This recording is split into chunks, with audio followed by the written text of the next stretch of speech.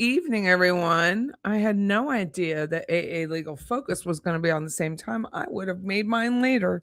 How are you? I would have made my show a little bit later than this because I like late. I'm liking the intro music. Well, thanks, Jules. That is uh courtesy of Dawn with an E. Dawn with an E. I'm expecting True Crime Wifey later. We'll see if she can actually she's family stuff going on right now. We'll see if she can come on. You were just watching Wendy's testimony at Donna's trial. Anything new pop out to you, Melissa? If you're just tuning in and you've never seen me before, my name is Patty Wilson. I live in Tallahassee, and I have attended. People were commenting on my collaboration with Professor Joe. I have attended two trials, the Charlie Adelson trial and the Donna trial, and I have followed the Dan Markel case since the poor man was shot and is murdered, or as said yesterday, I heard gunned down in his garage by two hitmen. So just how much of a liar she is, I know. It's crazy. It's really crazy. You can join. I just sent you the link via email. Soccer is over. I was at my friend's, he manages Corner Pocket, and I went there for dinner before I got here. So I watched it there. You did great with Professor Joe. Love my points. Thank you. I was so nervous. I barely remember it. Have you ever been like that? Have you got really nervous? I forgot to ask her about the appellate court. She's like, what other court case did you want to talk about? That one. Why is Donna? So if anyone talks to her, I'm going to email her about why Donna's crap was redacted. Hope all is well with your hubby and family. So far today, they are. Everybody's good today. I did get to go see two of my grandchildren, the youngest two, which was lovely. I can't share pictures because people are freaks. And I had a really nice afternoon with them. Really was nice. Tater loved Professor Joe and I together. That's really nice. It really is nice. It took some balls for me to ask. I sent her, she sent me an email saying that she would be happy to come on. And so then I sent her an email response. I didn't chicken out. I did not chicken out. Hi, Julia. How are you? We had great chemistry. Yeah, we're both Yankees, Northeasterners. She's from New Jersey. I'm from PA. So I think that's part of it. But I just really like how she speaks plainly. You take something that's complicated, as we learned. I don't know what I don't know, as conspiracy, and that you need three. What is the three things to make up a conspiracy and a murder? Hold on. The thing we got it wasn't knowledge. Oh my God. I don't need this right now. Chat GPT is trying to send me stuff.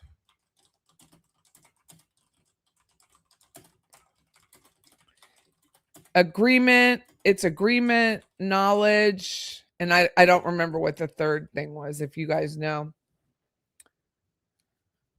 Agreement, knowledge, and intent. Agreement, knowledge, and intent were those three things. And we came across the furtherance. Thank you. Furtherance. We came across the issue with agreement. So the bitch might have if you're just tuning in, I swear, cuss like a sailor or a truck driver, probably worse than most. And yeah, the bitch, I don't know. I've said since the beginning, thank you so much, Mr. C. I've said since the beginning or the end at Donna's sentencing, when Georgia Kappelman, the assistant state attorney who ran the show for Donna's trial, when she asked for restitution, my heart sank. Restitution would go to the victims, next of kin, and that would be the boys. So Donna would, in essence, be paying the boys restitution, which is great. But when she said it, I thought, oh my God, not that the case is closed. It's not closed. They're never going to come out and say it's closed, ever. It's never going to happen. But she's never going to be off the hook. And then we talked towards the end. Her family was in town, so we talked towards the end about the cease and desist letters from John Lauro And she said that it was something about name, image, and likeness. And I don't know how, you know, True Crime Metrics, we know he screwed up with the boys, but the others that received them, I don't know how we were making money off of her name, image, and likeness, other than to say she looked like Debbie Wasserman Schultz, because at that point, Professor Joe did say she's a public figure. She wrote a book. It's not just the murder notoriety, right? Or the infamousness about her. She wrote a book. So it does, and she was in a podcast, and she has put herself out there until she chose not to. And it does put her in that public eye, which I know that if someone defames me, which I get it, Glenn Thomas has done it numerous times. What am I going to do? There's nothing I can do. Like, so you just move on. And what I heard for this cease and desist was, I have not read them, was that it was quite broad. It said something about friends and family. Well, you can't do that. You can't. I mean, that was just boilerplate stupidity on John Laura's part. I mean, that was just, you have to be specific when you tell somebody to stop. I got one once. Cracks me up to this day. And it was about a Facebook group. And my Living Tallahassee, which is my Facebook group. You're all welcome to join. And someone did not like that they were commented about within the group. So she sent me, and she works for an attorney. And so I wonder if it's in there. So she sent me a cease and desist. First of all, she called me, threatened me, which went over really, really well. As you can imagine, if you call me early in the morning, I bet I could find it. It was in the messages. She told me I had to cease. I'll never forget it. I will do that. They want my chat history. Oh my God.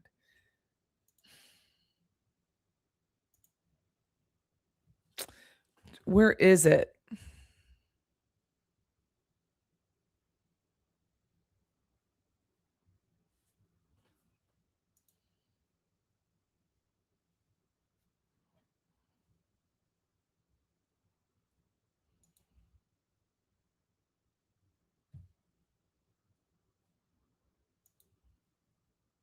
It's 3 years ago. God, so funny. Anyway, some chick calls me in the middle of the morning, which is for 8, so for some people. For me, it's don't bother calling me that early. And says she sent me a cease and desist. Well, first of all, I do not own Facebook. So if you're going to send one, you're going to have to probably send one to your man at Meta. I mean, it's just not going to happen. Gosh.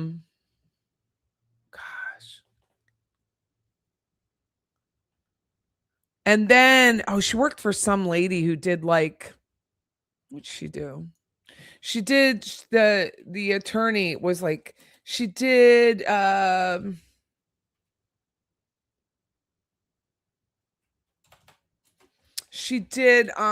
elderly.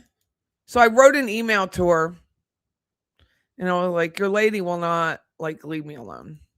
And she just blocked me. She knew nothing was happening. John Lauro sending out cease and desist. If she's not willing to sit for a deposition, we can pretty much say whatever the hell we want. And that's what Professor Joe said, that she's not going to sit for she'd be foolish. You don't get a Fifth Amendment.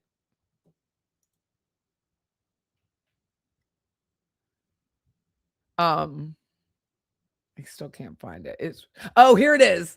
Here it is. 2022, October 25th, 2022. This girl sends me a cease and desist. And she is pissed. I write, what y'all do?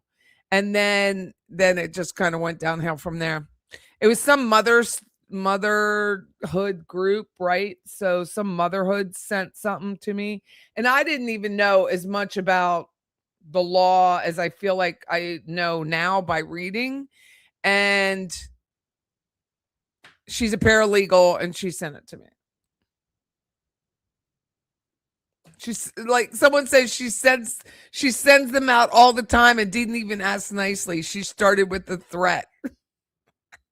So I'm like, I could care less. Like, I could hear when Professor Joe was talking about the cease and desist. She goes, well, I don't want to get one. I guess her and Judy from AA Legal Focus were discussing it. I'm like, I think it's not even worth the paper it's printed on, and I would make a t-shirt out of it. Like, that would be my moneymaker. Like, I would be like, John Lauro, all I got was a copy of this letter. This is the podcast that Wendi Adelson did. I didn't realize that Wendi Adelson was supposed to be the commencement speaker. Also, do you know how we know about the previous attempt to hire hitmen? Wasn't there allegedly paid hitmen from the previous year? Yes. But they just took the money? Yes. And that's the reason the A's were being even more careful? Yes. I believe that has to do with Luis Rivera's proffer. Passed on 12 years ago today. Justice will not be served unless everybody's gone downhill, right? Why does that do that?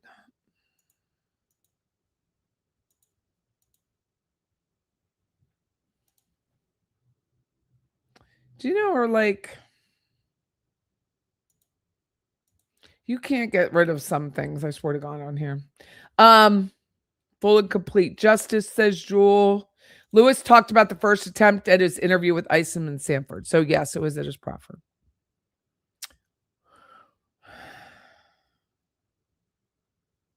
$7:45. I'm sorry, Debbie. Checking in. Hello from Scotland. Hi, Caroline. Has anyone seen any videos from Paper Bear? I have not. Dark comedy and the Dan Markel murder. Great stuff. Watching Georgia closing in Charlie's trial, she needs to set up where a defendant not behind her, because Dan and Charlie talk and laugh, but Dan think his father and gallery rub scratch face. I don't know what you're talking about. Huh?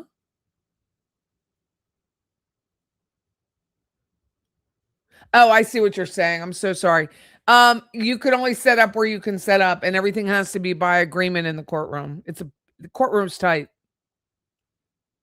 Hey, John, saw you on another podcast, but forget.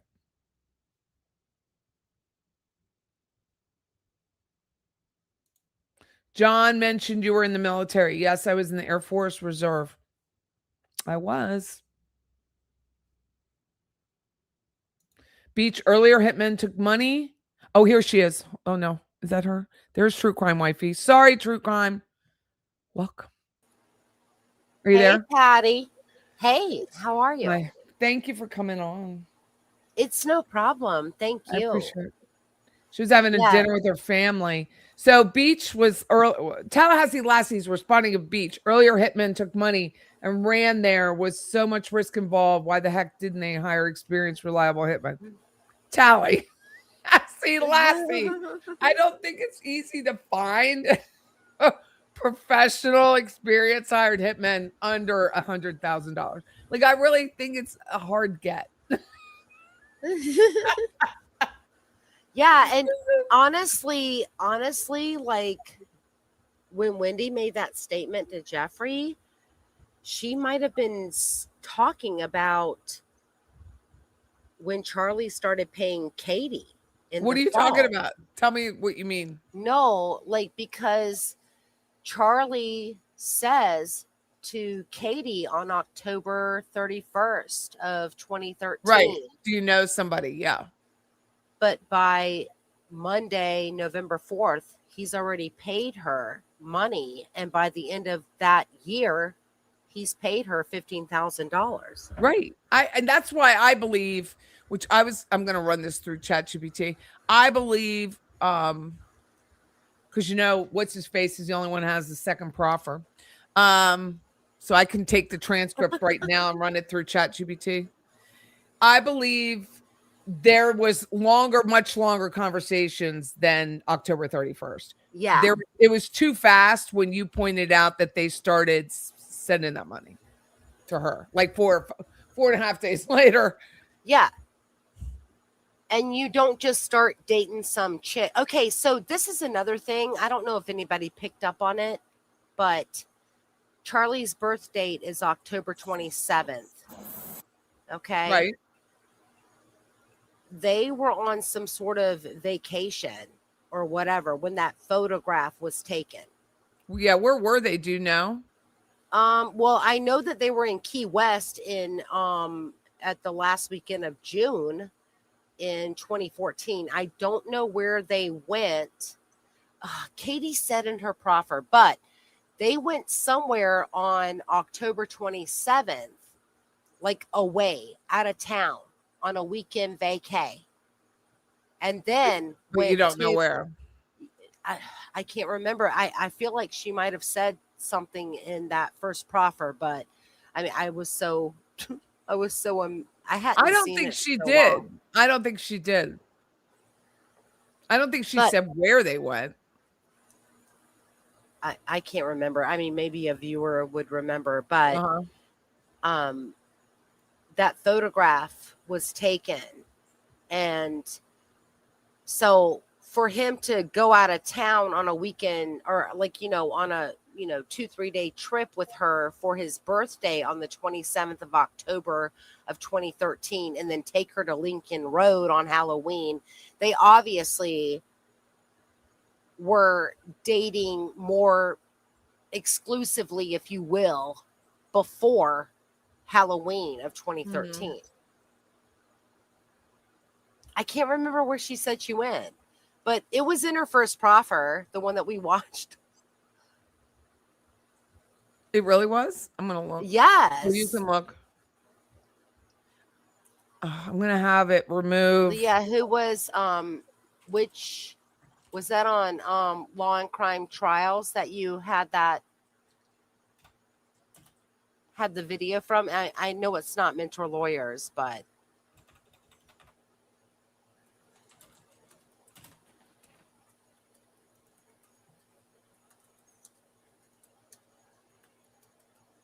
I'm just saying they were doing quote unquote hanging out for. Do you think they were just bed buddies or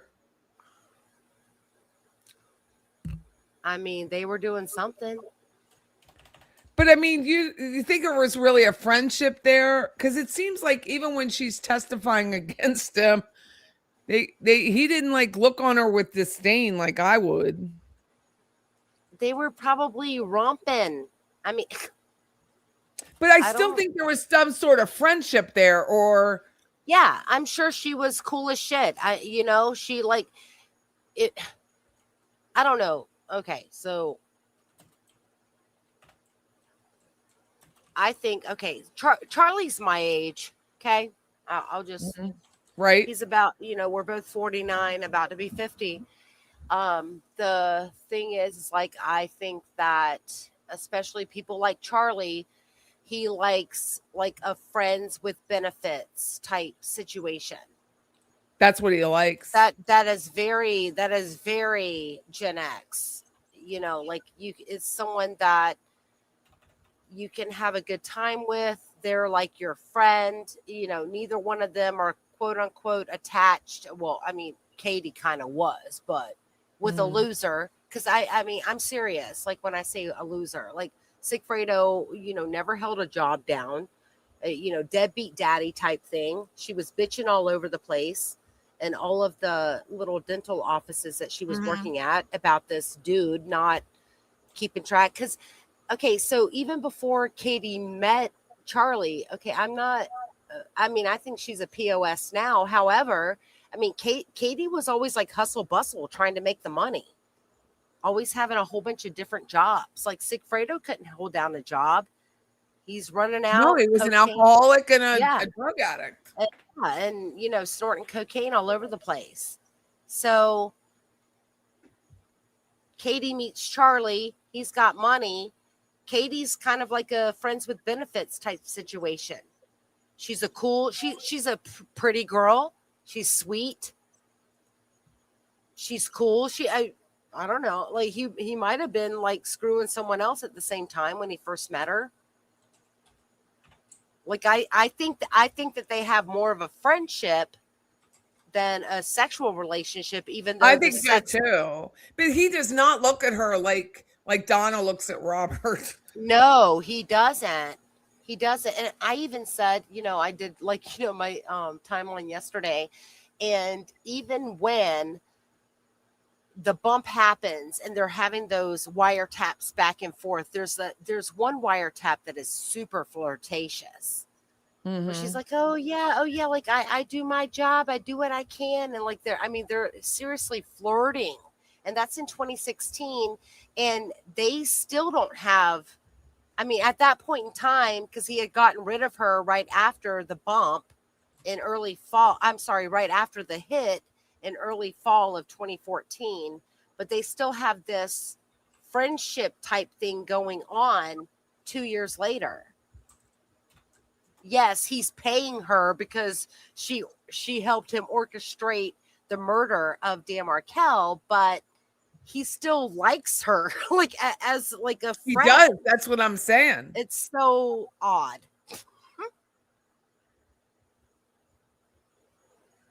So I had ChatGPT take, because I'm not paying Okay. him and I'm not getting a copyright strike. So I had ChatGPT. Hold on, let me open this up. Just take out yes, I guess, I know, in like a little bit of time. Can I tell you? I wish it was my fourth child.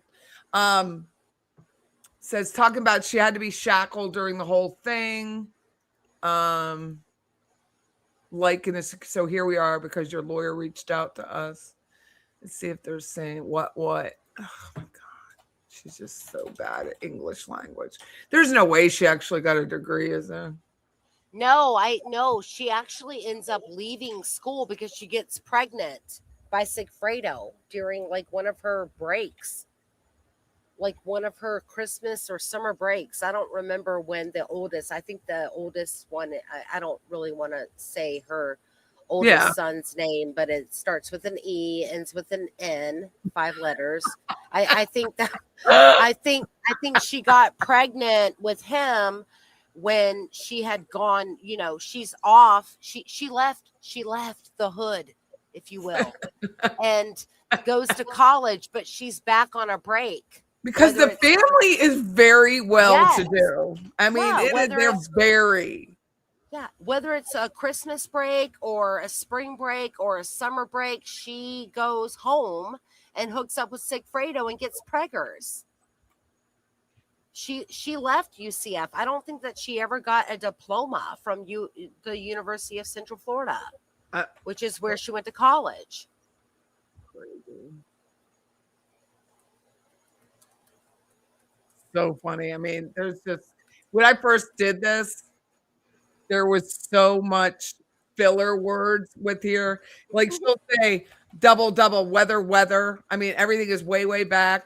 It's just all filler words, which as a Toastmasters person, literally will drive me insane. Like it is just stop. She just, I know it's a lot. I can't remember. My brain's mush. It's not mush. You've made it mush because you refuse to answer the question. I don't know how they sat there for that long.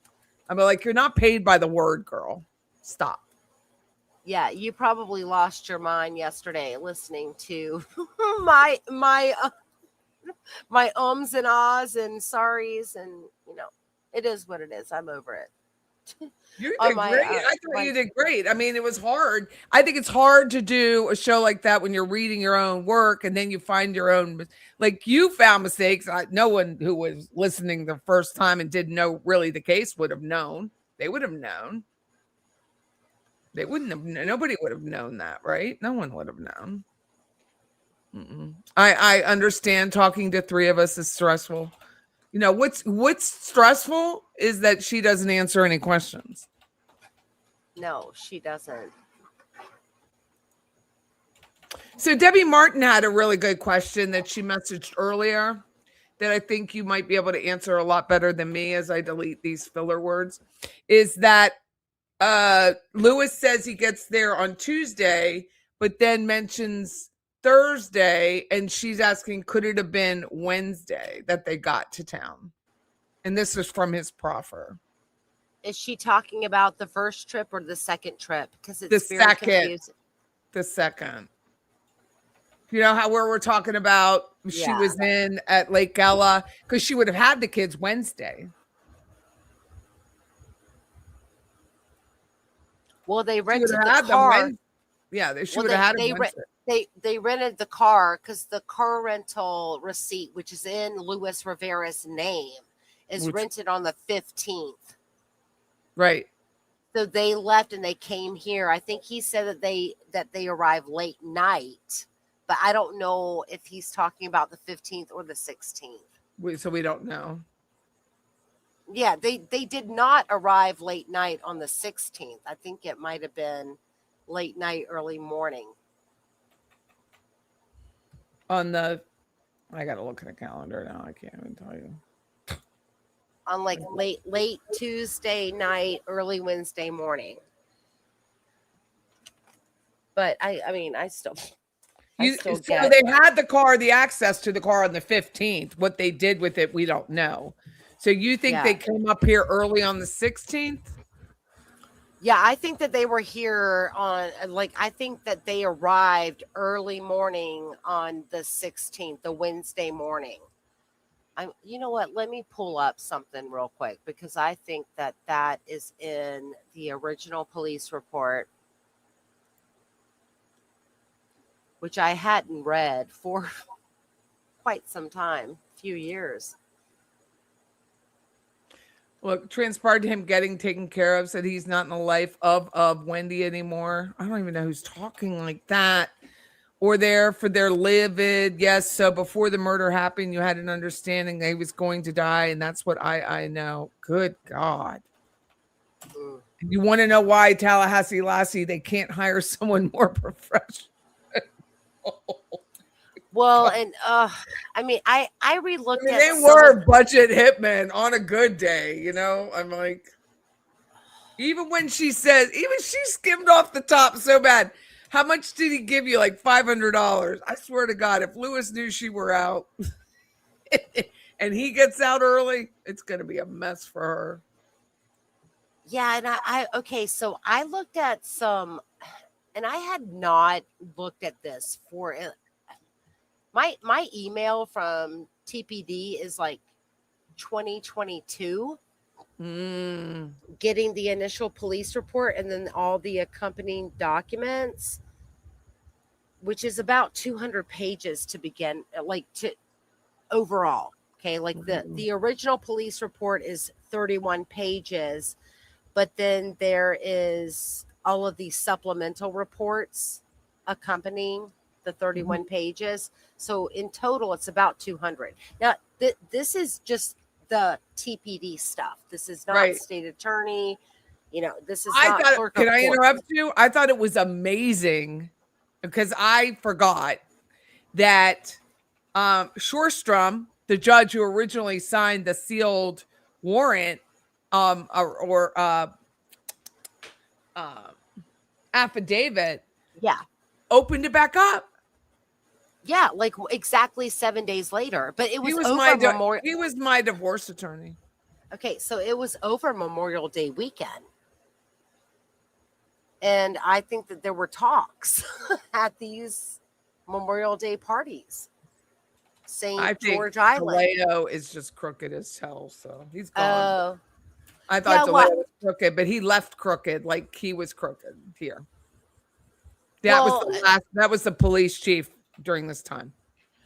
Well, I mean, Chief DeLeo, but Chief DeLeo is not the one that unsealed. No, they have conversations.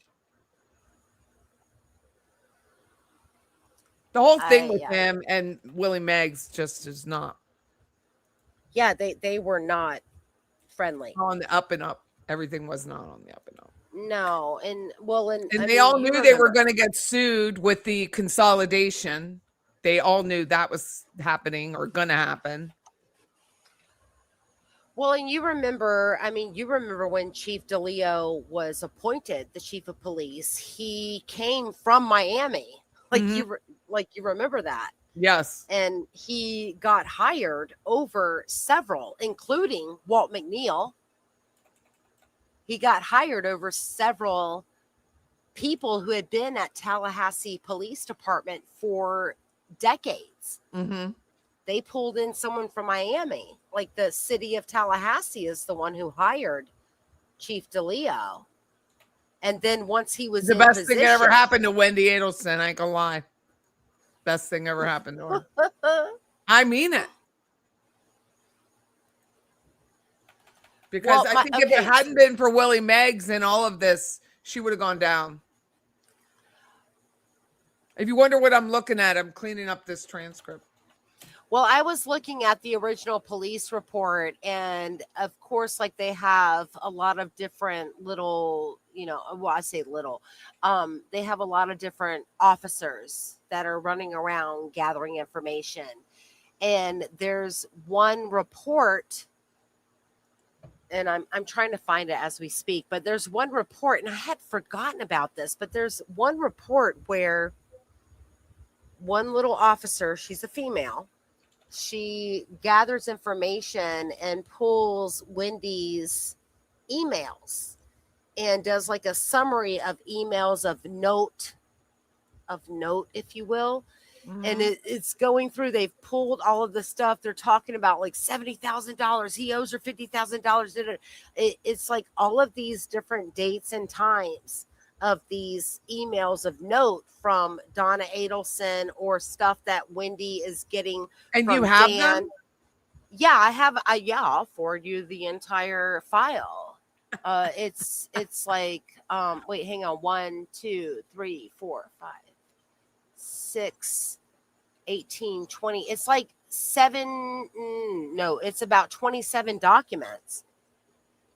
It's the TPD file.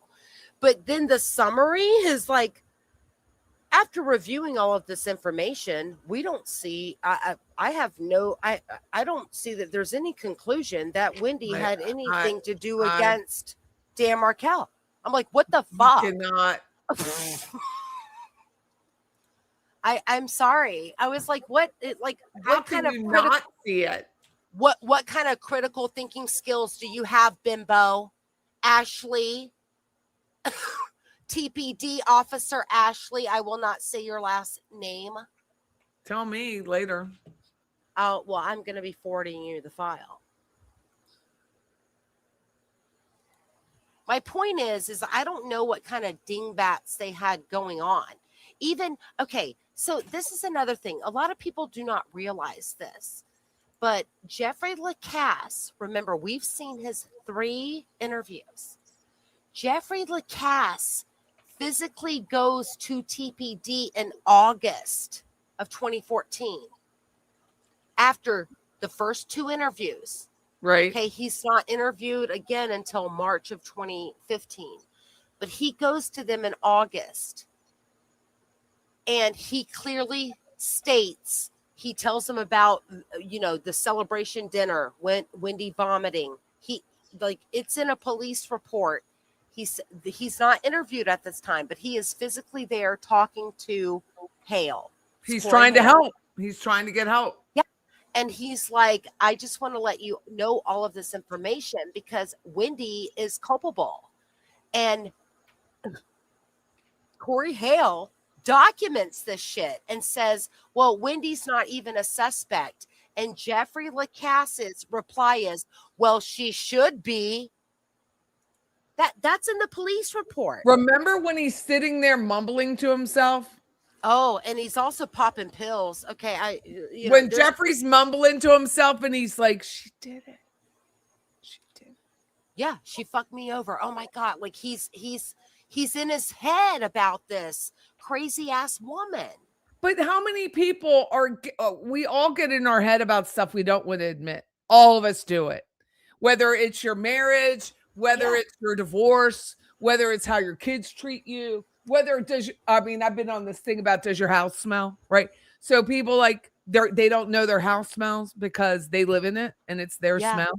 Yeah. And I'm a real estate broker, so it's a thing for us. And how do you tell someone your house smells? It's the same thing. Jeffrey's house smells. He knows the house smells and he couldn't figure it out why the house smelled. But when he's sitting there And he's like having this conversation and they leave him alone. And he's like, oh my God, my house smells. Well, and that's in March of 2015. That's March 16 of 2015. So Right. he's literally had, what is that? July, like August, September, October, November, Almost a year. December, January. Yeah, he's had 8 months to really Yeah. be like And living he it was and still in it yeah. because he says it. I'd still screw her. Like I would still have sex with her today if she called me. No, well, he said that in the first 2. I know, but He's still, I not bet saying that in March. I wonder to this minute. So Well, I mean, yeah, I wonder too. I wonder too. Poor thing. I wonder too because I think he might take her back still. I don't know. Oh, I'm so sorry. I don't know. I don't know. I mean, I feel like, well, and I talked to you about this personally on the phone. Like I this is in my opinion, and allegedly Wendi is a malignant narcissist. They need intimate partner supply, and she gets off on sucking the life out of him.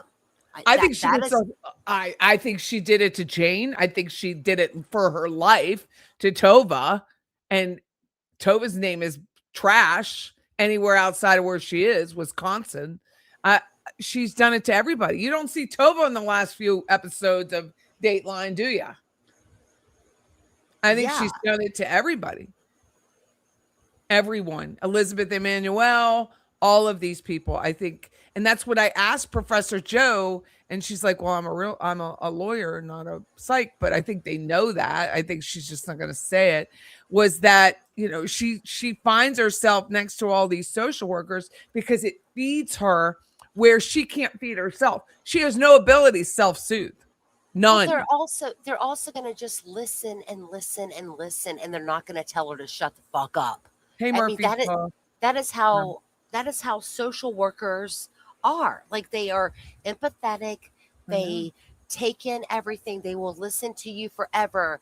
They'll turn around and they'll keep validating your issues without telling you you're effing crazy. Like, cause that's like against social work theory, if you will.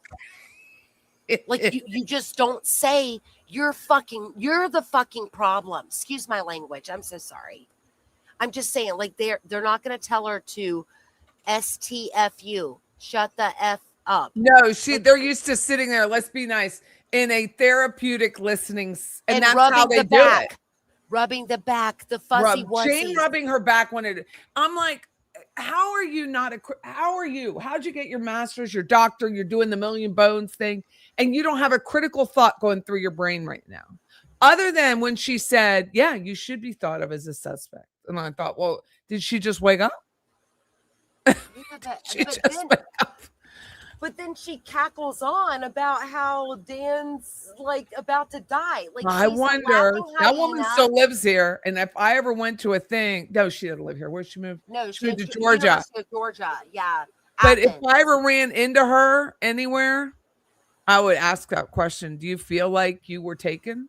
Because I feel like you were taken. I can't feel sorry for you because you have your MS, PhD, whatever it is. But I would, other than that, I feel like you got completely sucked in. And do you know who lives here? Alan and Lynn. They still live here. Yeah.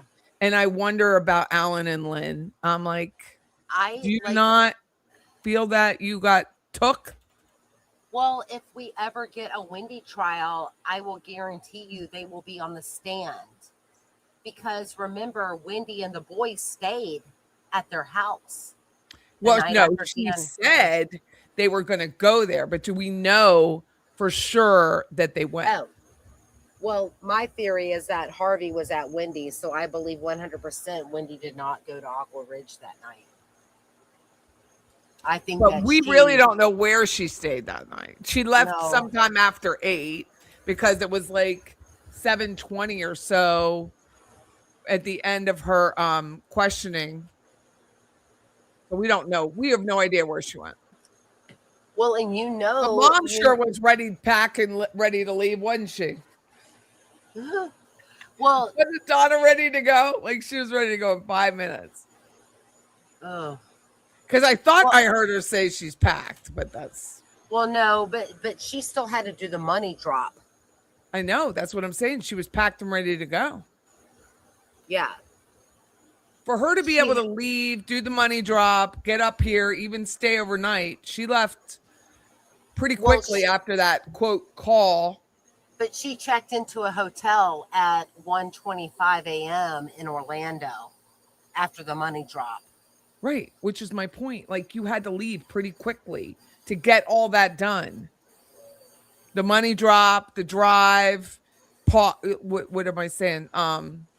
Pack, Yeah, deal with traffic. yeah. Like I mean, Donna was waiting on the phone call.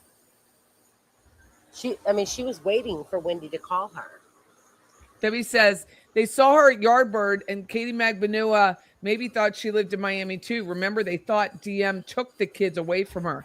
And I think that was it too. I think that was part of Lewis's conundrum with the whole Yeah, thing was that how is she with the kids and why are we doing this? If she has the kids, which I believe he saw the kids, which makes Wednesday, Debbie, the day, not the Thursday that he saw her with the kids. But now I'm in my head too, after Professor Joe's conversation with us, and you all mentioned Malia again, and Malia is Cuban and Sigfredo, and the whole it's a friend of a friend. I called Kara, and then I went to Lake Ella. I went to an art gallery thing, and then I go to Lake Ella, and I talked to my friend of a friend, Malia, for hours and hours. And I yeah, still think the personality type is not just let's go talk to friends. I do not believe that. yeah. I think that Malia equals Garcia. It's code. I do too. I think in the shower is code. I think everything they say out of their mouth is code. I think it's all code.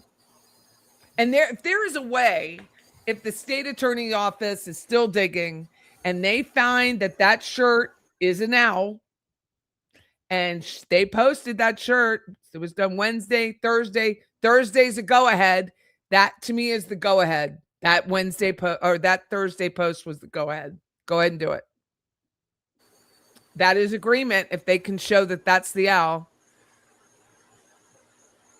Yeah, and I think that agreement was settled ahead of time. I just don't know if.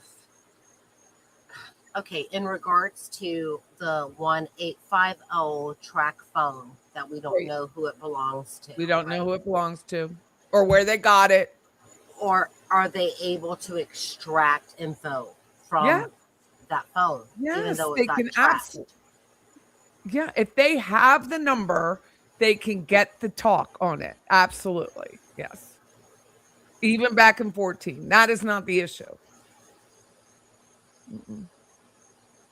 All they need is that number. I mean, they have it. It's in evidence. Like we've all seen the phone number, and What it's was also the number? I Send that can't to me. remember. Send that to me if you have it. I think it's on one of Grish's videos. I don't have it, but I think it's on I'll one go of back and Grish's look videos. for it. But there is an in the Bahamas at gmail.com Right.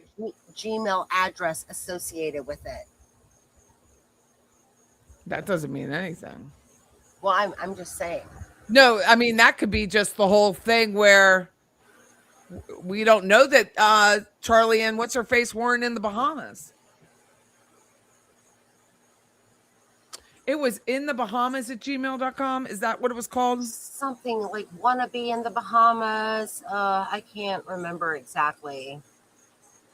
Like Grish has all of that stuff because I have never received. I've only learned the information in regards to phone calls and I took a note of it to look it up. Corbett and all of that. I've only learned that from trials. I've never gotten that via FOIA because it's literally like a lot of data and it's very expensive. Dame Edna goes, has anyone else come across the Facebook person claiming to have evidence? Yeah, Glenn Thomas. He's on my Facebook group. He's in my group. I let him in. He wanted in. I get him. I let him in. Yeah. I'm just waiting for him to start. I can't wait. I'm waiting for that day. True story. So I am. I think it'll be fun. I think maybe she came over and watched the kids real quick for Dan. No, she didn't watch the kids for Dan. Maybe while he had a work call. Absolutely not. This is a woman who that week saw Dan at Whole Foods. I don't know what that feedback is. Is that you, True? Um, what is it? High pitch or? Yeah. I don't hear anything. Yeah, So then it's you. It's okay. I just wanted to make sure it was you, not me. I think maybe she came over. She didn't even want to see Dan at Whole Foods when she had the boys. She didn't come over and offer to watch the kids while he had a work call. Sorry, Kristen, absolutely not. They did not have that relationship, even though she says on the stand that they were all cutie. I'm unmuting you. You're fine. I well, just I wanted to muted know. myself to figure out if it was like John Smith says. Sounds like a dryer running. I mean, that might be my Oh, air conditioning in the back. oh. It says I have friends in Austin. I should ask them to patrol. Well, their lease, they wrote the lease apparently in a friend's name. That's what I was told. So the lease where they live in Austin now, because they moved out of the 2-story, is not, even though I know where it is not, I know the neighborhood. I don't know the house for sure, but is not in their name. It was in a friend's name. Dan knew they were corrupt. I think he didn't expect them to be so evil. No, he didn't know his house stunk. He did not know his house smelled either. He had no idea. Debbie thinks, are you there? True? Yeah, sure. Debbie Yeah, I'm thinks Whendi stayed in the hotel with Harvey, not at the house.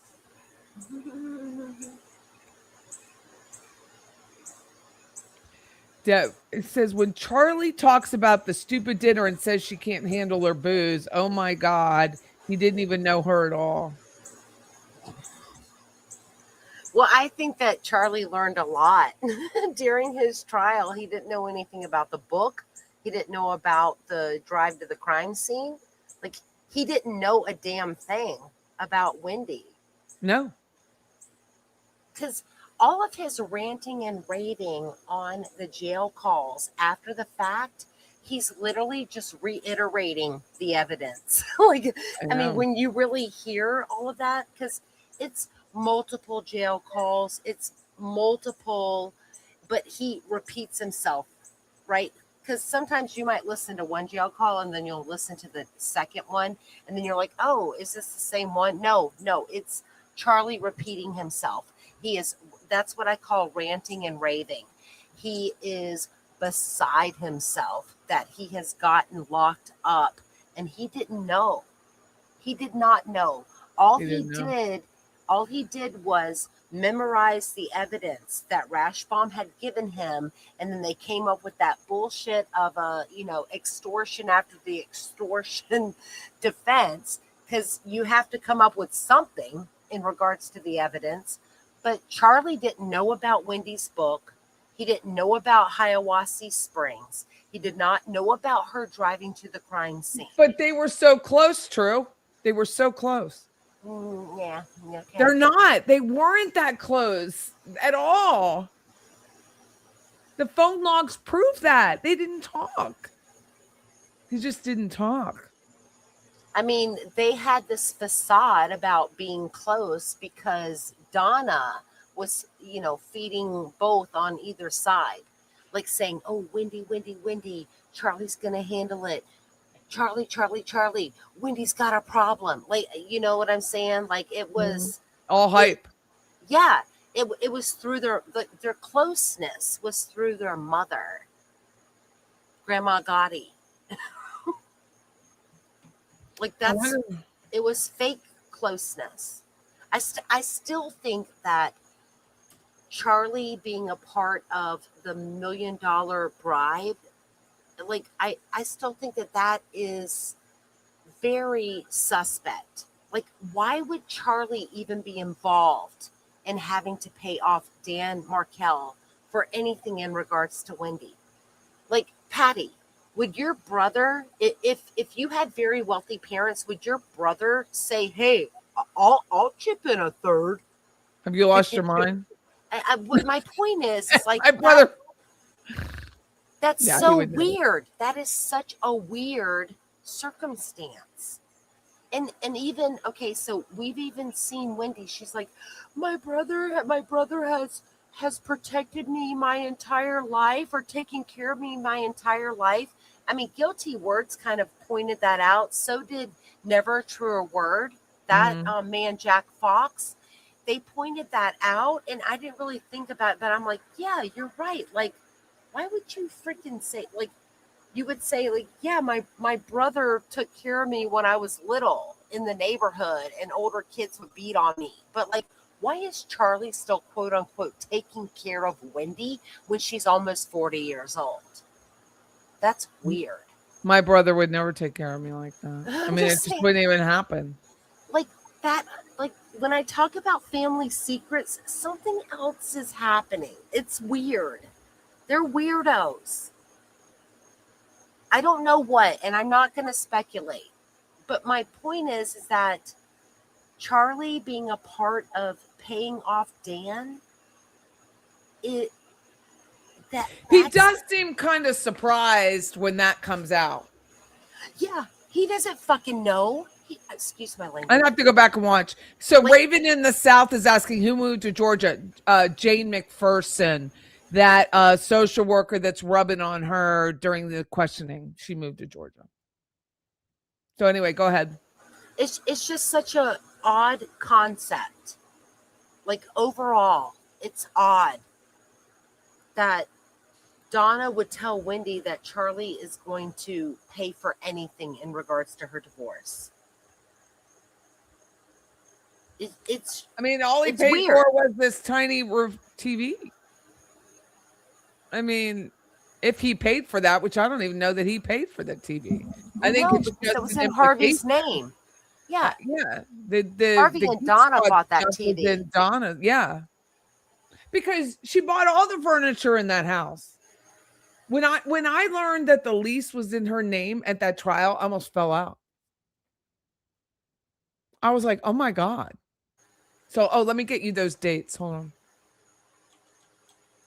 Talk amongst yourselves. I'm gonna look at the Okay. date in the Aqua Ridge.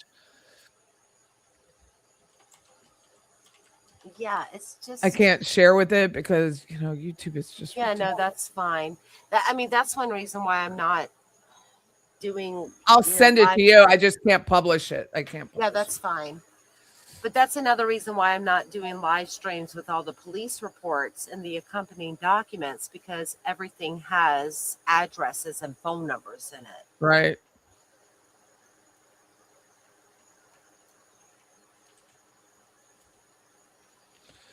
Another thing, I mean, you know that they don't even interview Stuart Schlazer, who was on the call, who was Why on the didn't they do that? well, no, they didn't interview him until like 6 months later or even longer. Oh. I have no comment about that. To me, it's just such a ball dropper. Like the initial police report reveals so much. And when I say the initial police report, it's 31 pages. But then there's like 30 additional documents that are accompanying the initial police report. So it talks Okay. about So write this down. So oh, 3303 Aqua was leased on 8/5/2012. They moved in 9/1. That was the move-in date. Okay. So they sign, he goes contract date 8/5. So they signed the lease before the move-in. So the full amount was paid 9/1. And then 2012. And then it was, let me see when she listed this. Hold on. And then on 2014, It got put into MLS on 8/7/14 and leased on 8/29. So on 8/14 was the first recorded entry, and it was vacant. So it was, just within 2 weeks.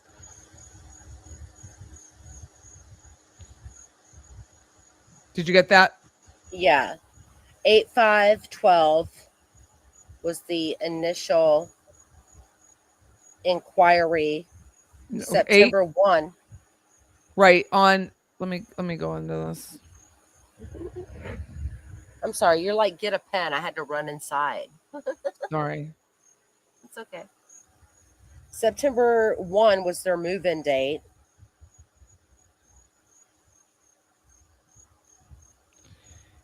September 1 was the move-in date.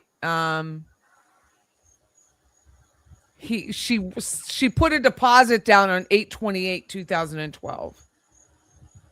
Okay. Then she moved in for 9/1. That was the move. So that was when the full amount was paid. Doesn't mean they physically moved in, but Right. for the deposit and the first month was paid. So when did she drop the ball? September what? 10th. So yeah, That's so when she was she already in the filed. home. Yeah, she was in the home. Yeah, but okay, so her parenting certificate was dated July 27th of 2012, meaning, okay, I don't know how long those parenting classes are. I don't know if it's 1 week. I don't know if it's like, well, back then, I don't think it would have been online. She might have had to go somewhere to actually do the parenting. I don't know how long that whole parenting thing is, because whenever you're a couple and you have children in common, Right. you have to get that parenting class. Yeah. But her parenting certificate is dated like 7/27 or 7/29 of 2012. And then she files for divorce in September. So it's literally like 6 weeks later. So she had already completed that parenting thing before she ever filed for divorce. Right, of course. So anyway, it was all right here. So those are the dates, and then through the 2014, he lists it. It's a he who's the property manager. He lists it on August 7th. Yeah, and we know that She was already gone. Yeah, she's vacated on 7/21 of 14, which is the Monday after Dan was shot. Like, that's when they're all in the vehicle going back to Miami. Like, how many cars though? Well, I think that they were moving for like at least a month beforehand, moving back and forth. He said he lists it there, but possession was available on 9/1 on that property. Yeah, probably because well, that they had to go in and clean, right? She didn't clean it up. Mm-mm. Not for I would. the listener. I mean, I don't know how he feels about it. I've never seen him on a witness list, but he will be on one. If she ever gets arrested, he will be. So. Well, and Whendi tells Isom during her interview that on Saturday, 7/12 of 14, she took her parents to rent a vehicle. But to this day, we don't know what was rented, where they went to rent it. Was it a big conversion van? Was it a U-Haul? Well, like, what was it? What was rented? And why don't we know? Because it's I mean, I not in really want to evidence. know, huh? We haven't seen it in evidence. We don't know. We don't even know if they. I'm not in so discovery upset now that I don't even know if they think any of this is a big deal. I mean, that we're sitting here going him hawing around about it. I'm like, do you even get this? Do you even get that? Yes, the tag was a big deal. How is this not a big deal to these people? Like, I feel like they have Adelson fatigue. Yeah, you said that. Like, I don't, like, they need to get new eyes. Like, where in the heck are like your little go-getter interns? Where are you? Like, get in that prosecution office. Where are you? Why do they not have, well, I kind of never mind. I mean, what is that? What would that be? Like Gen Gen Zs, you know, newbies in law school who would I have be, no idea why they interning. don't know. I really have no idea. But when I heard that, he didn't think the tag number was a big deal. He didn't think driving down, what are you doing all day? You didn't think her driving down Trescott was a big deal? I'm sorry, dude. I'm sure you're a nice guy. You're pretty to look at, but I do not understand. Like Mosaic is like 2.7 miles from Aqua Ridge. It's like a 5-minute drive. Like her going her going out that back way from Garden View, right? Like that's where Aqua Ridge is. It's off Garden View in Killarn. Her going that back way. I mean, you've done the drive, but Mhm. going to Centerville all the way through that rigmarole and then getting to Capitol Circle and dealing with that, crossing over to get over to the other part of Centerville and then turning onto Trescott. It's Like a bitch that, on a Friday. that's like 25 minutes. It is a bit. Holy crap. Their house resold I wanted to get you the Cape Coral Coral Springs house for $1 million. It resold just a little bit ago. It was up for sale. I thought it was a very cool house. I know not everyone agrees with me, but I did. Well, doesn't it have a tennis court in the backyard? Yeah. I mean, I thought it was a very cool house. Does it have a pool or just the tennis court? You know, it has a pool. Oh, a pool and a tennis court. Yeah, and it's a screened-in pool. I thought it was a very cool home. Of course, it's $1 million. Yeah, I know, but I just loved it. I would have lived in it. Nobody wants to hear that right now. I would have so lived in the house. That was very cool. So anyway, what I just think, what were we saying about the Uh, moving dates? It was about the she rented a car. yeah, on she tells Isom on Saturday 7/12 of 2014 that she took her parents to rent a car. She says that in the interview, and Mm. she's looking, and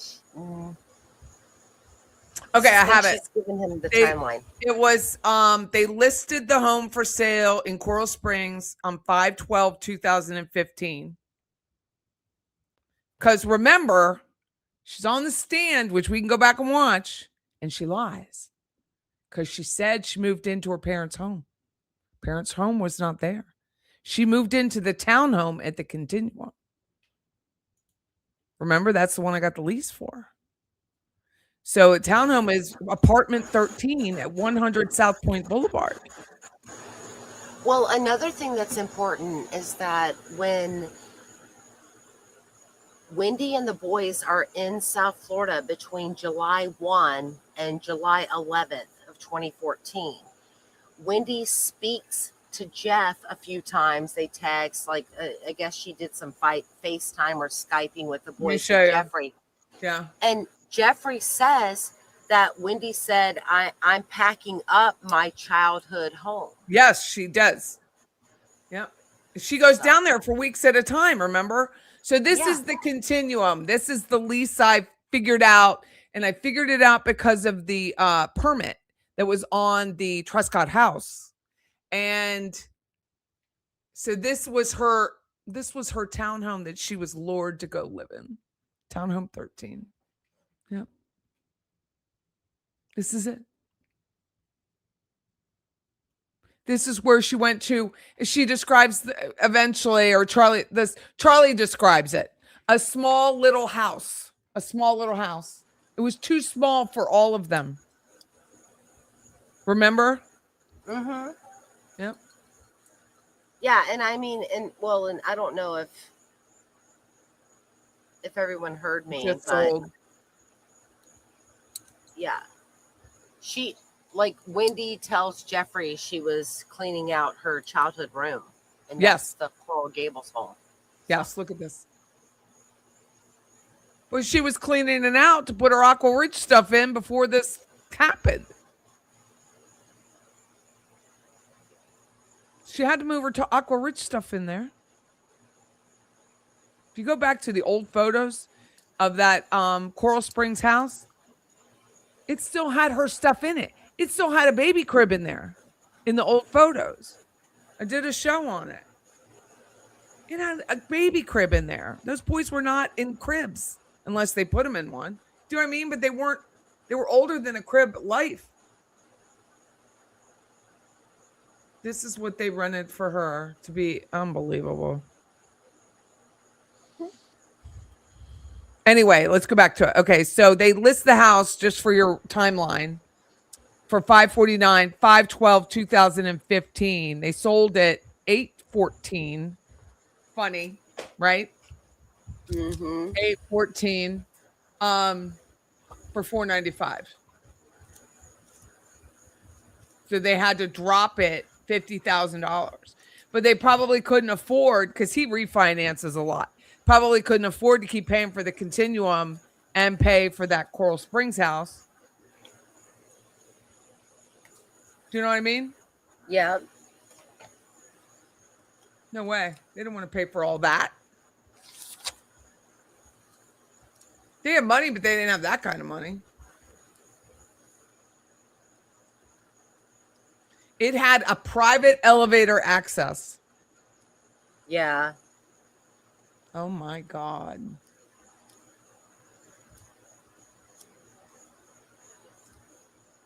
What a brat. All of this to get rid of your husband.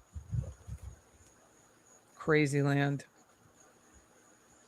I joined late, so this comment is behind, but I have to speak up for social workers. I'm an LCS trained at Temple University in the 90s, and I'm horrified by these pathetic examples. Thank you. Oh, hon. Thank you for doing that. I think it's very different than being a social worker at Temple. I will speak up for myself, who went to Temple, and those in the South. I definitely think this is a very, very liberal county. I think it's very different. Yeah, and I mean, okay, I have a sociology degree, but I worked in the social work realm for 20 years, and the way that things were in the 90s versus how they were in the 2000s through almost 2020 is a lot different. I mean, just think about how society is today versus how it was in the 90s. You like Dawn wanted to just hear the word arrested. Harvey Adelson was rich. He paid for a rental. Very different. It was, what was it? I think the lease was like, I have to get it out of my email, but I think it was like $13,000 a month is how much it was. Yeah. Something like that. I mean, between 10 and 13. And that was it was a May lease signed by Harvey. Raven of the South says, I miss the 90s. I miss the 80s.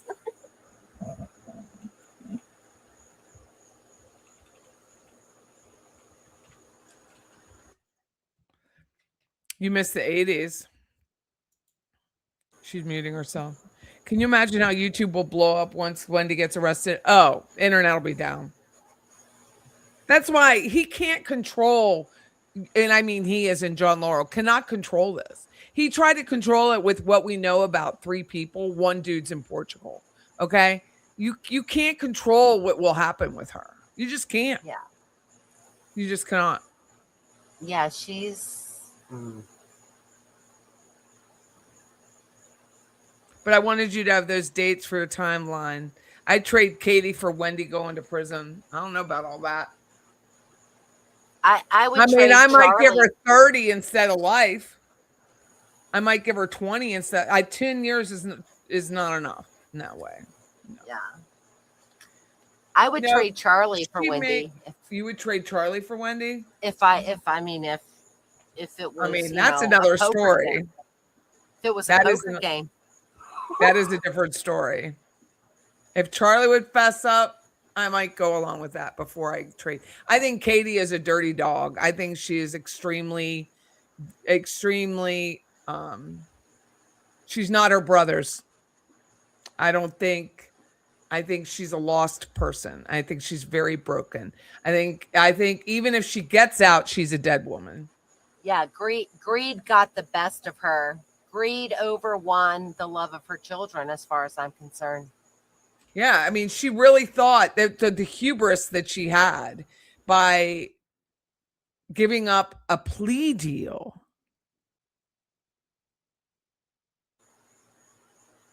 And I don't buy the whole I can't put the father of my children in because he'd already been in prison and jail. He wasn't new to it. Hmm. So I don't believe that. I don't believe anything she says. Do you? No, I mean, I still kind of think that she's brain dead. I mean, you and I differ upon this. However, even if she is brain dead, she still knows more than what she's revealed. She knows. Can you Oh, still hear me? absolutely. Yes, I'm thinking. I'm reading the Oh, I'm comments. sorry. Yes, Debbie, I misspoke. I do know it's Coral Springs, it's not Coral Gables. I definitely believe that she knows more than what she said. I definitely believe she took a bigger cut than what she says. I believe all of Pretty Tracy. I believe all of it. I think she's just trash. And mm-mm. Well, I mean, if you For think you, about, Audrey. Good for you. yeah, I mean, if you think about like what, okay, so Charlie says that he gave Katie 138K, right? Sigfredo, I'm sorry, Luis Rivera says that Katie paid them, even though Katie says that Sigfredo did, which we know that that's not true. Mm-hmm. So Katie gives Tato, which is Luis Rivera, 35K. Sigfredo gives him an extra two. He gets 37K. Sigfredo gets 40K. Out of 138, that means that Katie walked away with $61,000 that day. That's why I think she's a dead man, and I will call her man, a dead man walking. I truly believe it. I believe when we were talking about this and we're watching Lewis's proffer, and I thought, oh no, no, you don't steal. And Mm-mm. it isn't just him. He may not do it, but if anyone has a Latin king on their back, it's gonna be Katie Magbanua. I do believe that. I believe that she is a marked woman, and the best place for her is in jail. It would be absolutely crazy. IRS should investigate. It's too late. Those days are not over. The numbers are not there. It's Yeah. way past the dates for IRS. Way past. And I just don't think that I think she's dead. And anything less than I think that's one reason why she hasn't spoken up and told everything. Is because she knows. Well, I mean, Jessica's still out on the street, right? She's still Luis's wife. Yeah.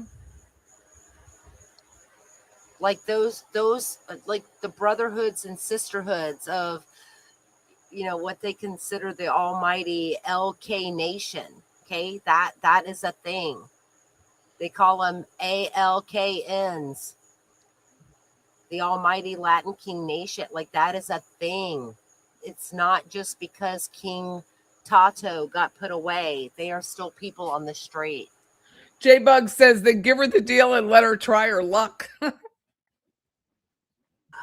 Yeah, I think she's gone. I think when she That would be talked on that bad. proffer, she is so nervous about knowing there's an FBI agent there because she's not entirely street smart. She's definitely not Lewis, or she would have given it all up. Like I don't even think Lewis gave it all up. I've never thought that.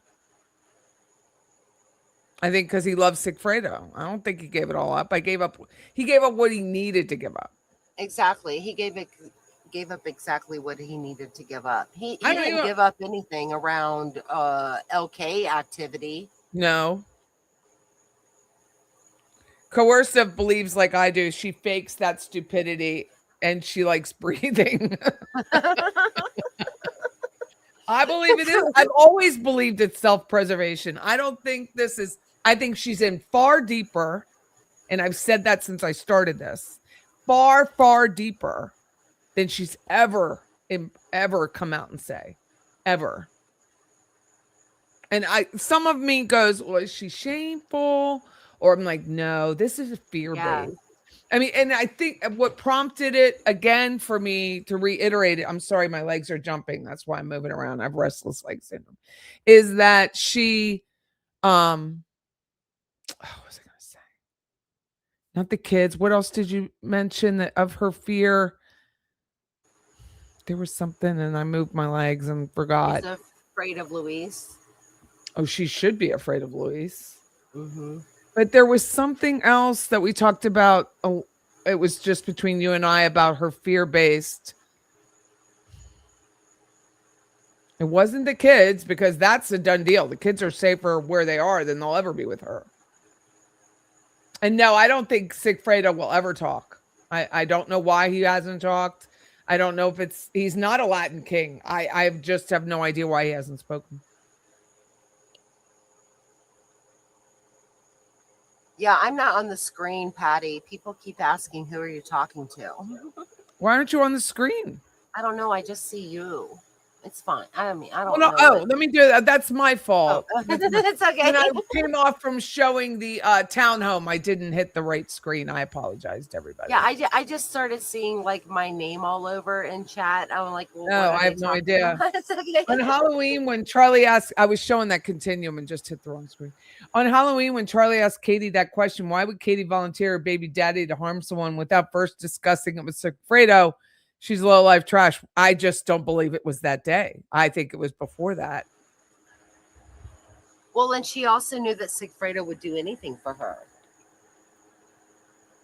Yeah. Like, even though Sigfredo would cheat on her, of course, they got into a lot of fights. And I mean, I don't know. There's one part of one of the wiretaps where she's talking about how she's going to say that he hit her. And I don't know, like she Charlie pushed June. Charlie pushed June around, so I don't. Anyway, Lewis did. I don't believe he told everything at all. I was gonna say that's what I was gonna say. Was he didn't tell everything? Like he didn't know his dates well. That I don't believe. I believe they were doing more dirty stuff up here. They just didn't get caught. Your average thug doesn't just shoot out the floorboard of a car for no reason. Well, and Sigfredo's first defense attorney, Sam Zanganay, he alludes to that when he's, cross-examining Lewis on the stand about, were you up here doing a big deal? Yes, I believe they were. It's like I watched Shadrick Knowles. Nobles, yeah. Nobles, whatever he is. Is he still around here? Does anyone know? Is Drina? Yeah, he is. I feel like I've been out. Drina's out again. I've been binge watching Soap, the old TV show from the 70s. And in the beginning of Soap and at the end of Soap, they do this big recap. So it's like me. Is Drina in jail? Is she out? Is she? Who knows where Drina is? And then Shadrick, where's he? Does anyone know? Because if anyone got me in contact with Shadrick, I have bigger questions for him. Because I absolutely do not believe they just waved you down twice. Remember his testimony? They just waved him down. He's like, it's the weirdest thing. Well, there's 31 calls from Sigfredo's phone to Shadrick Nobles in the police report. That's my point. I mean, I think they were doing drugs. I think they were selling drugs. I think there was, you don't just shoot out why is the gun out? Well, do you remember when he's on the stand? This would have been during, I believe. Which one? Shadrick Nobles was on the stand during, it's either Sigfredo Katie trial or Katie's retrial. No, actually, it would have been the first trial in 2019 because Sam Zanenga is asking him stuff and he looks over at Judge Hankins and he's like, what the fuck? Who's Shadrick? Yeah. Yeah, Shadrick says to Judge Hankinson, what the fuck? When the first time I heard it. So Debbie thinks the Key West photo was summer 13. I think Katie getting out sooner, which I don't care. I mean, I do care. Absolutely do care. I don't think she should be let out. But Charlie is harmless. I mean, he's already eating his toenail jam, but he is harmless. I think he's mentally broken as a human, which is good. Don't have a problem with it. We watched him eat. Crazy. Ooh. But I don't, she's not getting out sooner for the kids. The kids are, she was bitching all the time about Sigfredo not being around for the kids. I don't know what kind of mom she was, but most moms don't do this. So I don't think she should ever have, even if they let her out, get custody of her kids again. I don't know what age, but I hope they never have anything to do her. Shadrick's waiting for Fancy to come back to town. What's the risk of waiting 2-3 more years to arrest Whendi? Well, Geiger is like 86. The neighbor is 86. People move out of the area. Memories get lost. There's a lot of risk. It's a lot of risk. Well, and I mean, just based on the type of stuff that Donna was trying to do when she was incarcerated before trial, like you got to watch out. I mean, these Adelsons are diabolical. Who knows what they're going to try to do to people or witnesses.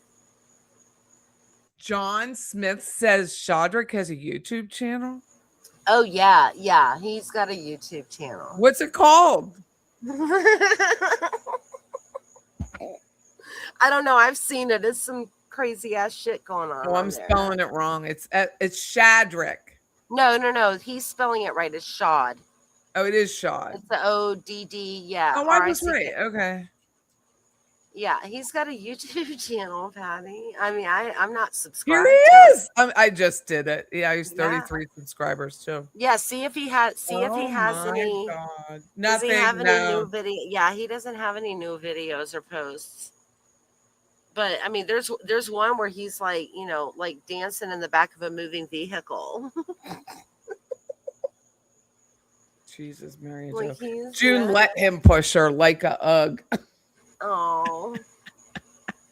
We shouldn't trust. That's what I was thinking. Yeah, Charlie threw arms at her. She's a tiny little thing. Yeah. Tiny. I agree. Katie doesn't deserve her kids. What mother would do that? I don't think she ever deserves to see them again. From matter I know, they're allowed to see her, but they haven't gone to see her, according to Judy's members only move. Yeah, and I mean, at this point in time, I think like her oldest isn't he? He's like 20. Ethan. Yeah, and then the little one, the younger girl, like I mean, they're like I mean, I don't know. I've seen they don't all have the same name, right? You mean I think one has a Garcia and one has a McBanawa? Yeah. Yeah, I don't know. I remember. So what, Sigfredo didn't show up to sign the birth certificate of the second one? Because like, okay, so in Florida, if you're married. They were never legally married. I know, but I'm saying if you are married, your husband's last name goes in the last name of your child, even if he's not there to sign it. But apparently, if the oldest one is Garcia, then that means that Sigfredo Garcia was there to sign the birth certificate at his birth. If the second one doesn't have it, it means that Sigfredo didn't show up. Because then it goes under the mother's name. If you're not married and baby daddy ain't there to sign it, it goes in the maiden name. Yeah, I didn't have children here. I have my children in Pennsylvania, and you have to write it in Pennsylvania. So, yeah, no, not in Florida. If you're married, it doesn't matter who the baby daddy is. If you're married, your husband's last name goes in as the last name. Mm-hmm. If you're not married, baby daddy got to be there to sign it at the hospital before you're released. That's when vital statistics gets done. Okay. Remember, I worked child welfare for 20 I know, years. it's so funny. Like, you're adamant about this. This is so important. I'm sorry. So funny. I'm not I trying to be believe an you. asshole. I trust me. I believe you. Yeah, I'm not trying to be an asshole. I didn't know. You're not. I had no idea. I had no idea. I didn't know that the younger one didn't have Sigfredo's last name. I did not know that. I think it was stated in something I reheard, and that's where I got the information. One of the testimonies I reheard with Katie. I'm pretty sure that's where I got. Just for everyone to know, I mean, later on it can get changed, right? Like if apparently, apparently it's not that is. It's what date did she actually change it? I heard on your timeline. Oh, July 6th of 2015 was when Whendi Adelson legally changed the boy's name. So it would have been the day after Harvey's 71st birthday. Mm. But socially, the boys were Adelson as soon as they got to Miami, right? I think before that. I think it was before that. It was the first July 5th. She changed it on that invitation. Well, and what I mean by socially, meaning like when they were registered at school, mm-hmm. after Dan was murdered. So.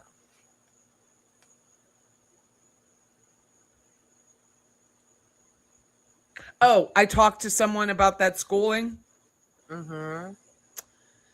So it's South Point Elementary, right?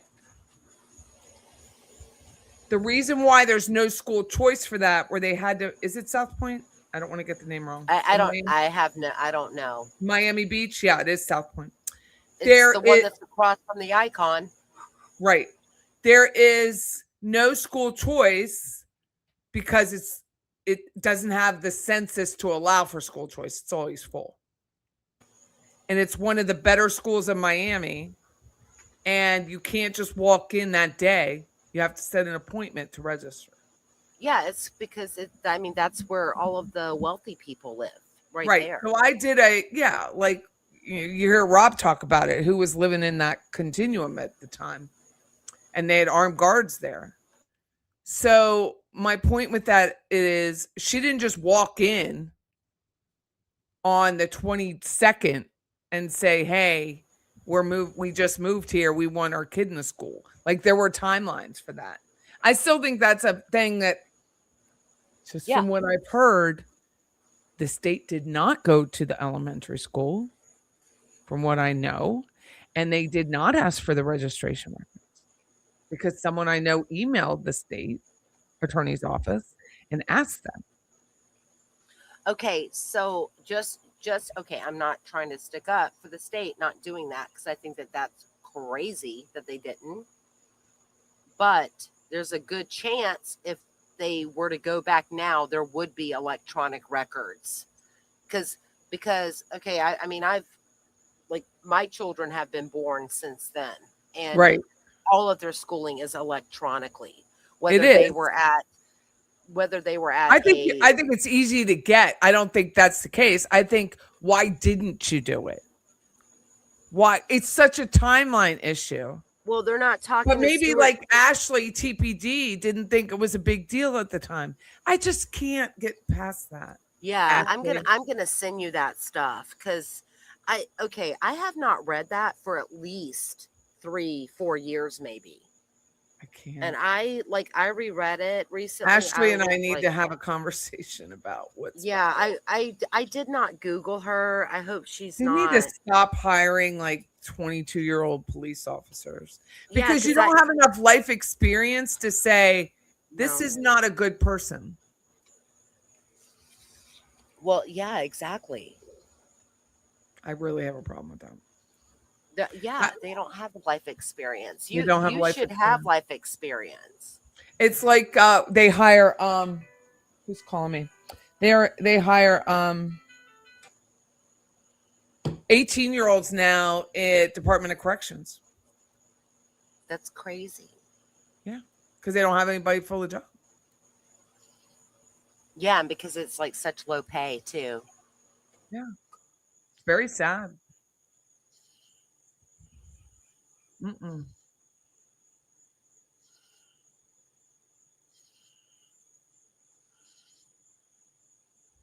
Trying to find something about Wendy's. I mean, what's her face's kids. But anyway, that's what I was told. That's why there's no school choice. That's why they needed to have registered before there and get in the school.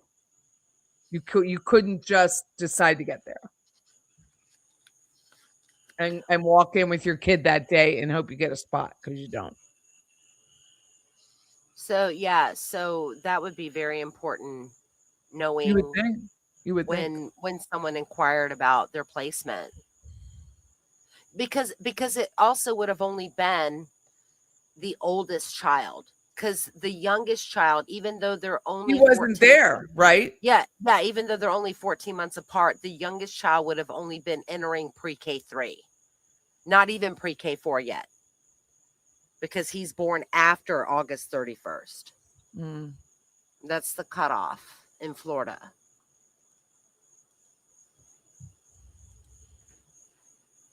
Because even though they're 14 months apart, they're 2 years apart in school. Right. I'm just trying to think in my head. Okay, so that's another thing, like, and depending upon the area, like between late, well, when was he born? Yeah, no, they were born in 09, like July of 09 and October of 2010. There was a huge baby boom in Florida between late 2011 and early 2012. I am familiar with that. I don't know what happened. I don't know what happened. Why there's so Yeah, I don't know what happened between. I don't know, was it like El Nino or La Nina or something that happened between like January 2011 through like Memorial Day of 2011 to create all these babies? Because it was a huge baby boom. Well, people move. I mean, a lot of people move. Not at 14,000 rate. Like that's super expensive. Do you know what I mean? Like the kids, like it's a lot of money for your grandchildren that you're gonna strive. Like, I guess and that only lasted for a little bit of time that they had to move out of there. And then when did what's her face move? Donna and because then they went to the Icon, remember? Yeah. But there were 2 locations in the Icon, and they didn't buy their own unit till right before Charlie was arrested. Where they are now, where Harvey is on Brickell. I mean that hasn't been that long. Well, in July 5th of 2014, before Dan is shot, they have a place at the Icon because that's where Robert Adelson went to the paella party. He said Icon, right? They didn't rent the Icon then. They rented at the Continuum. Is that where the paella party was at? It had to have been because they didn't have a place at the Icon yet. They couldn't afford both. Okay, you're right. Okay, Continuum. Okay, because they signed that lease in May. Okay, I get the 2 confused. I'm sorry. Yeah, they signed that lease in May. The Continuum is where A-Rod was staying. Right. Okay, thank you. Yeah, that's where it was like a big deal because there were, I don't know why they chose that other than they felt like that was the safest place maybe. A point means Point Boulevard means it had 3 views. Like, it's on the point. It's right Yeah. near the cruise where the cruise goes out. Yeah, the icon is the bump. Okay, I'm sorry. I didn't mean to. The icon is where Donna is walking down the steps. The children's school is right down the Mm, street, and that's when the undercover bump guy runs into her. That's in front of the mm, icon. So that's in 2016. I apologize.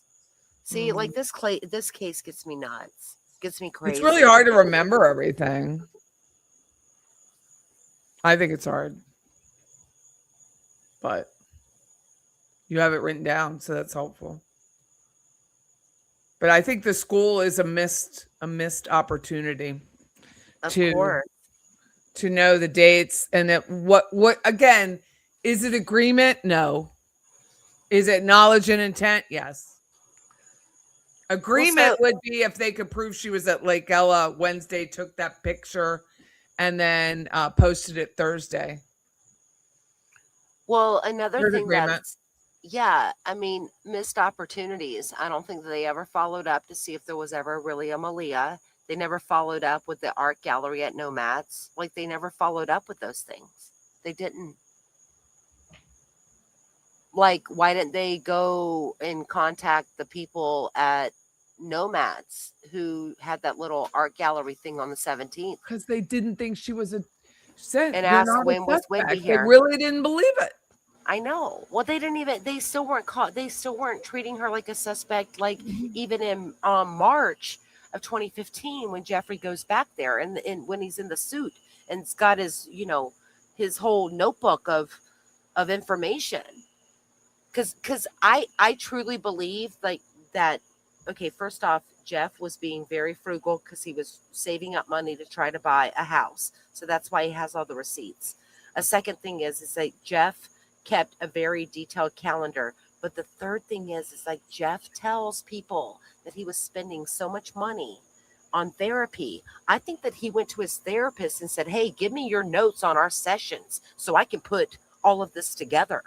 Oh, maybe. Because I you mean, that can would have go. been I mean, brilliant of him. yeah, I mean, like if He you're the knew his house patient, smelled. He knew his house smelled.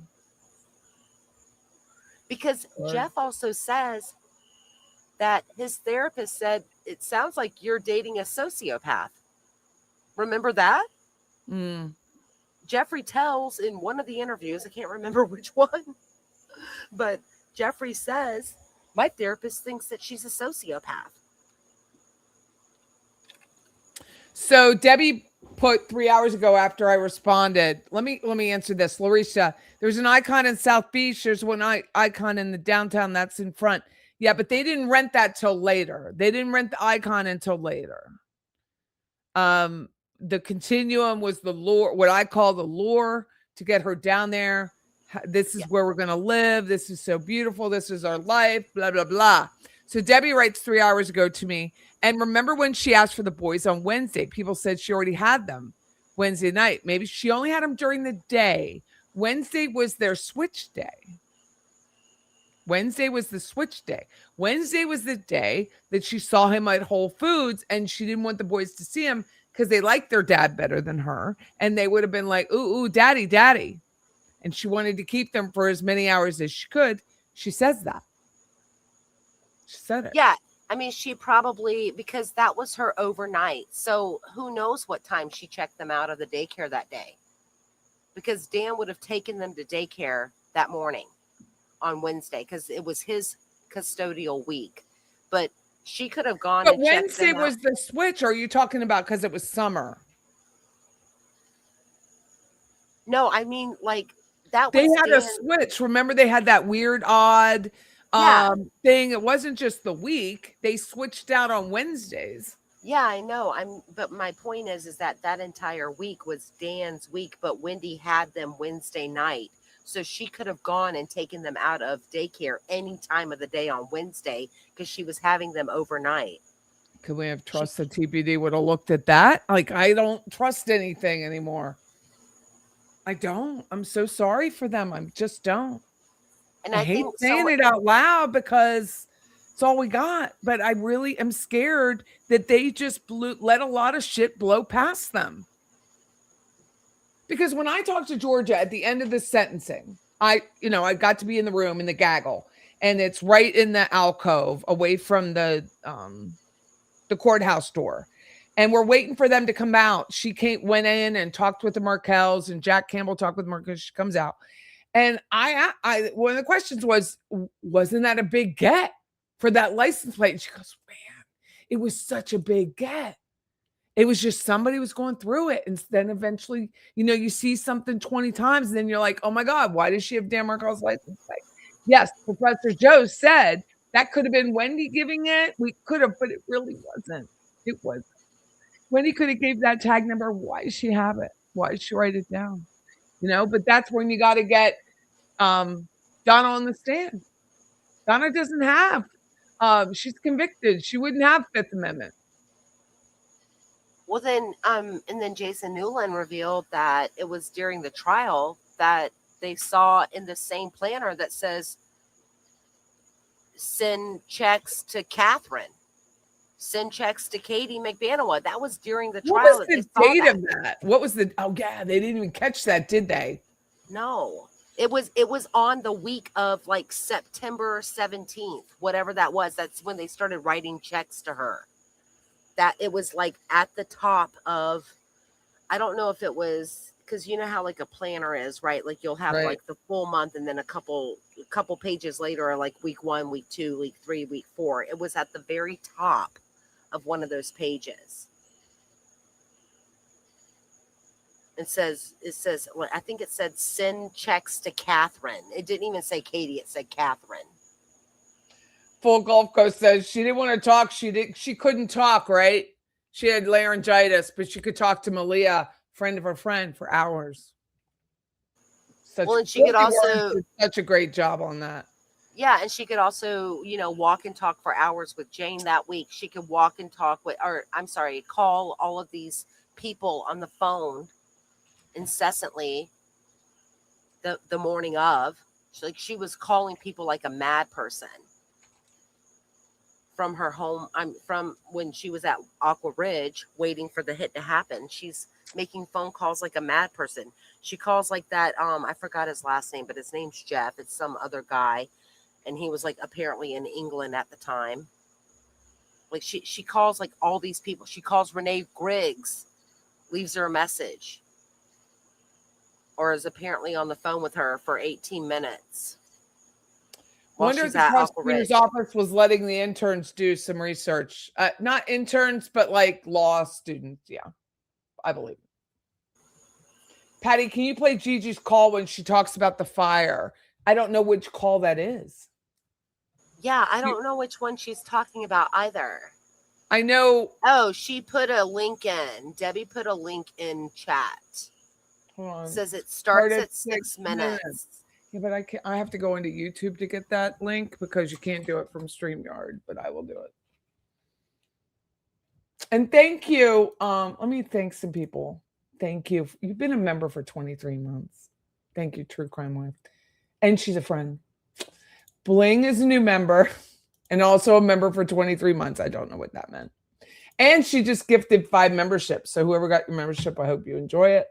And Wesley, thank you so much. Let me go find this. Talk amongst yourself. Find this. Oh, yeah. No. Yeah, I put that. Because, like I'll go to like, the dollar sign on my phone and then I'll see. Let me find in the chat. Let me pull up this. Here it is. Thank you, Debbie, for putting that in the chat. Hello, this is a prepaid. Let me see.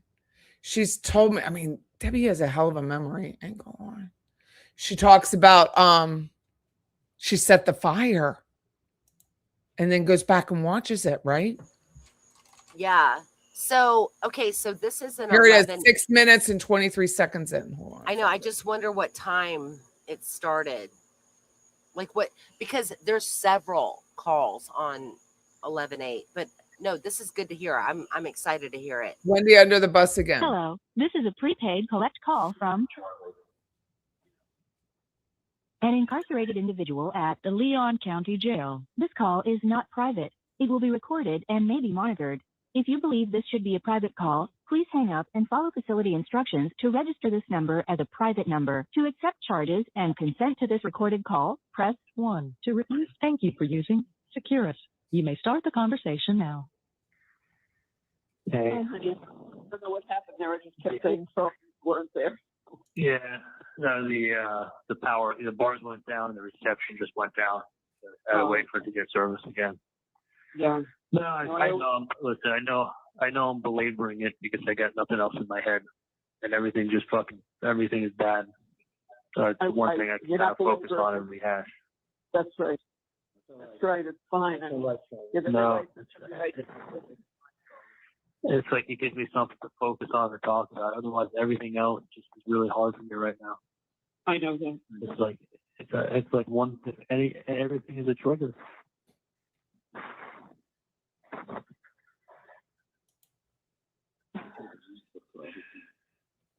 Oh, I don't even know what to say. I've never been like this, but it's like you would have I always focus on something. This is I focus on the appeal, and then I think about it, and I'm like, check out your last name, check out where you are, and you didn't have one fucking juror with all the guns that you brought out ablazing, with all the work that was put into it, with everything that you fucking brought to the table. You couldn't get one. You couldn't even get them to deliberate. You couldn't even get them to. Dan was telling them what wires to listen to, what time. They didn't have to listen to the whole wire. Go to 3 minutes and 36 seconds. No. They weren't even listening. They weren't even taking notes. Their minds were made up. Dan was telling them to go to this wire and to play the wire and hear it for themselves at 3 minutes and 34 seconds. You know what Georgia did? She had a photocopy of the transcript with the words highlighted. So you could read it on the screen for yourself right there. You didn't have to go back to the jury room. Read it right now. I'll read it to you. I almost feel like, you there? No. Yeah, I almost feel like Dan should. Donna and Charlie are not allowed to speak to each other. It would only be through Harvey. So the two rights, it would be interesting to find out how many phone minutes they are not allowed to speak. Have had if Dan made it for a 5th grade level, he should have made it for a 3rd grade level. He should have had the photocopies with the highlighted words saying it's not done like this. I know for a fact. But everything they explained away. Yeah, but they heard that. They actually heard that over and over. It's just I don't know what didn't penetrate. I don't know. I think the case got dumbed down to she's showing up at the scene of the crime. You're telling me she didn't know. If she knew, then they're involved. If she wasn't showing up, okay, I can believe it maybe, but her showing up is the icing on the cake. And that's why they opened with it, and that's why they closed with it, and they even gave their simple explanation, which is she couldn't help herself. And look, 99 out of 100 times, if, in a case like that, I guess it would make the most sense, except that's not what happened.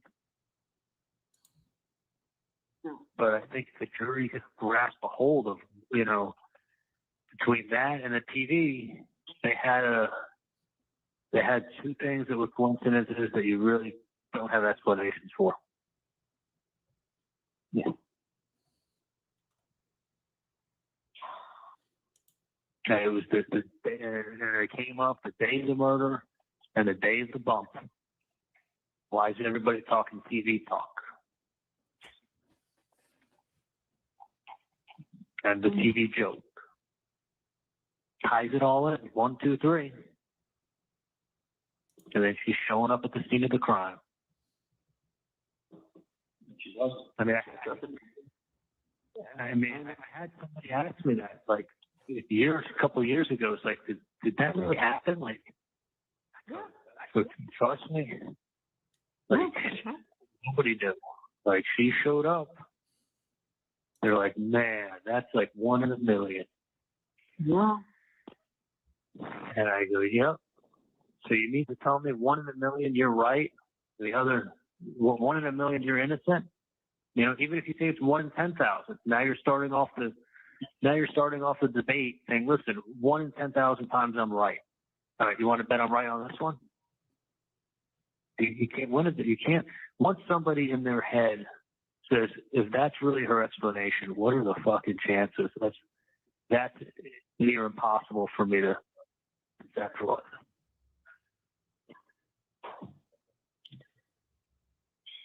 I guarantee you, if they poll jurors, that's going to be the thing that's stuck in their head, that they knew right then and there it was either a coincidence or it was a lie. And the coincidence has to be 1 in 10,000. And maybe they're sitting there saying it's one. I'm saying 1 in 10,000. Maybe these dudes are saying it's 1 in a million. You had to be a part of it. Coming up to the, they always say, like, an expression. Donna's not in agreement with this. She's just kind of going, yeah. I'm supposing. She doesn't want Charlie to know she told Whendi to go down the street. Well, she's also busy getting ready for Vietnam. It's like, you showed up at the scene of the crime. Right. Like they was using it in like detective movies and like, right. It's live. Like you're at the scene of you showed up at the scene of the crime, but she didn't know anything. Like people start a fire and they show up to watch it. I mean, it's just been on TV forever. So she said she started a fire and you show up to watch it. I mean, it would be like. Then it's on TV forever.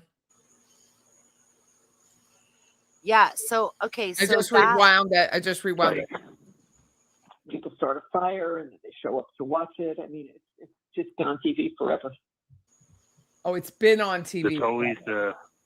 Yeah, but that's like, implicating Whendi. 100%. Because that's the whole thing about, like, how like sometimes firefighters are arsonists, meaning you start a fire and you show up to watch it, and then it's been on. She goes, it's been on TV forever, and that's why I think she wasn't sure. She hadn't heard from Lisa Carey at that point. She needed to go around the corner, go back up Trescott the whole mile. She says it herself, drives down Centerville. Benton. She gets to Benton. Centerville. Cuts across. Here she is. She goes back to Benton, not Centerville. She goes back to Benton, cuts across, leaves the ABC, says she gets gas. Had to be at that Circle K. Had to be. There's no other place. Says she got gas. I don't believe she got gas because she was so quick to pull out those receipts. I mean, this woman is a slob. You saw how she dressed. You saw, as anyone remember seeing the inside of that Odyssey? It was a mess. His car was a mess. He'd just been shot. Okay, so she pulls those receipts out ready to go. Yeah, they're there ready to go. Okay, so I'm gonna read something real quick. Okay, right after the hit. Yep. Okay, right after the hit, you have 11:06 a.m. Donna calls Charlie, no answer.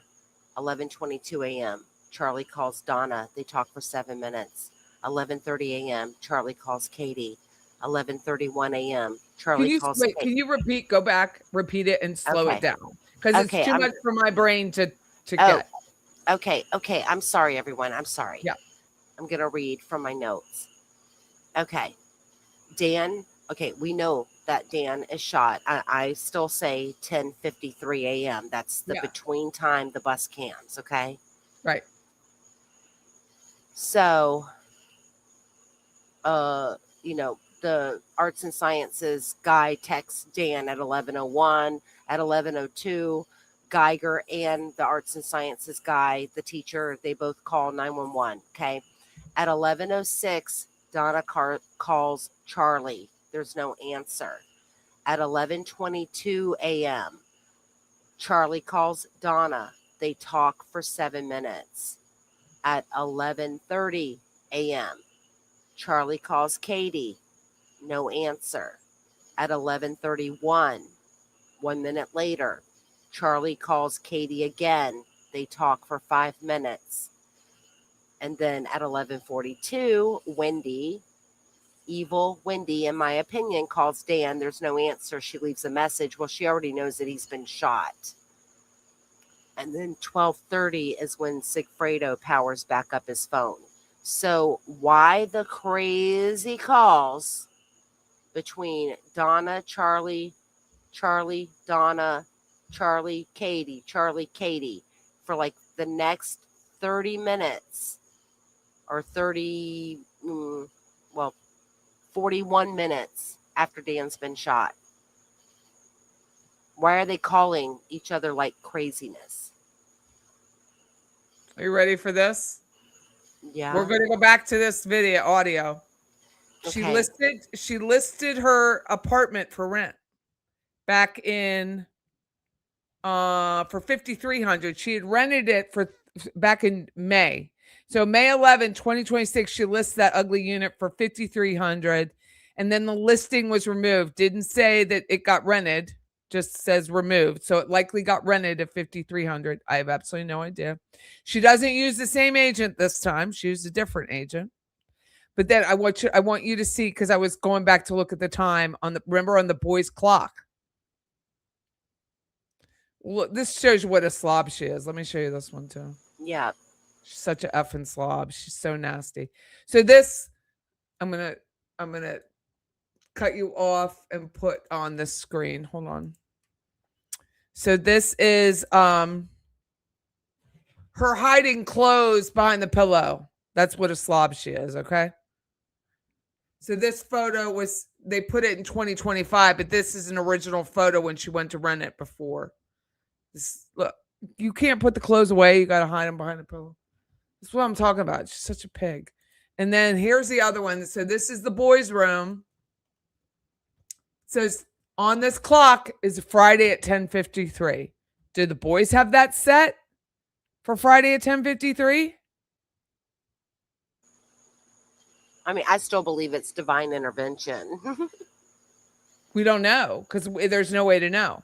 But it does have an owl on the boys' desk, on the boys' shelf right there. Can I tell you? 10:53 on that Friday. I remember finding that in here and I fell the hell out. Yeah, that was crazy. We all went nuts on your channel that day. But her shower photos are missing because she's such a pig. Well, yeah, because remember, we could also see like a lot of like residue. It looked like hair dye. It was hair dye. Hair dye. Yeah. I tore it apart and then the realtor took it out. Yep. So anyway, go over say it one more time.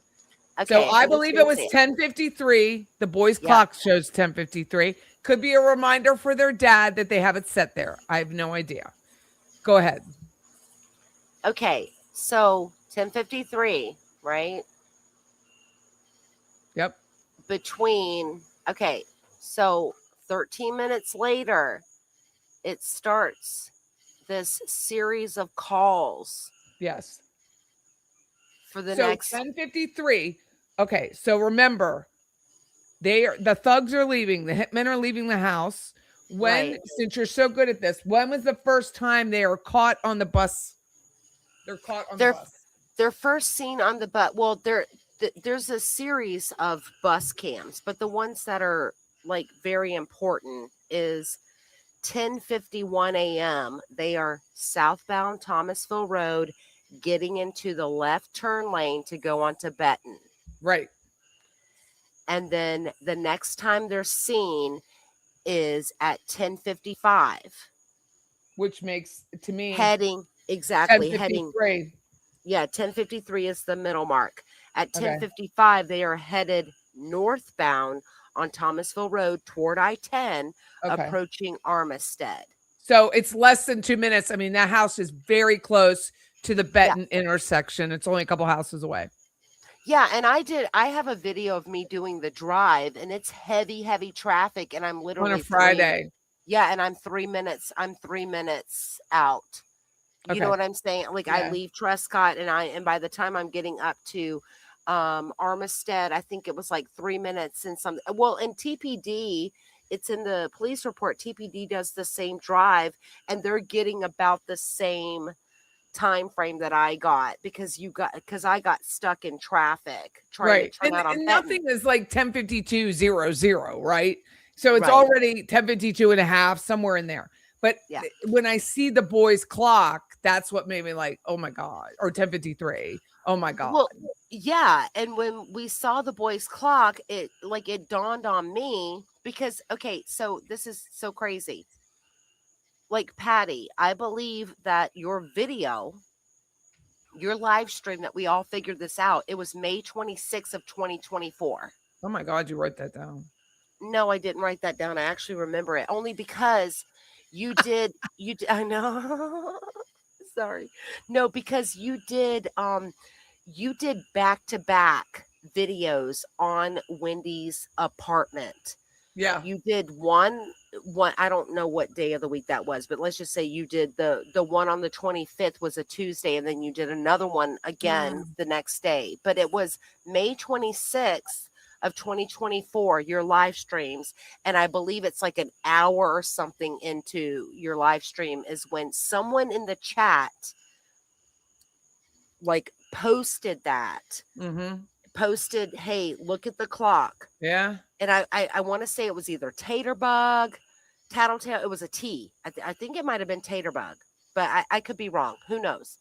But you zoomed in, and then I put in the chat. I was like, OMG, that's the middle mark between the two bus cams. Oh. And that's why I can, yeah. And then like your face is like I mean, you're And like it was stunned. a Friday. I mean, on the clock on his wall is a Friday. Yeah, it says Friday, 10:53 a.m. And we don't know if, I mean, because I think that Wendi might have taken those photos of her apartment. No, I don't know who took them, but they were crap. Somebody took those photos, They and were awful. it could just be that she took those photos on a Friday and it happened to be that time, because when someone was like, oh my gosh, look at the clock, and you zoomed in, I was like, oh, that's a clock, because that's not the type of clock I'm thinking of. A clock, right? Like it was, It doesn't give the month and date. It only right just says I'm Friday. thinking of like your little digital shit on I'm thinking of like a little nightstand clock. I'm not thinking of it being like a square on the wall. You know what I'm saying? Yeah. That's what it says. It's 10:53. I just zoomed in. It has an owl on the boys' trophy shelf. And I mean, I'll bet like a lot of your viewers remember when that happened. I mean, it's been over 2 years ago, but I mean, a lot of the same people are still here. And someone said something about 10. I don't even know. Yeah, I don't know. it was it Tater. I feel like it was Taterbug. But someone said something, and then you zoomed in, and I mean, I almost fell out of my chair. And then I'm like, putting in a chat to you, letting you know, like, that's the middle mark between the last two bus cam footage. So crazy. Like going southbound and going 10:53 is the clock. Then we'll go 10:55 is northbound. And then what's next? Okay. 11.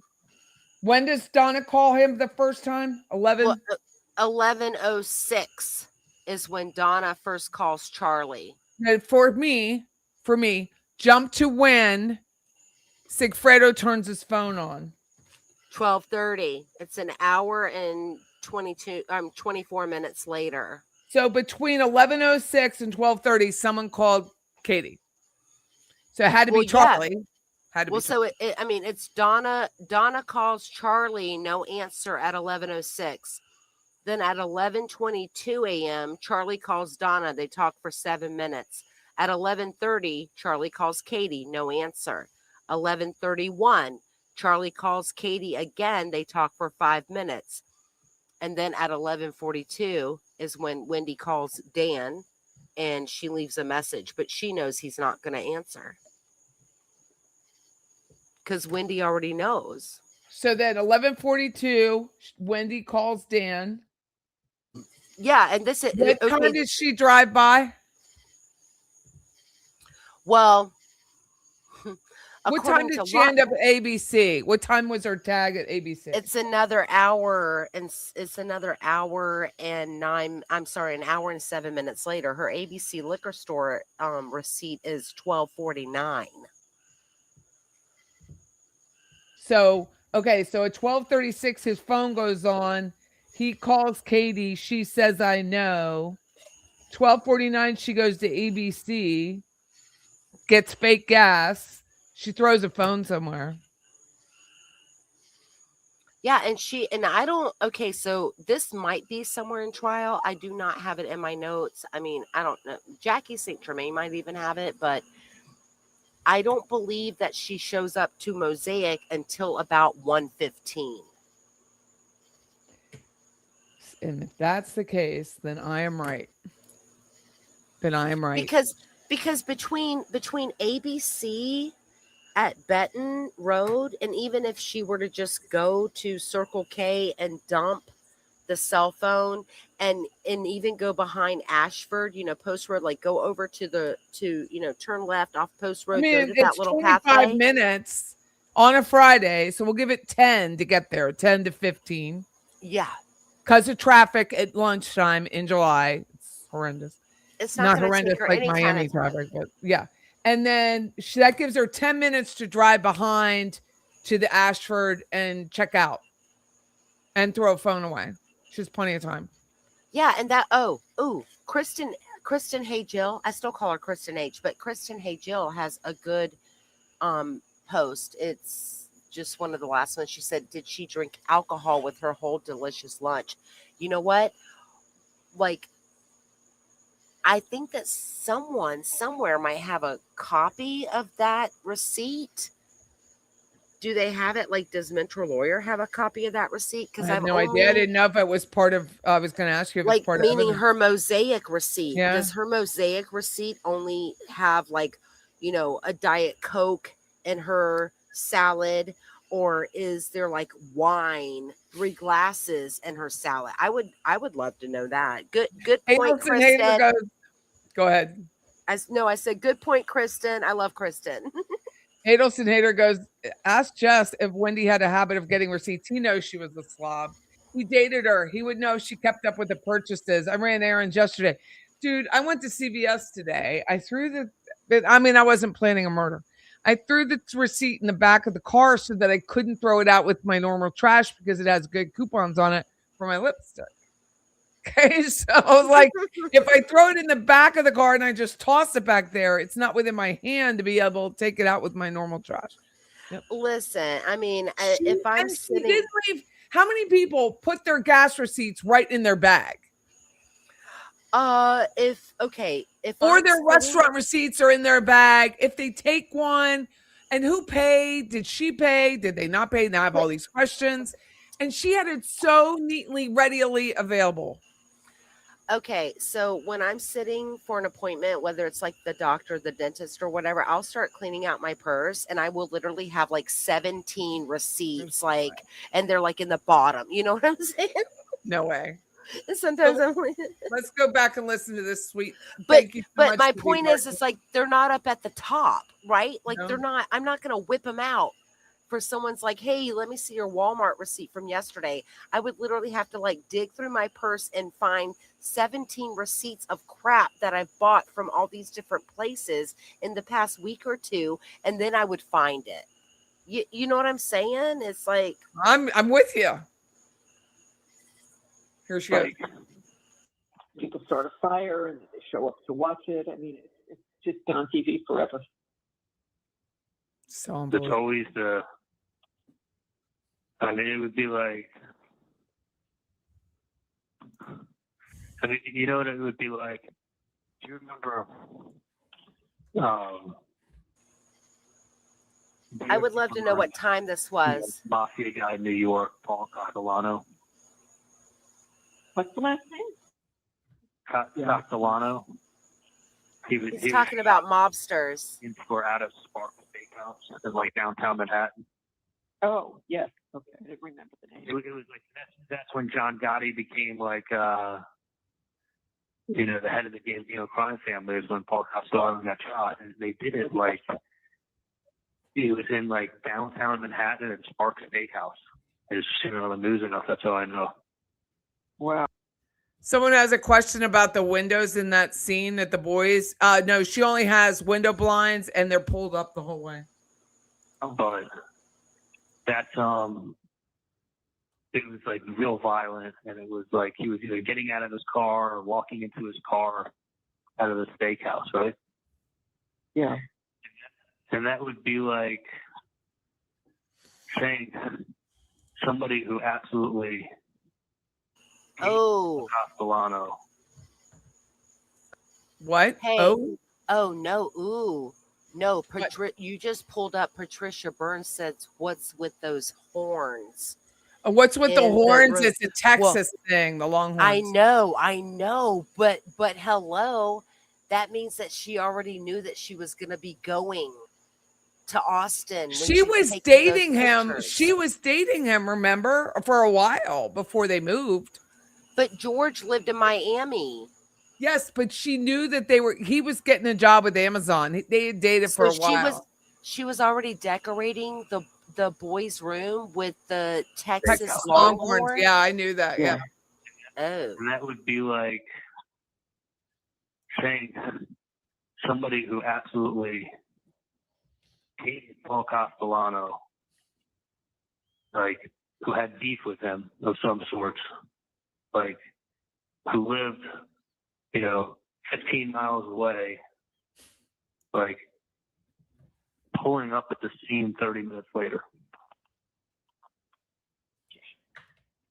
Or even like being there while this actually happened. Right. Like sitting in the restaurant while this happened. And like, it's one of those things where you go like, okay, like this guy's getting it. This is happening. Manhattan's a big city. Okay, why the hell was this guy here? You could say, well, he was eating dinner the same night at the same restaurant. Okay, maybe. But like, he was going someplace. He was going to a liquor store, past 4 liquor stores, took alternate routes, and ended up right there at that time. Like, that's a bitch. That's a good story. That's a bitch.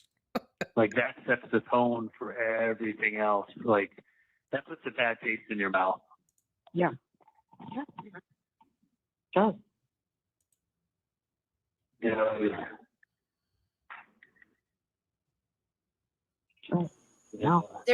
There's a lot of phone calls on the 8th. From your house to his house. What day was he convicted? Yeah, he was convicted on the like 6th. my personal planner, so it's 2 days Yeah. later. So Yeah, it's settled in now. That's why he says he's like having a speech, doesn't she? Though, Well, she does. You know that there's like two hot mic calls, right? Right. And the first hot mic is where like Rick and Susan are there. Okay, Rick Chagrin and Susan. Oh my God, let's bring up their pictures for everybody to remember. Yeah, but the second hot mic is on 11/8/23 at the call starts at 6:38 a.m. I got that timestamp or that call off of Phone Calls from Prison channel, because they also do all of the phone calls, but they list the time of the call. So I was wondering what time this call happened. It has to be after that, because the second quote unquote hot mic call was 11/8 of 2023, and it starts at 6:38 a.m. and 45 minutes into the call. So like we're well into like 7:20 a.m., right? Like if you think about 45 minutes after 6:38, at 45 minutes is when the call drops. Yeah, the call drops, meaning Charlie's end has hung up, but Donna stays open. And then at like the 47, I think 10-second mark or something around there is when Donna starts talking about how she needs Wendi to come over. She's basically talking to Harvey. I don't know if they're in the kitchen or wherever, but she's talking to Harvey saying, I need her to come over. I need her to read all of these documents. I need to tell Wendi. I need to tell Wendi we're leaving the country. And then there's discussion about, oh, George is here. And she's like, well, George cannot come up yet. I'm not dressed. I need to go that's over what I this remember. with something." George. Like, yeah. so she goes on and on. So I'm just wondering, like, with this call, because like you're playing Gigi's channel, like on Pretty Lies and Alibis. I'm just wondering when this call starts, because at the very beginning of this call, Donna says, "Hey, what happened, Charlie?" What's the other And he channel said, called? What's it called? phone calls from prison. So this must be the follow-up call after Donna open finally call? hangs up. Yes, that's them. PCPF, yeah, or PCFP. And they have a playlist of Donna and Charlie. They have a whole playlist. But they list the time when the call started. So based on the call that we just played and Donna and Charlie talking in the very, very beginning, saying, hey, what happened? And Charlie's like, oh, the power went out, etc. I'm wondering if this is the call right after that 6:38 a.m. call, which was 48 minutes long. Oh, here it is. Which one do you think it is? 2, 3. It's gonna be. I'm Yeah, dead. you literally have to click on them and here's the one that showed up. I don't know what happened there. Okay, 1:19 p.m. is what time it was. Okay, thank you. Okay, good. I just want to be able to write that down in my timeline. Oh, that was the reason. Yeah, I know. Yeah, I just. Yeah, you got to get it all together. You were 'cause- 75, JBZ, yesterday. Happy birthday. Happy birthday. Oh, happy birthday, hon. That's huge. Probably not as huge as you want it to be. I should calm down. But it's really nice that you shared it. Yeah, are you sitting down? Are you sitting down while we're telling you happy birthday? I really like this channel. Harold says, I forgive you, Harold. You don't have to apologize for thinking Wendy's pretty. Lesser men have thought of her as pretty, okay? Much lesser men than you are, Harold. I mean, she used to be. Now she's thick. And she's super thick. Now she looks like Debbie Wasserman Schultz, Harold. So you won't see it anymore. She said, I eat a lot, so it's expensive. Maybe she treated. I hope she treated, because it was, her last meal before I love how Leslie B said it. She said something about her not eating for a month. And Leslie B's like, yeah, so you go get sushi. No one believes that. Yeah, so it was 11:19. 11:19. No, 1:19. But yeah. Yeah, 1:19. I'm sorry. 11:18. Kept saying words there. Okay, thank you. The power, the bars went down, and the reception just went down. So I had to wait for it to get service again. Yeah. No, I know. Listen, I know I'm belaboring it because I got nothing else in my head, and everything is bad. So it's one thing I can kind of focus on and rehash. So that's right. This is it's fine. I mean, it's like it gives me something to focus on or talk about. Otherwise, everything else just is really hard for me right now. I know that. It's like everything is a trigger. Everything is a trigger? Yeah, I mean, he doesn't have anything else to do. I don't know what to say. I just but bitch and moan. Usually I always focus on something. This is like. I mean, there's okay. So a lot of these jail calls, we know that Donna. Wait, what? Okay, I was gonna say a lot of these jail calls, we know that Donna is planning her entire Vietnam fleeing situation. Right? I love it so much. Yeah. And because Leslie B got the FOIA and knows what time Donna is receiving emails about her Vietnam visa, some of these phone calls, they correspond, and you'll hear like ding, ding in the background, and it's Donna receiving emails from the Vietnam visa people. Right, I remember that. She's not Like, telling her kid that she's hooking out, is she? Yeah, you can't make this up. Like, you cannot make this up. Oh, I think her legs were open 24/7, Wendi. Oh. I think I think someone told me how many people she bedded while she was with, and I don't even know that it was in a bed, but it's just the politer way to say it. I think her legs were open 24/7.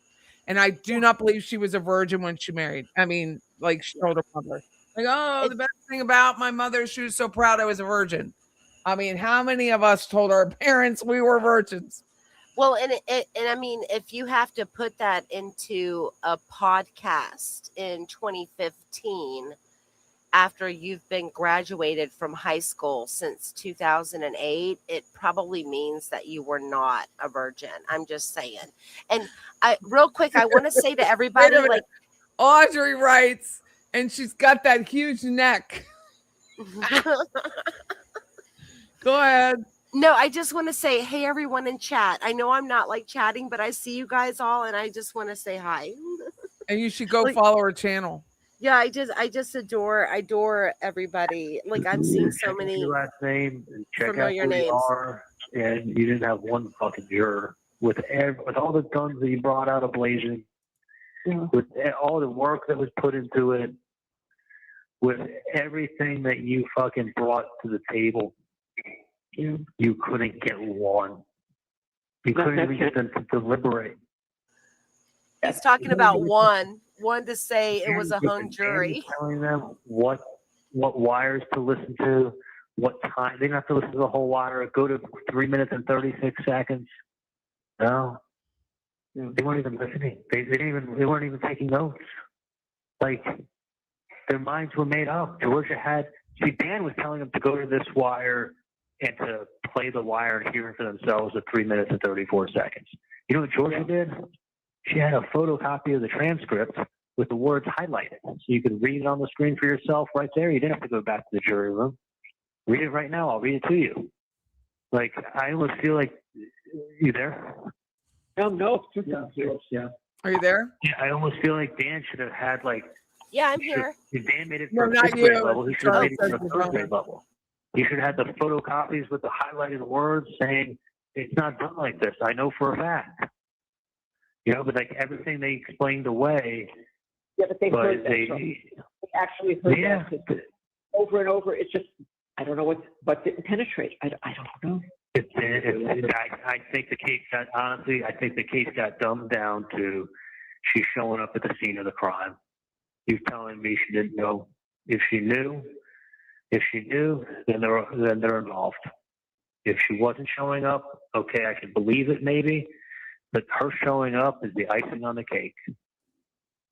And that's why they opened with it, and that's why they closed with it, and they even gave their simple explanation, which is she couldn't help herself. And look, 99 out of 100 times, if, you know, in a case like that, I guess it would make the most sense, except that's not what happened. But I think the jury could grasp a hold of, you know, between that and the TV, they had two things that were coincidences that you really don't have explanations for. All he's doing is reiterating the evidence. And the day of the bump. Why is everybody talking TV talk? Why is everyone and talking the TV joke? What? What did he say? Why is everyone talking TV? Yeah, why is everyone talking TV talk? See, TV talk. all Charlie is doing is ranting and raving about the evidence. Mm-hmm. Like, if he really were to listen to himself, all he's doing is reiterating the evidence against him. And I like, he doesn't know his house smells. I don't know. Like, I mean, can you like can someone or people send a thumb drive to someone in prison for them to listen to themselves? I mean, someone just needs to download all of these jail calls and send it to Charlie and be like, hello, listen to yourself, buddy-o. And the TV joke ties it all in. 1, 2, 3. And then she's showing up at the scene of the crime. She does. I mean, I had somebody ask me that, like, a couple of years ago. It's like, did that really happen? Like, I go, trust me. Like, nobody knew. Like, she showed up. They're like, man, that's like 1 in a million. Yeah. And I go, yep. So you mean to tell me 1 in a million you're right, the other 1 in a million you're innocent? You know, even if you say it's 1 in 10,000, now you're starting off the debate saying, listen, 1 in 10,000 times I'm right. All right, you want to bet I'm right on this one? You can't win it. You can't. Once somebody in their head says, if that's really her explanation, what are the fucking chances? That's near impossible for me to conceptualize. I guarantee you, if they pull jurors, that's going to be the thing that's stuck in their head. That they knew right then and there it was either a coincidence or it was a lie. And the coincidence has to be 1 in 10,000. And maybe they're sitting there saying it's one. I'm saying 1 in 10,000. Maybe these dudes are saying it's 1 in a million. She had to be a part of it. She's showing up at the. You know what they always say, like an expression. It's like you showed up at the scene of the crime. Right. Like they always use it in like detective movies and like. Sure. It's a line. Like you're at the scene of you showed up at the scene of the crime, but she didn't know anything. Like. People start a fire and then they show up to watch it. I mean, it's just been on TV forever. It's always it would be like, you know what it would be like? Do you remember that mafia guy in New York, Paul Castellano? What's the last name? It's Paul Castellano. He was shot getting into or out of Sparks Steakhouse in like downtown Manhattan. Oh, yes. Okay, I didn't remember the name. It was like that's when John Gotti became like the head of the Gambino crime family. Is when Paul Castellano got shot, and they did it like it was in like downtown Manhattan at Sparks Steakhouse. I just seen it on the news enough. That's all I know.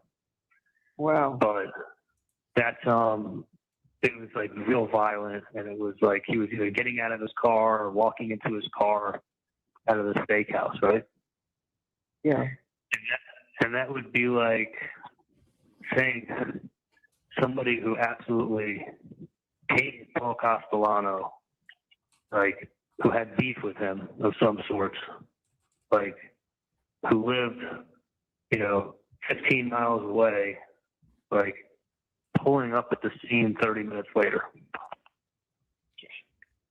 Or even like being there while this actually happened. Right. Like sitting in the restaurant while this happened. Like it's one of those things where you go like, okay, like this guy's this is happening. Manhattan's a big city. Okay, why the hell was this guy here? You could say, well, he was eating dinner the same night at the same restaurant. Okay, maybe. But like he was going someplace, he was going to a liquor store, passed 4 liquor stores, took alternate routes, and ended up right there at that time. Like that's a good story. Like that sets the tone for everything else. Like that puts a bad taste in your mouth. Yeah. Yeah. Does. No. You show up at the scene of the crime, from your house to his house. Like, what did they say? Was it a 17-minute drive? I think so. I think that's what they said. Yeah. Okay. And then they put up slides to show liquor stores were like 5 minutes from her house. She's driving 17 minutes. I mean, I get it. I still would go to CVS right by Nova. Yeah. There's closer ones. That's where you go. Oh, and I pushed that same pharmacy across the street from Nova. I don't know why. Maybe people do that with liquor stores or pharmacies, but like, I still went to the CVS liquor store and the CVS pharmacy. Yeah. But anyway, I mean, like, what I'm just saying is, like, if I ever were to get an appeal, and listen, Dan told me this. I'm sure he told you the same thing. Wait, this made me He said, choke. This made me choke. True crime, do you see it? I wonder what kind of fillings Charlie's getting now. you know, appellate lawyers are expensive. You know, spend some money on the appellate lawyer, but don't look to spend a fortune because you know, hope. You got to give yourself some hope. It's going to take a year and a half, 2 years, and It's like, give myself some maybe hope. something will happen, and maybe someone will write something about the case, or something will come forward. Then you got to get a new trial. And I always, you know, what sickens me is that it's not me getting a new trial like most people who are on appeal to get new trials or whatever. Nobody really knows about the case, or it's an old case, or you know, you pick a jury, you show up for jury duty, you don't know what the hell case you're going to get on. This would be a circus times 2. This would be what, the fourth trial based on this shit? Like, it would be a circus again, big circus.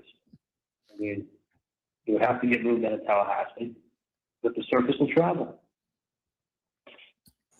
And They are so Sorry. delusional. These comments on here are precious. Absolutely. It's like He's Kristen. so delusional. It's like he's never ever watched a trial in his life. And then Wesley was funny. Like, Donna's so distracted, she's not even really listening to it. She's laundering, you know, bikinis and getting ready to go to her villa. Like, wonder who Charlie Vietnam. talked to now. Oh my God. Well, The only probably explanation is you all did it. I mean, they did. So. As well as our case was put together, you couldn't get one fucking person. You didn't even get the jury to pay Not any one time. person. They had already decided. I mean, it's just, They did. Okay, I did. oh, They did. yeah, no, it was. And, you know, when I was being brought to court on Friday, so the black guy who was going to court with me at the same time and everything, he'd been here 3 years. He got a public defender. He had a first-degree murder charge. Been here 3 years. The guy's last name was Brown. Yeah. And I was in my cell. He was in his cell, and I was eating lunch. It was on Friday. And we were talking from the cells to each other for a few minutes. And he was real nervous because the jury was deliberating. The jury started deliberating at 11 o'clock in the morning. I came down for lunch. I was down there. I guess it was about 1 o'clock on Friday. I was like on top of the world. I was like talking, like happy, and I was testifying. And was like telling me how great I did. Kate was telling me how great I did. Jury consultants that were watching it said I did very well. He said it was the best he's seen me. Like, as far as being straightforward. And he's looking for like an SAT score or. You know, like he said, you knocked it out of the park. I did. Oh yeah, when they said that out loud, I'll never forget it. I think this was around the first time I did the show. I was like, how on earth? You got a 98. What kind of shit did Dan Rashbaum feed him? Enough to get $2 million. Enough to get him life without parole. Yeah. I started all down. He started talking about his case. He had he's got his girlfriend, his baby mom. She's got an ex-boyfriend. She also has a kid by him. You know, they had words. So he's found out about all the other jailers' life stories. So he's talking about all the other jailies that he's with and their life stories. Like, all he's doing is just gathering information and making buddies. Because, okay, so I mean, in Charlie's defense, I will say this: once he was sentenced, he doesn't, go crazy, or once he's told that he's guilty, he doesn't do a hoopla or whatever, right? Like he literally he just walks out. There's no issue. He goes back to the jail, and then we start learning on these jail calls. And the reason why they got released is because Donna was one of the main people he was talking to, and that got put into discovery. But he literally had given away all of his commissary, but he made so many friends, and he's like, Mom, I made, and Donna's so proud of him. Like, he's made friends because they're all giving him back his ramen noodles or his cans of tuna, his cans of sardines. Socks away. Remember, he gave his socks away. Yeah, but they gave him back some sardines and some crackers. Like, they gave, good old Charlie making friends. And Donna's like, oh, like, I mean, that was like one of the first, like the 11-6 jail calls are funny. It's after he's been convicted, and there's like co-inmates with him, and they're literally in the background, like giving him back sardines and crackers, and then Charlie. That's how sorry they feel for him. Yeah, but that's Charlie, how much they pitied him. Charlie's like, oh, they're giving me back, they're giving me back my food, and Donna's like, oh, that's so great. Like, it's almost like, oh, I'm so happy for my baby making friends in jail. She is such a narcissistic mother. Like, oh, honey, I'm so glad. Let me go fill up your card so I can call you back in 5 minutes. Like, they just, I don't know. And meanwhile, she's literally on, like, she starts the moment he gets convicted online, getting that Vietnam visa. So funny. That's the irony. It was the fast. And they didn't show up. They didn't come to his trial. And then the guy showed up at the house, and he said that the guy showed up at the house, he reached for a gun in his jacket, and as soon as he reached for a gun, he pulled out his gun. I absolutely never in 1 second thought Charlie Adelson was an attractive man. A, he's too short for me, and B, he has no chin. I just can't stand it. And C, look at his hands. I'm very much a hand person, and his hands are so weak and nimbly. And no, he's not my guy. 8 or 9 times. He's like, one of the last shot was in his head. So he shot him like 8 or 9 times. He's like, man, it was self-defense. And I'm like, good, stand your ground. You're fine in self-defense. And he's like, yeah. I'm like, did the guy have a weapon? He's like, yeah, that's the thing. When the police, he's like, when I shot him and all, I went back in the house, and when the police came, he didn't have a weapon on him. So he's like, so they're charging him with first-degree murder. So when I was there on Monday, I was talking to one of the officers for a few minutes when I was Kristen, waiting. They're talking to me through the bars, and they were telling me, man, like 8 or 9 hours, so like 7 or 8 o'clock at night from 11 in the morning. And he was charged with first-degree murder, and they acquitted him. And I'm like, all 12 jurors? He's like, yeah. I was like, all 12, because he felt some kind, he walked out of the courthouse. He was in jail for 3 years in Leon County. And had a first-degree murder charge. Yeah, I used to know who he was talking about. Who is it? I used to know. Now I can't remember, but I used to know who he was talking about. It's because they ended up. Well, no, yeah, they ended up. They ended up just acquitting him. I remember this story. Yeah, they acquitted him. I don't know who it is, but I do remember him talking about it. Yeah. He was the other guy dressing as me, dressed in brown, and he had a public defender. Sat here for 3 years. The guy was unarmed.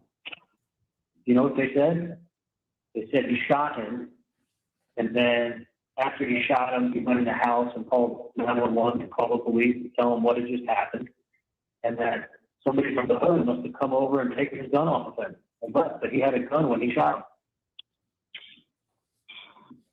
And he said he had a gun, and I saw it as he was pulling it out. He goes, but when I Thank you, Wesley. shot him, I shot him a bunch of times, ran in the house, called the police, and someone from the hood must have come over and taken the gun. And they said, when the police showed up, they said there wasn't anybody standing around, there wasn't people around, nobody had known that. Then that's what the cop downstairs was telling me. He said, there wasn't a crowd. There's nobody around. It wasn't like, it must have been one dude that saw him fall, ran, stole his gun from him, and then kept running, and nobody saw that guy do that. So they have no witness of anyone taking a gun. He just swears that the guy was armed, that someone from the hood, after he fell to the ground and died, went over to the murder victim and stole his handgun from him. And the jury acquitted him. Is she crying now? 12 people. No, she's like, she's just like moaning. He's like, I got 2 black women, that's it. Because everybody always says they want black women on the jury. He's like, I got 2 black women on my jury, man. Like, how many you got? Both of them. And he's like, oh man, he was like so jealous of them. And he was a black sergeant. The guy was a black guy and served as a sergeant in the U.S. Army, retired after 20 years, and then worked for the post office. You know, I wouldn't be surprised if he was sergeant was like the leader.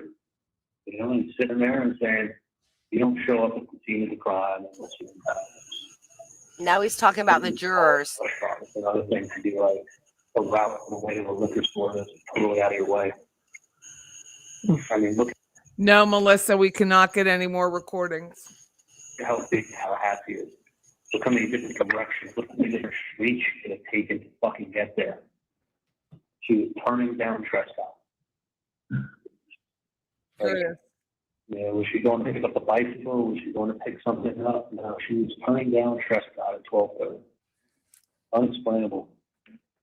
I just, yeah, and listen, I'm not a jury consultant, I'm not the lawyer, but why was I so right about what it was going to look like up here, and they were so mistaken? Like, you have a world-renowned, the guy who's the best at what he does in picking juries, like the best. He is the top. That's right. You couldn't manage to get one vote. That's because you break it down and say, what are the chances of her turning down Trescott at 12:30, leaving her house, talk to her mom, talk to her bro. She couldn't help herself. The only logical explanation. I mean, the shit was like, you know, even if she wanted to go to that liquor store, there was a more direct route. The only way that she went, that was the way she always knew, and she's bad with direction. But it's like, you're this brilliant person, but so bad with direction. It's kind of like hard to understand to some people. You know, you got this brilliant mind, but you can't find your way out of a paper bag. It doesn't flow. You know what I'm saying? The people that are that small have a sense of direction.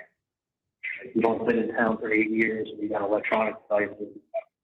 So you're taking even the long route to go to that liquor store. There have been 4 liquor stores that are closer. These are simple people. And even if you're not a real simple person, you look at that and you go, what the fuck are the chances? Yeah. And that's before you start piling on all the other things now you need to explain. And that's before you get to your TV. That's just what the fuck are you doing driving down Trescott at 12:30 on the 8th? Like, it's just, that's why I feel like. Donna is not even listening to him. But I just, We're not. We're not. no, this is never going to focus. You go down a rabbit hole. But I just, that's very, listen, if the trial was going poorly, I would understand. I know. It was not going poor. No. I mean, how many times has Donna said a word? She's busy. She's busy. Going, Everyone told you. Such a parent. Everyone told you. People I know. People I mean, everyone. People I know. yeah. And then it's like, okay, did a witness get to say something? Did, you know, You know, did I screw up something? Did Dan screw up something? Like, no. Yes. It's No, Dan was amazing. pile of shit that they were able to make. And you know what? Taking When they things out do of go context. after ineffectiveness of counsel, I hope Dan Rashbaum plays us. I don't Yeah, know if exactly. that's allowed to use, but I hope he does. Because from Well, what I it's in read, evidence. we read it together, was that you have to give up some of your, when you do that, you have to give up some of your attorney-client privilege because the attorney has a right to defend himself. So when that happens, this is already in evidence. They just have to play this shit over and over again. Okay. Yeah, it's already in evidence. And Wendi showing up at the class scene is enough to say beyond that. And also dressing up a probably a reasonable town and making it be like, common sense, you know, if you think you're guilty, but listen, I think that if somebody's showing up at the scene of the crime and they don't have a fucking real good reason why they're there if they backed out, I say that's superficial. Yeah, I understand. He just said, I said that that's super You showed up suspicious. at the scene of the crime. Like, how else do you, know, if that's 90. the only thing, that For would the be one 90 thing. Robert, But it's like, 90%. that's why the showing up at the scene of the crime and the fucking TV became like two things pounding in people's heads. And you combine that with all the other fluff, and you have exactly what I said is going to happen. It's how it happened. My words were, you don't stand a fucking chance. Even though I know the truth. Yeah. You don't stand a fucking chance. Like, how could, but I just don't get how everybody, like, the trial, here's the other thing, Mom, that the trial went really well. Like, it didn't go bad. The It word didn't was go surprising. bad. You know, He wasn't sitting there. Dan was hitting on all 8 cylinders. Eight. You know, I was nervous because I've never testified in court before. Like, you know, you can forget something, or you stumble, or like, you know, and really, you know, be made to look bad. If anything, I thought They made me look bad. They like me, like agree with, like, your personality kind of came through a little bit, like. It did. That's what everybody said that. Yeah, very Like, I personable, really was pleasant. trying to, Oh, just be myself. What were they watching? Everyone said you're very personable. Yeah. Yeah, oh my God, they are fucking delusional. And they did not watch the same trial that we did. I have to. It's a good point, Dana. This is a very good point. Who am I speaking to? True Crime Wifey is who I'm speaking to. I'm Patty Wilson. If you're just tuning in, almost 3 hours into this, we're just going over the timeline. And then Debbie Martin brought up this fabulous comment from Donna, bringing up, you know, people start a fire and then go back and watch it. It's on TV all the time. And so we're trying to prove in our own little sad ways agreement in a conspiracy. You need what we know: knowledge, intent, and agreement. And so I had the privilege of chatting with Professor Joe the other day, Friday, and for about hour 15, if you get to watch it. And that's what we talked about. And I was like, oh, this agreement thing really sucks. Because it's hard to prove. It's hard to prove conspiracy. And she went on to say in this CLE, which is the continuing legal education, with this at the Tallahassee bar, where Georgia Kappelman and Jason Newland were, you know, talking to the rest of the bar about how they didn't think they had enough, you know, to get Whendi. But I have not watched it in its full. I am going to order it.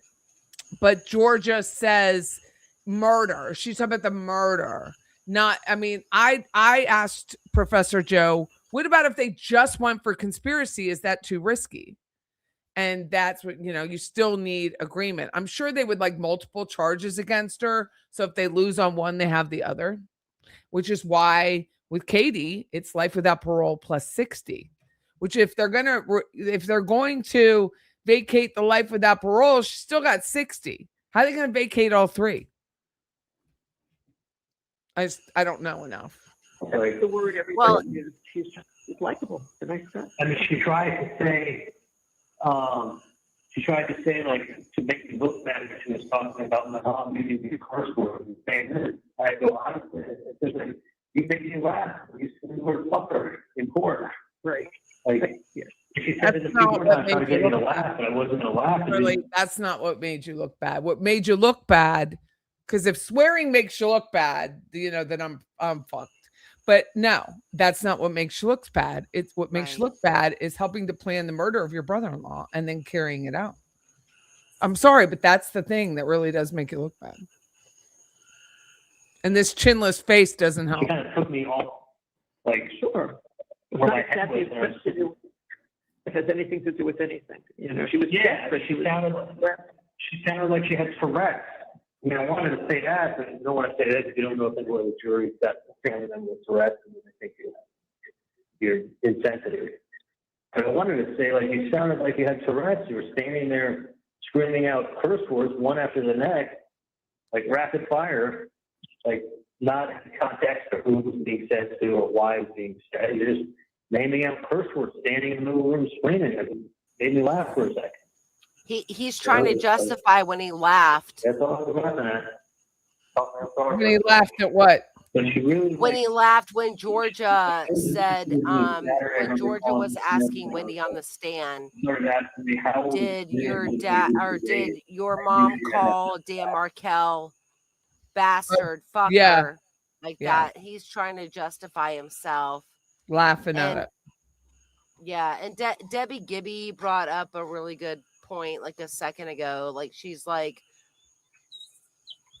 said, like, you know, that like we all need to talk about, you know, Dan Markel today. I agree. I mean, I like everything that these channels are doing is about full justice for Dan Markel. And yes, he passed away 12 years ago today. And that's why we're here. Because we all want full justice. Not 90%, right? No, not 90%. Like we want full justice. And I don't know any more about Dan Markel to talk than the 15 minutes that I would talk about. I'm like, I know he was a dad. I don't know about him other than reading The Unveiling. That's why I know him. I Yes. don't. I know people who knew him, but I don't know how to talk about him for an hour. I have no idea. I don't have enough photos. I don't have enough anything. The only thing I knew to do is tear apart Wendi Adelson. Exactly. And that we could, I mean, it doesn't even matter because, you know, it just gets me up. I'm so distraught about Jason Newland saying that the tag was not a big deal. He didn't think it was. Well, thank God you have a team, Jason.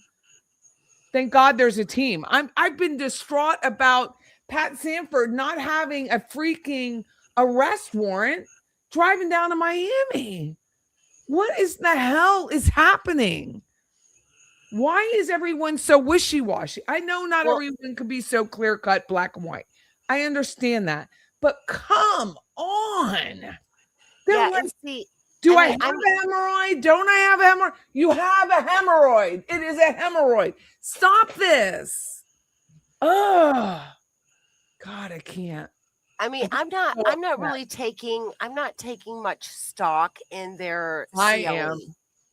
Yeah, I mean, I'm kind of not. I am. I think they spoke off the cuff and they didn't realize what they were saying and they didn't realize when they make it public, lovely. But I don't think, this is just me, Jason Newland thought before he spoke.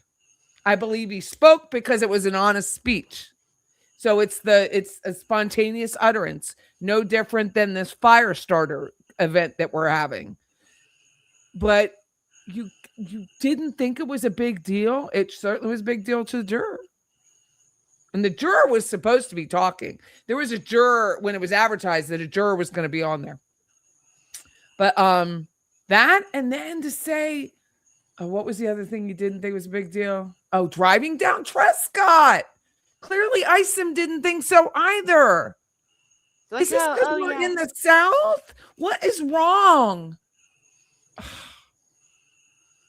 What is wrong with people? Yes, driving down Trescott is a big deal. You were not married. You weren't driving down to get over your divorce.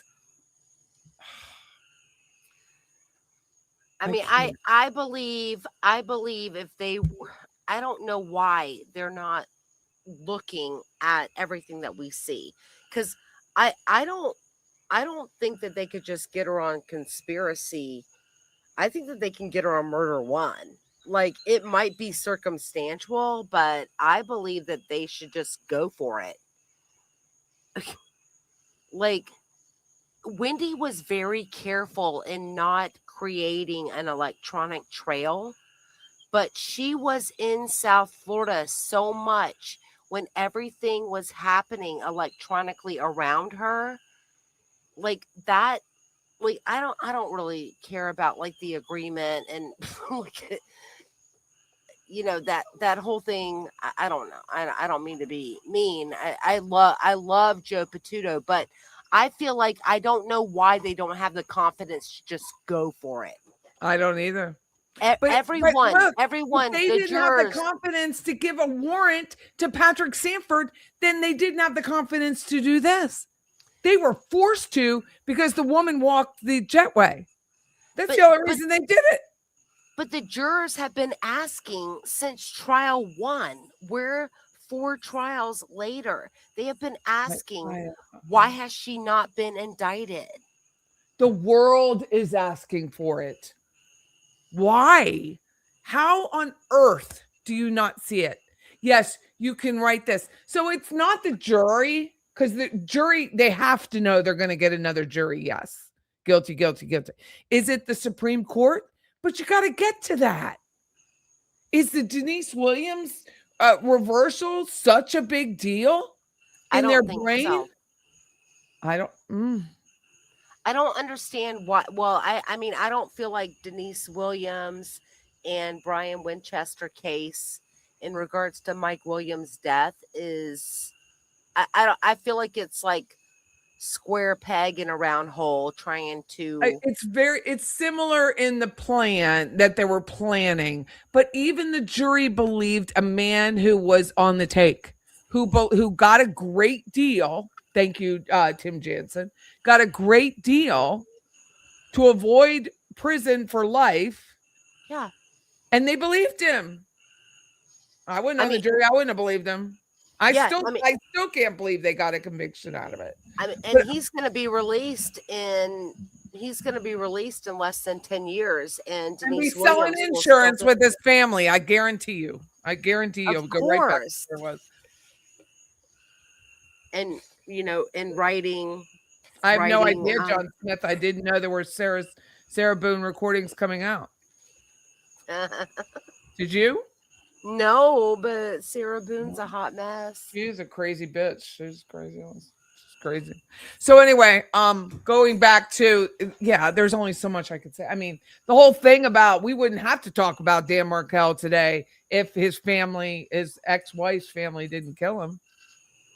So, sorry, my lips are dry. Yeah. No. Wouldn't have to. I don't know why people are not traveling to South Dakota and replaying this to Charlie. Because they can't get in? Couldn't do it. Well, what I mean is like the prosecution. Oh. Like bending and... We don't know that they haven't tried. Pressuring him. We don't know that they haven't tried. We didn't know about the proffer for Katie until we needed to know about the proffer for Katie. So we don't know that they haven't tried. We don't know that they haven't been back to see Katie. Why is Tara Kawas visiting her so often? Is it guilt? Why is she going there all the time? Apparently, according to Judy, AA Legal Focus, and her visiting records with Katie, it's almost every week. Girlfriend's going to Ocala a lot. And she's not going, I've heard, as an attorney. I don't know if that's true. But if she's not going to an attorney, she doesn't have attorney-client privilege, she's getting in there. Wait, Julia Nielsen said that Brian Winchester died. What? He did not die. He did not die. Mike Williams died, but I mean, I'm going to look up on DOC real quick. I'm looking at it right now. Yeah.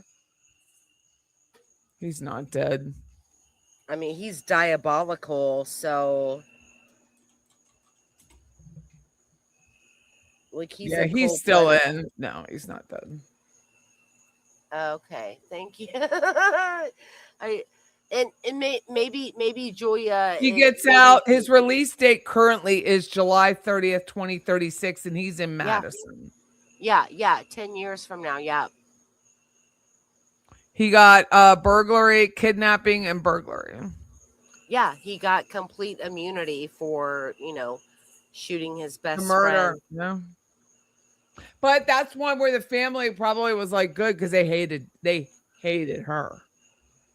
Yeah. Hated Well, her. and I believe that, well, I ran into someone recently that went to college with Ansley. Oh yeah. I know a few people that know her. She's all about her mother. She's still all about her mother. Well, no, she's a messed up kid too. Well, wouldn't you be? Yeah, but severely messed But up. she is she was not also, fixed up. Yeah. I knew somebody whose son dated her. So oh God. I just talked to a girl who was friends with people who, like, she was kind of an outskirt friend, if you will, when they were all in college. Oh. And she told me some crazy shit. But yeah, if you know someone who dated her, then you probably have a lot the more son, stories. yeah. Yeah. Yeah. I feel for the kid because it just sucks, right? She's Well, she was raised by Brian Winchester, who was, a sex addict coquette. So, and also Denise, who's a murderer. So, but she they loved her both are. mother I'm just saying, yep. desperately. Yeah. Crazy. Very sad. I'm not gonna lie. She looks like her mother. It's a lot. Are you there? Did I lose you? No, I'm still here. We all need to talk about the victim here. I see that, Debbie. I'm sorry. I just It's don't have okay. anything. I just don't know enough to say. Charlie has such low self-esteem. He was taken advantage of. Does he have low self-esteem though? I think what were we talking about? You and I were talking about on the phone is that he never left home. Oh, well, and Professor Joe, she's gonna have to die for him to flip. That's what we were talking about. Yeah. And I still think that it's super curious that Donna, maybe Donna was just throwing Charlie into the mix, but why is Charlie so involved in his younger sister's divorce? Like, I don't think he was. Weird. I go back to I don't think he was that involved in her life until mom got okay. Like I said, Whendi hypes up mom hypes up Charlie. Then he had to get involved because his mother was just apoplectic about her not being able to move. And if you listen to Guilty Words, she lays it out so beautifully. So beautifully was that the timeline was like Whendi had to hype the mother up. Whendi kept the mother involved until she didn't need her mother anymore. And Dan was dead and the boys were older. She never kept her. She didn't talk to her now. But mother was so apoplectic. She does this, Guilty Words does this timeline with the Catholic thing, right? The boys becoming Catholic. And this is the greatest way to get this done. And then, or even before that, the email to the 12 friends, Charlie was not included on that email. Why was Charlie not included in the email? Hey, I lost my whatever. And she replies to all those 12 people.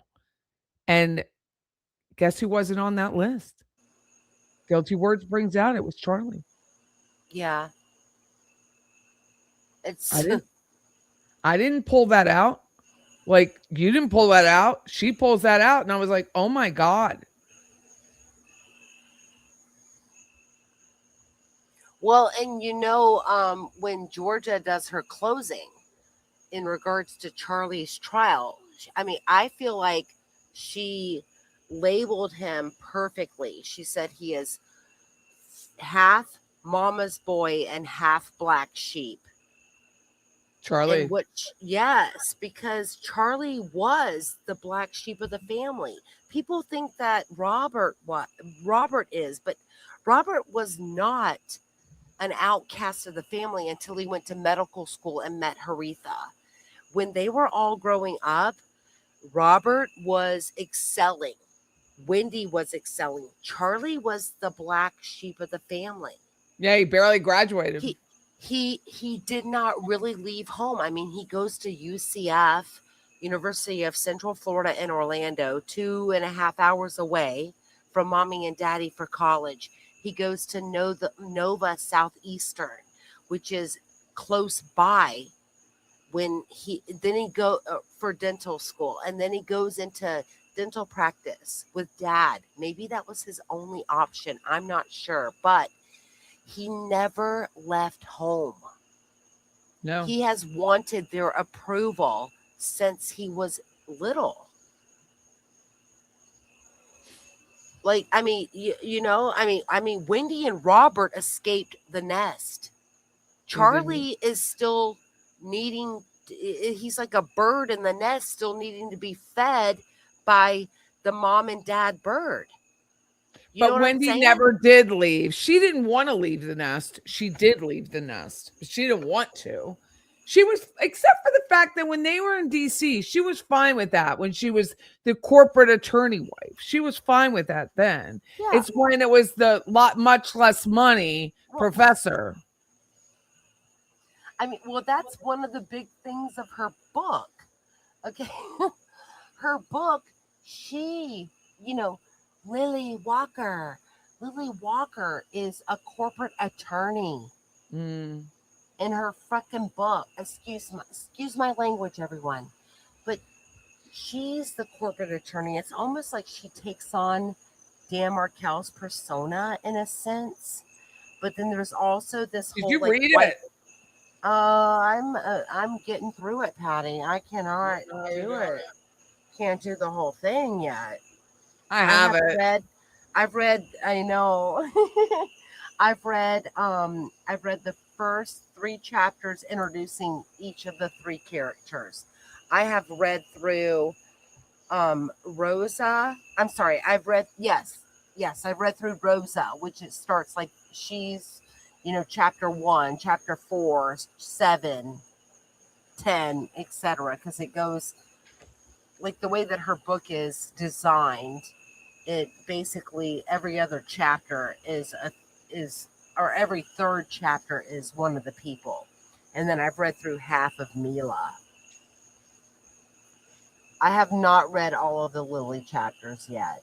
And I have not read everything for Mila, but another thing is it's very graphic. It's very graphic. And when I say graphic, I've read through Rosa. There's a murder there. There's all kinds of crazy shit. But I'm kind of familiar with a lot of those stories because I did child welfare for 20 years. I just can't even imagine someone putting it in writing like that. It's funny that she says she has a sister who's a nurse and a brother who's a doctor. You know what I mean? Here she goes. Here we go. Can we read this because there's copyright issues? No, you can read a book online as long as you have additional commentary. Okay, well, I'm about to. I used to be corporate lawyer, baby, like my sister Elena, the nurse. You've been in enough legal dramas on TV, so she watched legal dramas. To feel like you're basically a lawyer yourself. I hate to break it to you folks, but the legal dramas do not cover most of what the daily life of a lawyer is like. Have you ever seen document review on one of your fabulous dramas? No. Never heard of it? Document review, my friends, is where you sift through mountains of paperwork and files, search for some magic words. Sometimes it takes hours. sometimes more than a few weeks, and sometimes it means that you must take a flight to a more glamorous location like Cleveland in the middle of winter, where you will spend almost 24 hours a day and night searching through piles of boxes or more until you find the words you're looking for. Sure, corporate law is not all about document review. How would she even know unless she was married to one? I mean, that's the only reason she would know.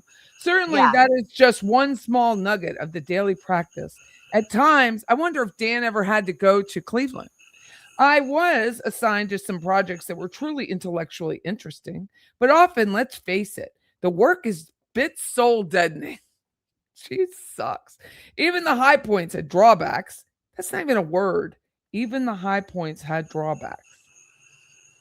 Is that a sentence? It's brutal. It's brutal. Are you Sure, reading? I took advantage of the free meals, shocking, and tagged along to every swanky hiring lunch they offered. I gained 15 pounds by my first year at the firm. So is she saying that Dan gained 15 pounds? I don't think he gained weight. Have you ever had a conversation like this with your mom, girlfriend, boy? She's so conflated. Another great aspect of corporate law is the fine art of billing. Yeah, Billing. billable hours. Yeah. Why is this worthy of mention? I will tell you. Have you ever broken down your day into 6-minute increments? Have you ever had a conversation like this with your mom, girlfriend, boyfriend, husband, dog?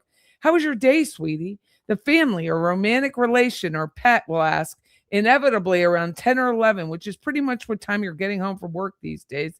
Since you're not anywhere near the billable hour requirement your firm sets for your year, and it's already October. I wonder, does anyone know who Dan worked for when he was in DC? I forget right now the name of the law firm, but I can find out real quick. How was your day, sweetie? Okay. It's in Ruth's book. Well, it was productive, actually, from 9 to 9:06. I researched a tort. This is horrible. They were going to force this book onto FSU students. Yeah, but okay, Patty, do you have a copy of the FSU Yes, it's right here. one? Okay. So, this is on my post on my channel. The first 2 pages I photographed. It was not required reading. It was basically dropped into every freshman incoming in fall of 2014's little welcome packet. They say, hey, read this book. No one has to do a paper. No one has to take a test on it. Come see the author talk. We also find out that Whendi ends up not getting to go do that talk. But then let's read page 1 of the introduction. There's a free barbecue at the president's house afterwards. Who does not want free food when you're at college for your first? I've been in the president's house. It's very nice. Grandma always warned, never share your underwear. This is the first line of her book. Mom advised, go to law school and find yourself a good husband. My husband Joshua said, write this story. I've listened to only some of the sage advice I've received over the years. In my former life, okay, so this is her talking about this person, what is Lily or whatever. None of my clients have been forced into prostitution, as I knew. I was a tax-paying citizen, but your family wasn't. With an upright upbringing, good friends, and a reputable job, I'm now the industry calls a public interest lawyer. Now, I know the reputation that lawyers have, and I've heard all the jokes. I've also had honest conversations with people from all walks of life, from the kind of law that I practice now on behalf of some of the most marginalized and defenseless people in our community. And it is a very different kind of practice. When I talked with my husband about writing this book, I told him that I wanted to start my part of our story on human trafficking with statistics and hard facts, statutes and international agreements about the intersection of law enforcement, state agencies, and service providers, and how they fail to coalesce. My husband has convinced me, because she respected Joshua, and I read greatly so, that you as an audience don't really want to hear about all that. People are drawn in by the human dimension, he tells me, and that is what I will try to give you. I have decided to tell my story. So then the footnotes, this is what I love. Yes, I am a lawyer, therefore I footnote. This is how I was taught to write. I am pretty sure that before law school, I didn't feel the constant need to cite to whatever I first discovered information. Now, after 3 years in law school and years to practice and boot, I can't help myself, so sue me. This is literally a footnote in the book where she just, Yeah. It's full of footnotes. I mean, lots of them. Didn't seem to have any scruples at all, but most only visited prostitutes in Vegas, far away from their cushy K Street offices. She has no respect for other and how people make a freaking job. If I you do, know. well, then I smell sequel. You're not writing a sequel, but if you do, I'll buy it. Then she goes on to the next page. Oh my God. It's so discombobulated. Yeah. Rosa and Mila tell you theirs. So she's talking about, this is literally makes no sense. That she was a corporate lawyer. She was never a corporate. And then she's like, our stories, like Rosa and Mila tell you theirs, our stories are connected, but each has its own origin. Really don't think that I could do their stories justice. Yeah, okay, so the bottom line with this whole Please effing get to book, it. well, she is trying to act like her marriage is some sort of situation equal to human trafficking. I'm not even fucking kidding you. Excuse my language, everyone. I'm so sorry. But it's a hot mess. I find it odd that she was able to publish something using other people's stories, honestly. Like, I don't know why. If she ever made any money off the book and Mila and or Rosa want to scream out to her. She talks about her grandmother a lot. And when she talks about her grandmother, that's Donna's grandmother. That is Donna. Donna talks about Donna's mom a lot. And that's Donna's grandmother. She's like, we fell in love, get hitched, and less than 3 months later, in early August, we moved to Hiawassee Springs, Florida. Hiawassee. Oh yeah. She talks about it. She talks about the friendliest town in Florida. That's Havana. But okay. Michael Fernandez has that property in Havana. Oh yeah, I'm aware. I'm aware. We moved to this godforsaken place for Josh's career, insert Dan. And because I wanted and needed to be with him no matter where we were, Josh had 3 weeks to prepare for a semester at North Florida State, which doesn't exist. He finally finished his, and then she has Go Fighting Manatees. She literally cited that, Go Fighting Manatees. He finally finished his 8 years of PhD, a postdoc, and writing fellowships, and would finally be an assistant professor at English. And I was going to study for the Florida bar and look for a job. We had a plan. We were on our way. The things about plans, though, as my grandmother used to say, did your grandmother say, let's commit a crime? Is that we plan and God laughs. My dad always says, Harvey, and I'm pretty sure that he borrowed this from someone famous, that life is what happens when you're busy. Oh my God, he didn't make this up. What happens when you're busy making other plans. Platitudes aside, all of that is to say things happen much differently than ever planned, I'll say. I will say. People in the Wassee are the kind that would run through traffic if you asked them to. How do we get here? Let's see. This is so fascinating. Let's see. Our honeymoon, we took the scenic route from D.C. through the Carolinas with a mandatory stop, and then not to be missed, Très Romantique, town of Charleston. All the cobblestones, the horse-drawn carriages. I mean, it's enough to make anyone fall in love right there. 10 or so hours later, haven't seen all the back roads in the southeast seaboard. And one very expensive speeding ticket, I arrived in Hiawassee Springs. Yeah, there's no fighting manatees anywhere. Manatees do not fight. I just assumed, and we all know about assuming, Hiawassee Springs was in Florida and would be just like other parts of Florida. That I thought the same thing, Whendi. And I knew from visiting my grandparents, I assumed there would be palm trees and the beach and sunburned Canadians.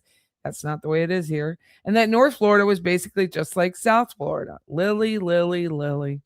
I definitely found out how wrong you can be with the assumptions.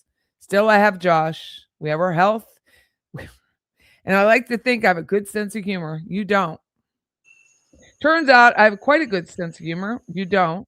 But only after other people's lives. I'm quite humorless about my own. You are. Or at least I was. Hiawassee changed everything. North Florida is very different from South Florida. I attest to that. This statement is worth emphasizing lest other people make the same mistake I made. And let me get to citation 9. I mean, this book should be the first and foremost educational. Oh my God. North Florida is much like South Georgia, which makes sense given its proximity. Palm trees are not native. Some palm trees to grow here, Nope.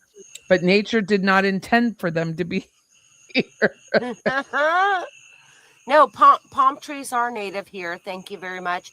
And yes, we are in South Georgia. We have Red no Clay. shuffleboard. We have no shuffleboard.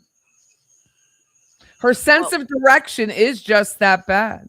Josh offered to buy me a GPS device for my birthday so that he could track me down and give me directions if needed, but I politely declined. With me out of work and him not exactly raking it in as a professor, I didn't want him splurging on unnecessary gifts for me. Meanwhile, she's a trust fund, baby.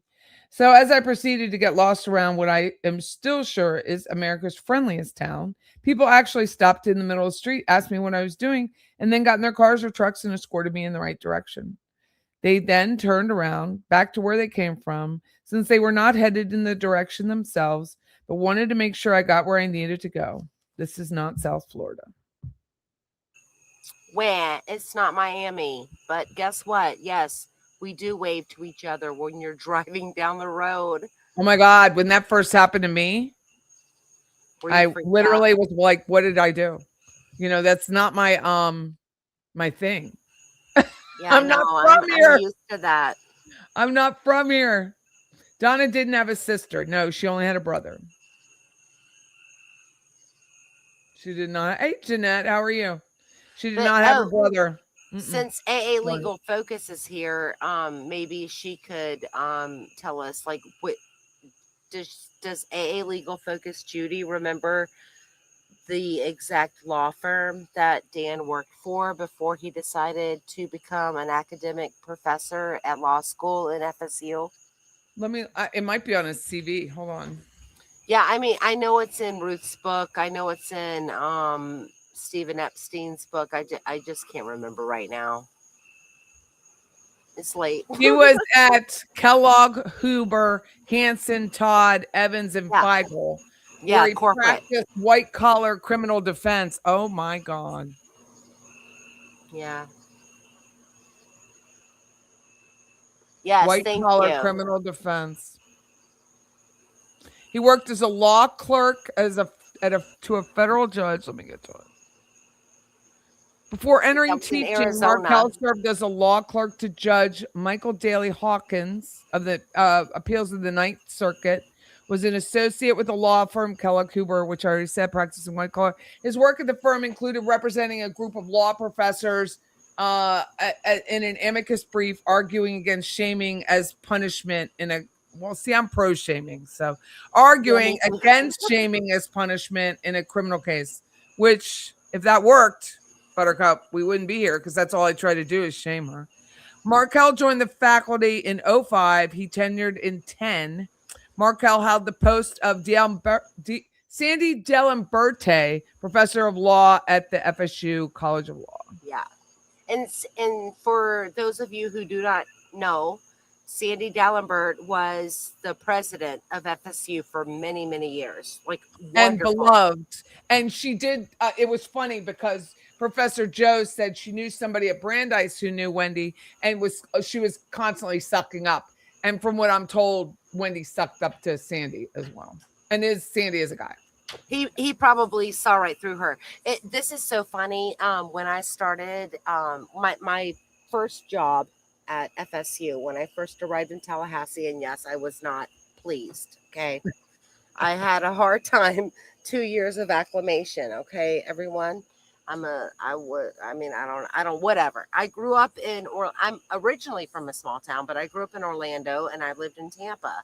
And then all of a sudden I'm in Tallahassee. It was rough. So I was working at FSU and Sandy D'Alembert was a president, was the president of FSU at the time. And he would take new employees on like little tours. And I was in like a 10-person tour with him. And I cannot find this information anywhere online. But he announced to us, his first name is not Sandy. His first given biological name was Herbert. Oh, bless his heart. I wonder I why. know, and Is Alexander his middle name? Do you know? I have no clue. But I have not been able to see anywhere that he was named Herbert, but I remember that specifically. And you know that, I mean, there's like Dallenbert Realty all over the place. Is that him? Is that his family? It's his family.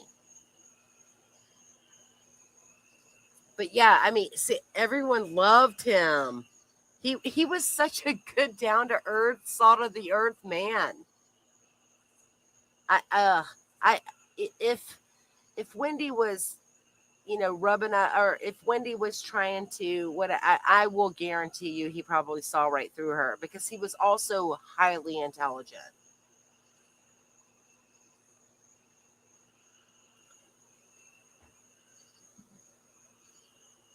But his named law school scholarship and tenure and position is what Dan held. Dan Markel held the Sandy Dallenbert position. Oh, you're muted, Patty. Sorry, I hit that. I think No, Wendy's just trying to make sure she didn't get fired. Probably. I think that was her point, because he was probably telling people about what was happening in his life, as people do. She did work there. Oh my God, she got so pissed because he went to say hi to her one day. Remember? He went and said hi. And she was like, he's coming to my office. Lady, he said hi. I just spit on the book. It's okay. I get so upset. Well, you can spit on that. Listen to this. Listen to this. She goes, oh my God. Hold on, let me get to it. This is chapter 6, Lily. Not one to handle free time well. I took a job with the local Immigrants Justice Center of the Big Bend. Like, that's like name for word. This is white savior going much on. Like other decisions I made once we decided to move to the Panhandle, I'm not sure what inspired the choice. I think my past desires to do some kind of do-gooder law have been squeezed out of me by law firm life. I didn't have a particular interest in immigration or immigrants. Of course not. Although she's fluent in multiple languages. I had heard people on TV and the radio, and my cousin Hal, who unfortunately is a blood relation. The only cousin she has is the Minces. That's it. I mean, she's not going to call Elliot the brother. Kids rant and rave about illegal immigrants for quite some time. Between you and me, when I signed up for the job, I didn't know the first thing about immigration law. Mainly, I just needed a job to occupy my time, and it was basically the one available just then. And even the Minces are second cousins. They're not even first cousins. They're second cousins. I can show you the tree someday. Type A personalities like hers.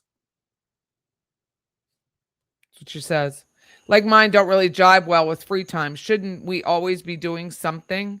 Girlfriend was a slob. If you're a type A personality, you're cleaning your house when you have nothing else to do. You can't sit still. Like, my legs are jumping right here. I can barely take it. I hate it when I don't have anything to do. Josh still does gobs of loans to pay off for his many years of graduate school. I don't believe that for 1 second. No, I don't believe Dan had. I don't believe that. They didn't have that much cash in the bank for her to steal half of it. If he had a ton of law school. Her part of, like most of her book, like she is reversing roles between Dan and herself in regards to what she should have been, if you will, in regards to acclimates. Like page 26. Comparatively speaking, both to my clients and to the rest of the world, I had lived a life of outrageous privilege and unfathomable comfort. My hands have never worked a day of labor, unless you count the kind that worsens your glass prescription and gives you the special shade of green that only a Caucasian in a cold climate toiling in artificial light can achieve. I built lots of hours at the firm. She didn't build shit. But only because I had the luxury to go to law school. I think that's what you're saying is because he was Canadian. Well, in the billable hours. Yeah, He she never, probably was very pale. but she never had a job where she had to do any billable She hours. didn't have a job, did she? I mean, she did not have a regular attorney job like AA Legal Focus or Stephen Webster or Tim Jansen. Like she did not have that type of lawyer job. So it the book's a hot mess. Oh, page 39, I'll just let you know. Page 39 is where she has that entire statement about Hiawassee Springs was the last, stop off to civilization or whatever. I think it's 39. I'm looking at it. So you might find it, if it's not 39, it's 29. Where's this hangout she's talking about? Here's an illustrative example of how this is on 37. For its richness and human diversity, this place still has lots of small town charm. Yesterday, I got home at the decent hour, and Josh had plans to spend the evening with some other English professors listening to a reading at the plant. Would that have been at the warehouse before they knocked it down on Gain Street? I bet it was. I used to have a good time at the warehouse. I bet it was at the warehouse. It probably was the warehouse, but when she's talking about small communities, I mean, she must be talking about Bristol, Taloja, Havana, There's nothing in Bristol. all of the surrounding little towns in Circuit 2 that's not Tallahassee or Monticello. Page 38, she starts whining about the being a newlywed. But in truth, sometimes I really relish the silence of a little time alone. When you're single, you want to be married, to have that special constant companionship. Then you get married and you miss the alone time you used to have. Happy, I guess, is somewhere in the middle. So there I was, relishing some pre-marriage type alone time. Who writes that? I was sitting on a broken, deformed couch, hoping to catch a few minutes of Gilmore Girls. Well, isn't that ironic? We had a television that only played 3 channels. Nobody believes that. I had just sat down on the couch with a bowl full of Thai spiced noodles when I heard a scratching sound in the wall near the base of the couch. Oh, they had rats. No, you didn't. We still had our DC area cell phones. That's true, because you can go back and look at her old cell phone numbers. She had a lot of them. Okay, so I don't see it on page 39. No, I think we have. We might have different copies, but no, she talks food. I have the one on FSU. One book, one campus. Okay, so in the middle of the first paragraph of page 39, she says, "We couldn't bring ourselves to get rid of the DC connections as if it somehow proved that this Hiawassee Springs idea was just a small stop on the way back to what we had previously known as civilization, the land before unidentified Amelia in our walls." Gag me with a spoon. All of you, if any of you know about square pegs from the 80s. Jenny, it was only I think it was only on for one season. But when does she kill off Josh? That's what I want to know. When does she kill off Josh? She doesn't kill off Josh in the book. What she does is she leaves and changes the adopted baby's name from Stone to Walker. And Lily Walker is her quote-unquote it's her character. Name. Yeah. And he did read the book. Yeah, I don't. Conclusion. Let's see. Is there anything important? Oh my God. Yeah, it's brutal. AA Legal Focus, I think that AA Legal Focus and some other folks read it on her channel back in the day. Did she mean to put Tallahassee in this on page 230? What did she say? I'm not I at tried to 2:30 focus yet. on the road, and somewhere on the way to Tallahassee, Anna started crying. What's wrong, baby? I asked in the most nurturing voice I could muster. Yeah, because I realized Because at that point that Anna was either hungry, cold, wet, or soiled. what page? 2:30. Okay. So the airport was not in Hiawassee. So eventually I made it to the airport, unsurprisingly, still no Mila, and knew that the father of baby was named Ty. Department of Family Children, blah, blah, blah. Yeah, she says Tallahassee. Yeah, she probably did not. Oh, well, I think maybe Tallahassee is where the airport is in her book. I have not made it through that far because I don't think I could. I might have to I'm having a hard time. Like cut the binder, scanned it, and have ChatGPT read it to me. Yeah, I do not believe that it's popular enough to be available on Audible. No, and it's still very expensive. Well, I paid $3.99 at the Goodwill store. Oh, I got it for free at our church thing when I saw it. I was like, "Can I have it?" And they said yes. I didn't pay for it. Not paying. It was literally at our church yard sale. At Southwood. I mean, I still believe that like she drove around all of the parks in Tallahassee and put them in those little like libraries at the parks. So God, this is what a bitch she is. We had purchased a double bed, which I refer to as mandatory cuddling number, as opposed to the larger king size version, which permits discretionary cuddling. I figure who needs all that discretion in the beginning of a marriage, right?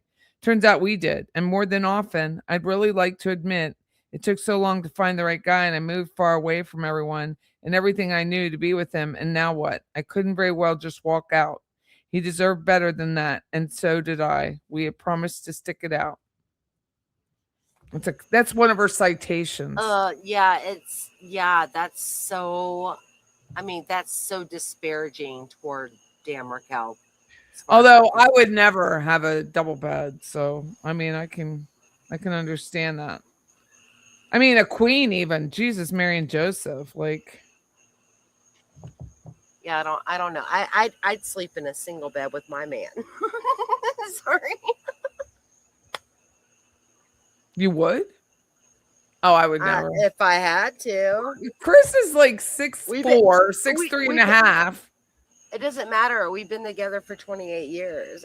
We've been together for 23, and I would sleep on the floor. No, I like my own space. No, I ain't that in love. Sorry, I don't mean to get graphic, folks. You're hardly graphic. My God. I'm just saying. We That's make nice it work. that you feel that way. Yeah. Here you go. Here's another one. I do appreciate Josh doesn't actively abuse me, but I do wonder sometimes if he understands me at all. I think he understood you too much, Whendi. He talks about how much he loves me, and he certainly is affectionate, but I constantly wonder whether he just needed someone to come with him to Hiawassee. You went of your own volition. Nobody forced you into that car. And whether I just seem like a most willing idiot. No, you just thought the money was in DC and then you had to move. He is withdrawn. He never wants to talk about our relationship. What men do? I mean, it's really hard to find a dude that wants to. And sometimes I feel like I don't know him any better now than the day we met. I tried to get Josh to assign it to his what? Oh, her book. Oh, she's such a bitch. I think she's such a bitch. I know. I mean, even when you read this. The book is so bitchy. Here's where it's not. She goes, because her dad was born in New York. And ladies and gentlemen, my dad was originally from the South. He was born in Memphis and lived there till he was about 10. And his family decided they had enough of all things Southern. I've always lived like few leftover expressions my dad held on. It's just, I mean, that's not true. I wonder how many. Okay, listen to this. Site 34. I had met with all the law enforcement officers in the area to talk about the kind of immigration law I practiced during my first month. They were happy to make inroads. I wonder how many she knew. I don't think she knew any cops, honestly.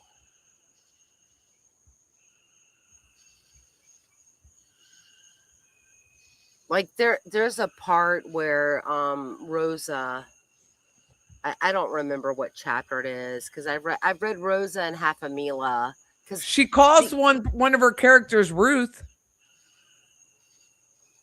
ugh.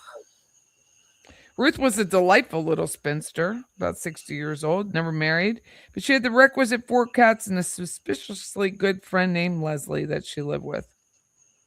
Oh, is she She wore indicated? equally suspiciously. Oh my God. No, I have not gotten to that part yet. I have not gotten I to just that blew part it. It's yet. on page 76. I'm only looking at citations. I'm grabbing, but oh my gosh. What? Whoa. Patty. I'm right here. I'm saying, you see what? Yes. Do you see what she's trying to Yes. Yeah. perpetuate there? Yeah. Yeah. Sick bitch. I mean, she is Ruth for a reason. 100%. I've never heard anyone notice that before. I don't know. Maybe Leslie did when she did her thing. No, Leslie has not done. Leslie has not done her book. Oh, I thought she did. No, Leslie's only done the unveiling, and she's still in the middle of doing Stephen Epstein's extreme crime, extreme murder, whatever it's called. No, Leslie has not read this book. I talk to her all the time about.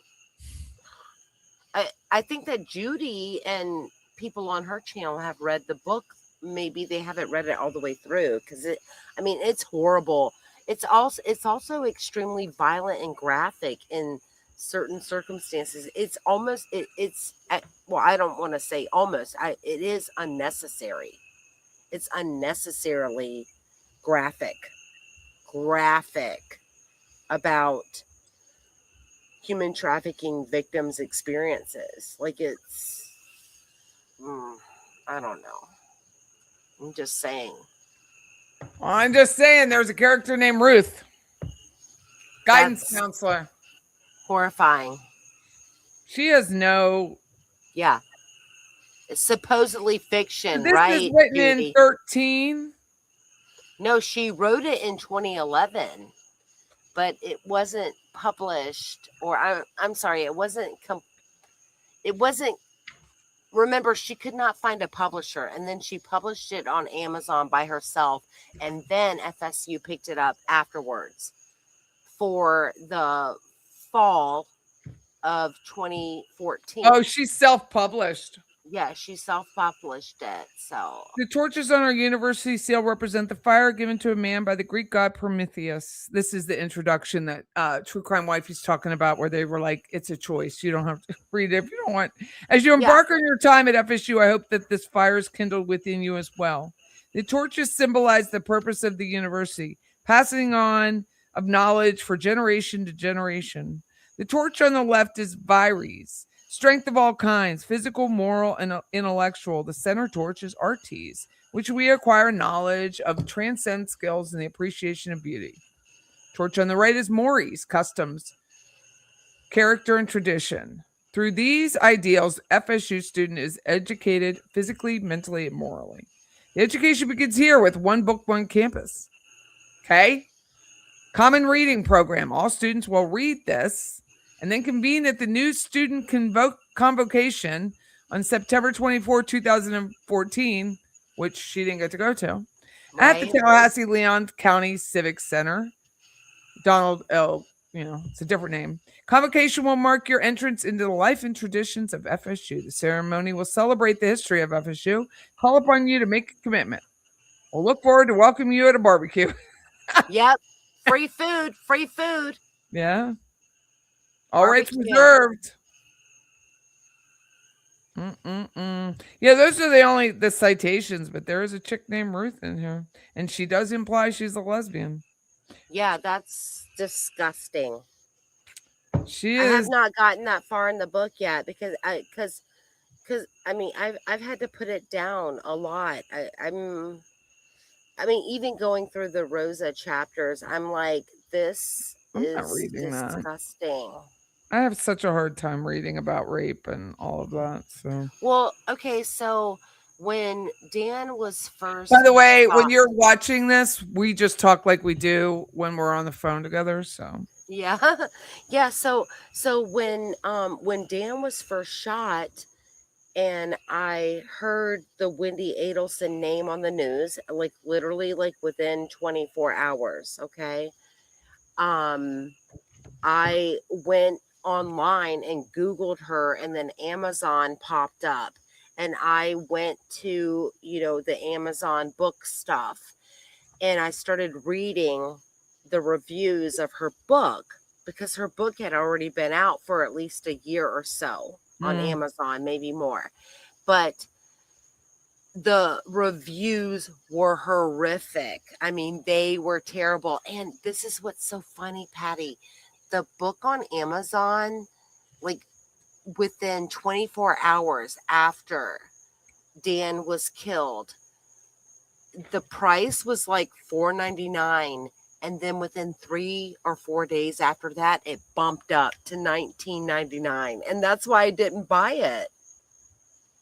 So it's almost like, it's almost like Amazon found out that her name was out there in the virtual atmosphere. Yeah, even back in the day. Yeah. But I read all of the reviews, and I specifically remember one review.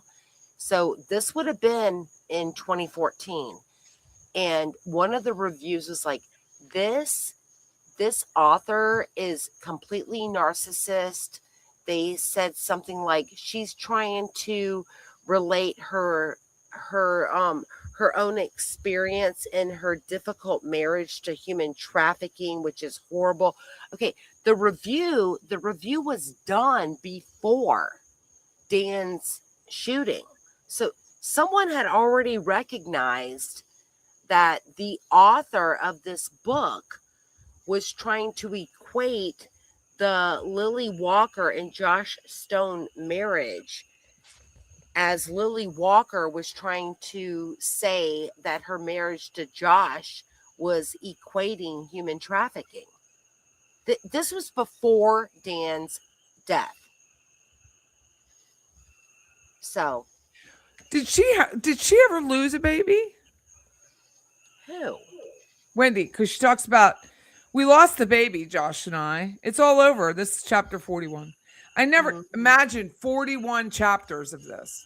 Yeah, I mean, 41. I have some viewpoints about what that might mean, but I don't think it's I in this never period. knew I would be so sad. What? Okay, well, you have to tell me. I never knew I could be so sad about losing something I wasn't sure I wanted in the first place. Josh and I were going to wait until I was 12 weeks along to tell everyone. Well, now there's nothing to tell. What do you do at this point? Call your mom and say, hey, I'm feeling sad because I had a miscarriage and they had to remove part of my uterus and now I can never get pregnant again. I can only imagine how that conversation would go. So this is written in what? 12, 13? She wrote it. You're pregnant. Well, okay, so hang on for 1 second. Remember, Tamara Demko read a print of this book before she ever published it. Right. And in the end, she said, in the end, there's a part that says the author lives in Tallahassee with her with her kids. It with says her it right two at the end. children. Does not even mention Dan, and this is before 2012. Which is why I think it's so damning. I think the book is damning. Yeah. So okay, so she loses the child. You're pregnant. My mom would squeal into the receiver, not the shower. Incredulously happy, always half listening, looking for the most optimistic information. No, mama, I was pregnant. We lost a baby and I'm sad. I would try to say it patiently. And my sadness would overwhelm me and she would hear the anger in my voice. Oh, I see. Well, you can just try again. Trying can be lots of fun. I would feel simultaneously softened and embittered by her desire to gloss over the details in the interest of moving on, and I would make some excuse about a client needing some help and get off the phone. As you can see, I can't call my mother.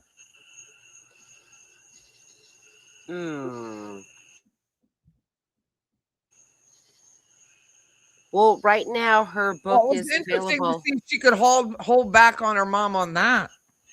And it's been so long since I've called any other friends, having spoken to people sporadically since I met Josh and we moved here. I don't have any new friends here, shockingly. She really didn't have a lot of friends here. That I feel close. All of them really were through the Jewish temple, and then those social workers. And I feel close. Okay, Ryan was the lawyer, and close enough was to talk about this sadness. And my old friends finally stopped trying to get in touch with me more than a few months ago. Losing a baby and knowing I could never have another, well, these things could be enough to manage. Lately, I'm feeling worse, mainly because no one knows what I'm going through, and Mila pregnancy requires my involvement since she doesn't drive and needs some help and guidance because she's always the savior. I wish I could say that I am been offering this assistance with an open heart, but I feel so annoyed at her for the ease with which she got pregnant, her ability to have as many kids as she'd like, and the fact that she doesn't seem to want the child now, that it's a girl and not a boy. Unbelievable. I've tried to talk to Josh, and it's really not going well. He thinks I've way overstepped my boundaries with my clients, and then I'm no longer their attorney, but also their mental health specialist. I bet that was a conversation. Their driver, their translator, on and on. I bet he did. Okay, so I just looked up on Amazon, and her book right now is like $19 and some cents. And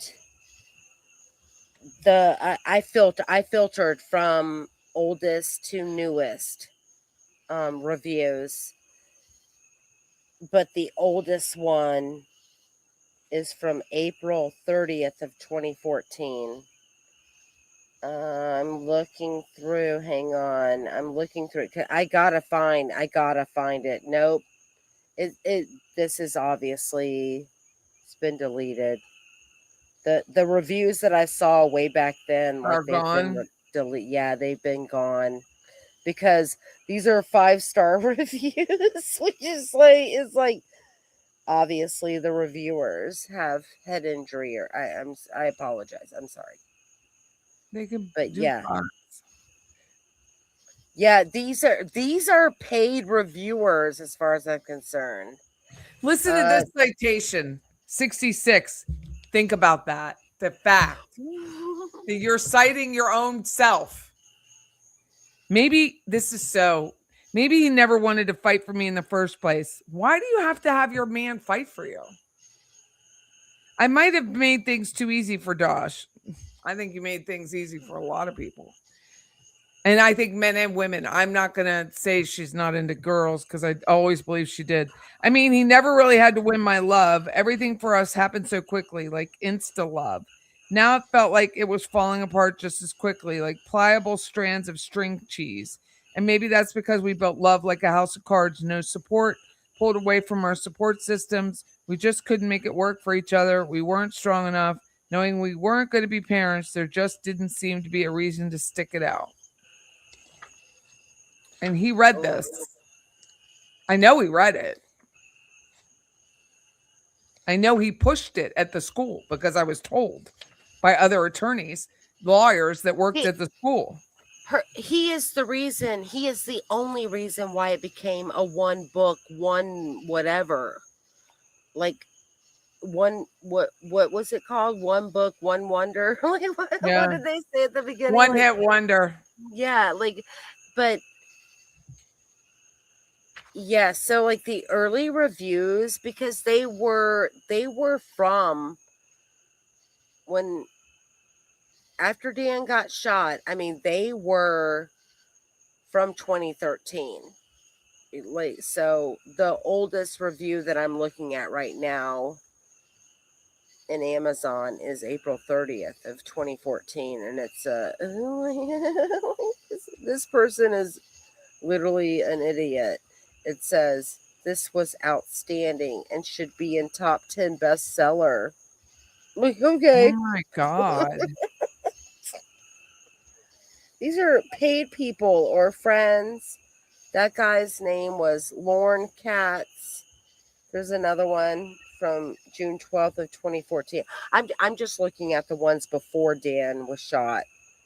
This book was really good. It made you think about what could be going on right next door to you, and you wouldn't even think it twice. Like, No, you don't even know. No, gross. Good read to learn about immigration laws. There's nothing in the book about immigration laws, honestly.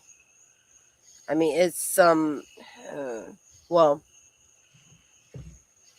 it's like an idealistic immigration law. I mean, I'm not reading that part because I don't want to hear about it. But of course, then there's like reviews like, this is absolutely a dreadful piece of work, inept writing, one cliche after another, ghastly, amateur shit. This is how she describes pregnancy, her own. Josh and I are pregnant. At first, I thought I might have a tapeworm because I wanted to eat every 2 hours. After 7 straight days and calling around for good gastroenterologists, Josh finally convinced me to buy a home pregnancy test and to see what's that. Well, it turns out that it is in fact a human baby, not a tapeworm.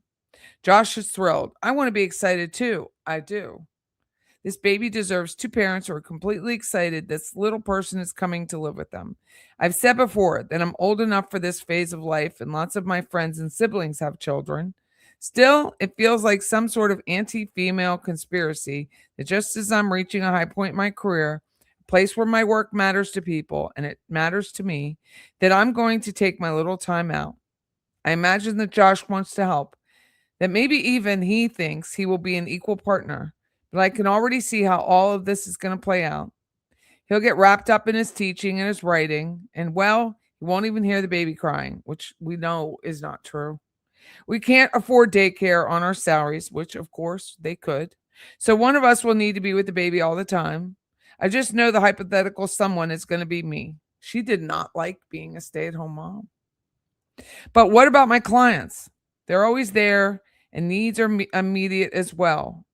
Who's going to take care of them if I'm occupied with caring for a newborn? She did not want to be a stay-at-home mom, and he wanted her to be a stay-at-home mom. I've heard from other people that a mom often feels like a mother from the second she knows she's pregnant. This makes me cry, I swear to God. But that the father often doesn't slide into his role and until she told the after the actual birth. In our case, the roles were reversed. Josh is overjoyed and I'm lukewarm. Maybe it would help if I could keep anything down right now. 1 minute I'm absolutely ravenous, and the next I'm sitting on the cold tile floor hugging the toilet like it's my best friend. So there you have it. That's my latest news. I'm not the only one with news, though. She goes on about whining about them. Just awful. Is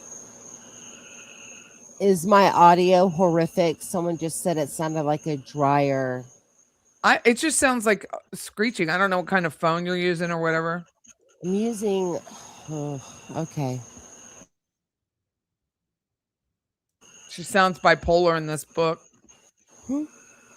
Borderline personality disorder. Is it sounding horrific? That has the hits for AA Judy. I don't know.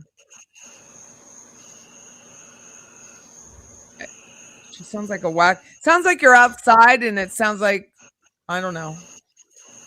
Well, I apologize if it's not bothering me. Okay, I'm so sorry. Whendi declared very publicly during a writer's podcast that when she married Dan, she did not have passionate love for him, but married him anyway. What a fucking user. So someone said I sound like I'm in a jungle. Yeah, I mean that might be true. Like I'm outside. That's why. That's it. You're just outside. It's the frogs. That's what the noise is.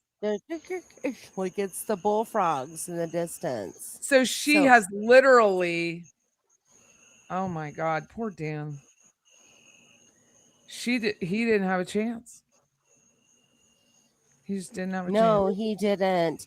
And okay, so one thing, I mean, I don't know if I'm kind of confused about the whole agreement stuff with conspiracy, but Does Wendy's 2015 podcast mean anything? She clearly says in that podcast that her ex-husband was shot in the head by professional hitmen. They were not arrested until 2016. Yes, but remember in the Tallahassee Democrat, it says that they were marked. Oh. Remember? Oh, where is it? I probably don't have it. Meaning Dan was marked? Yeah, that it was it doesn't say hitman in there. Hold on.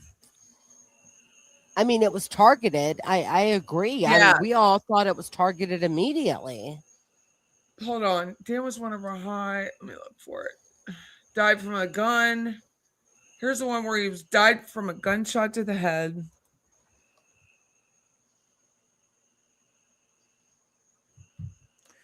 Here's this one. I'm gonna show the page. Sorry, it's on my tabs. It's with reporters we're aware of. We have not named a specific suspect or suspects at this time. So there was that one, and then there was the other one I found where it says he was targeted. I think is what it said. I mean, I feel like after a couple of days, we all knew in the community that it was a targeted hit. They pinpoint the garage, and that was on. What day was that? That was on the 26th. It just said Markel was the intended victim, and that was the 22nd. But I don't know.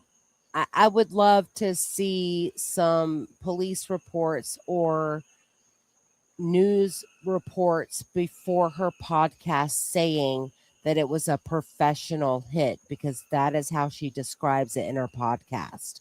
And the recording of the podcast has been edited, but there is a People's Magazine, and I have heard Whendi say this in the podcast recordings, but it's no longer available anywhere. I remember her saying, life, it can be snuffed out in an instant. Like, she says this crazy shit in her podcast.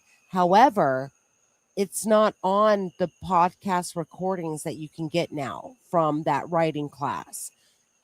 But there is a the person who led the writing class, they were very good friends. They were very good friends. But there's a People's Magazine article that reflects that specific quote. So I know that recording exists. You know what I'm saying? Like, the People Magazine article quotes her saying, the life, it can be snuffed out in an instant. But you cannot get that on a recording at all anymore from her podcast. So I know the guy who used to be, I didn't know he was Dan's office mate, Jay. And she mentions Jay and Dory in questioning. He won't talk to me. He cannot. He said, I cannot. Not that he wouldn't want to at some point, but he cannot. He said he cannot handle it. I mean, if people were friends with them, they probably can't handle it. They said they cannot. He said he cannot handle it. His whole life changed after that. They got a divorce. Like, it was a big deal.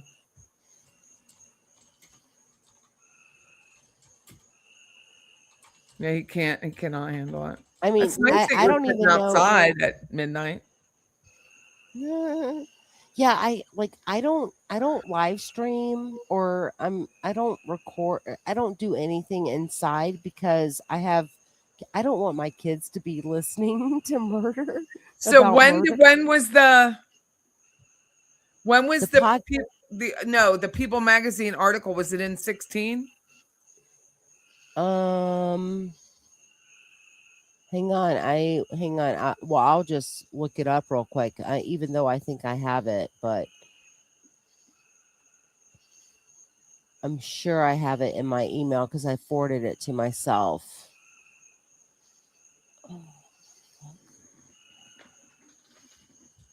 I mean, this is 16 in this People magazine I found. Hold on, let me share it.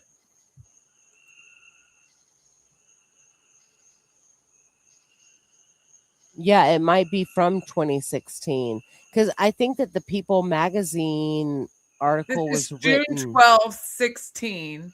And Yeah, it's written after the arrests. right. So this mentions Katie Magbanua.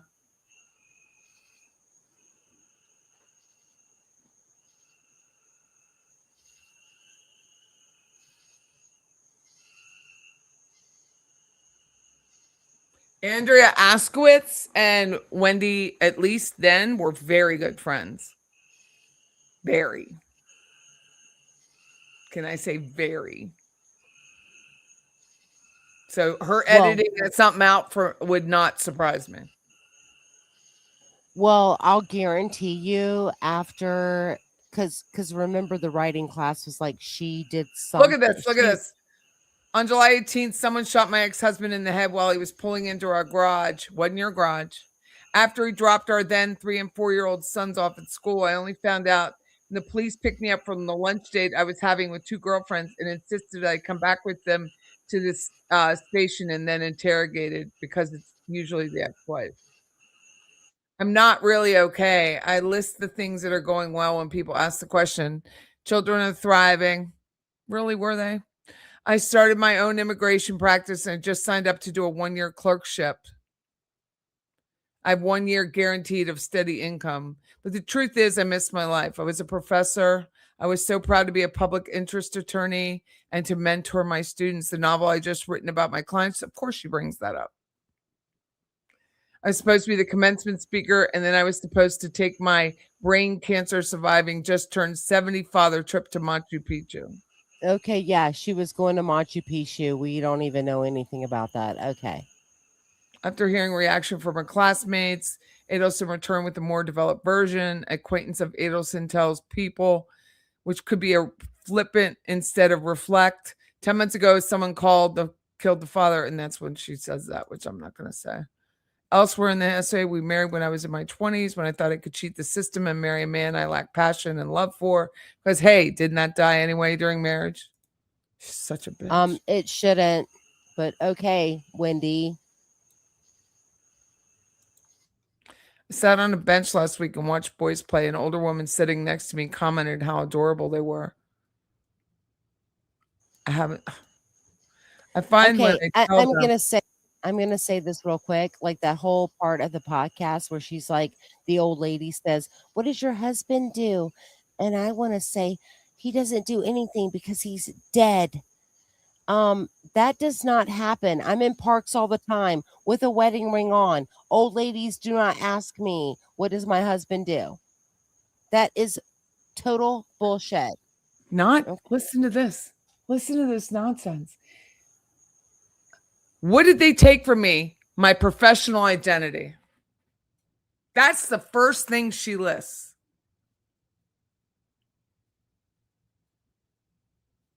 Yeah. Not her, not the father of her sons. My kid's father. No, that's why it's so easy to tear you apart, Wen. It's the easiest thing ever. It's the easiest job I've ever had.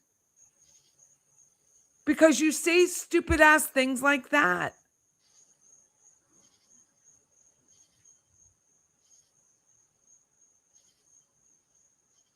My children are now orphaned. Creating a new world. It's shaky like a little calf, wobbly in the knees. Oh my God.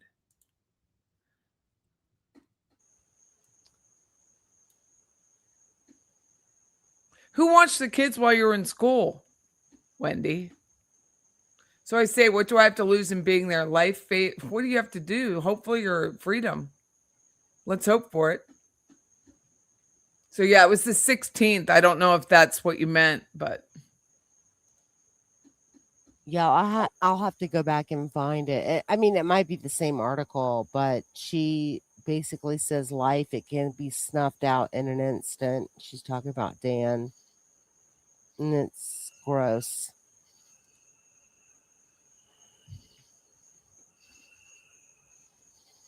Did she pay to publish it? Larissa asked. Yeah. Josh Bone. Oh, that was Wendy's unpublished book. Do they make a Cliff Notes? I tried.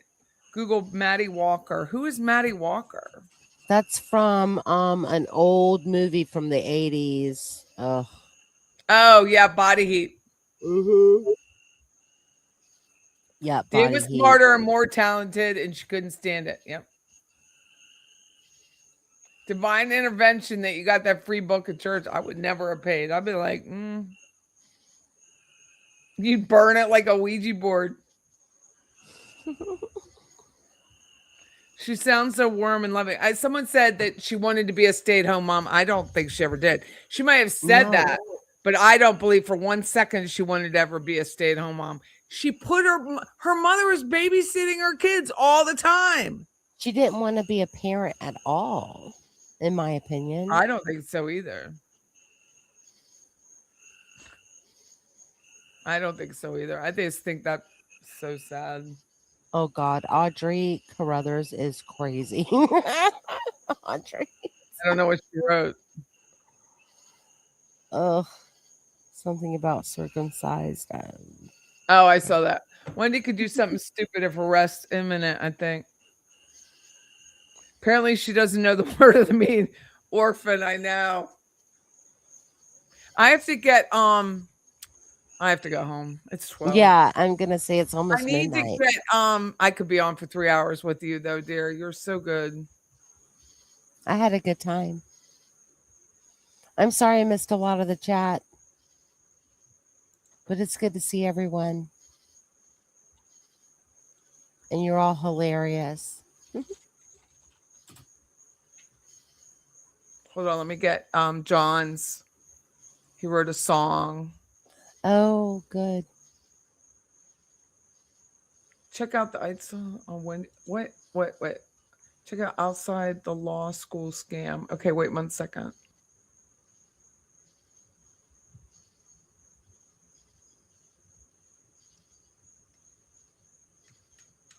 Whose blog is this? I don't Blog know. about Wendy's book link. Oh, hold on. I don't think I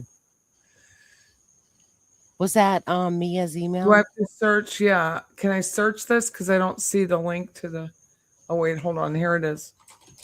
I had to find the search. People, can I tell you, if you're going to develop a blog or a website or really anything in your life, could you please use a font that is legible to a 60-year-old woman? That's all I ask. It is so hard to read some of this shit. To Arial 12 point. Look, Arial it's right up 12 here. point. Why does it have to be in peach? It's not legible. It's probably really old. And then look at this. You could always I know. I Wendy's hate criminally lousy novel. I hate when I'm on my phone and I get an email that's like the background is black and they've written in yellow. I'm like, what the fuck? Like that's I not hate that something so I can much. read. I'm like, what are you doing? Yellow might be your favorite color, but don't do it. It says Yeah, a former law professor named Wendi, as the public spotlight becomes members. Oh, hold on. I got to make this bigger for you all listening at home. Killer ex-husband, a fellow law FSU professor, a prominent legal blogger named Dan Markel. According to the CV, Adelson obtained her first academic job in 2006, the same year she graduated from law school, as a clinical fellow at the University of Miami Center for Ethics in Public. In 2007, she moved on to that position. No need to read it. How did Adelson nab faculty post fresh out of law school, leading to an FSU law professorship only a few years later? Probably did not hurt that she graduated cum laude from the University of Miami, indisputably a praiseworthy accomplishment. Also didn't hurt that in 2005, while still a law student, she married Markel, a Florida State law prof.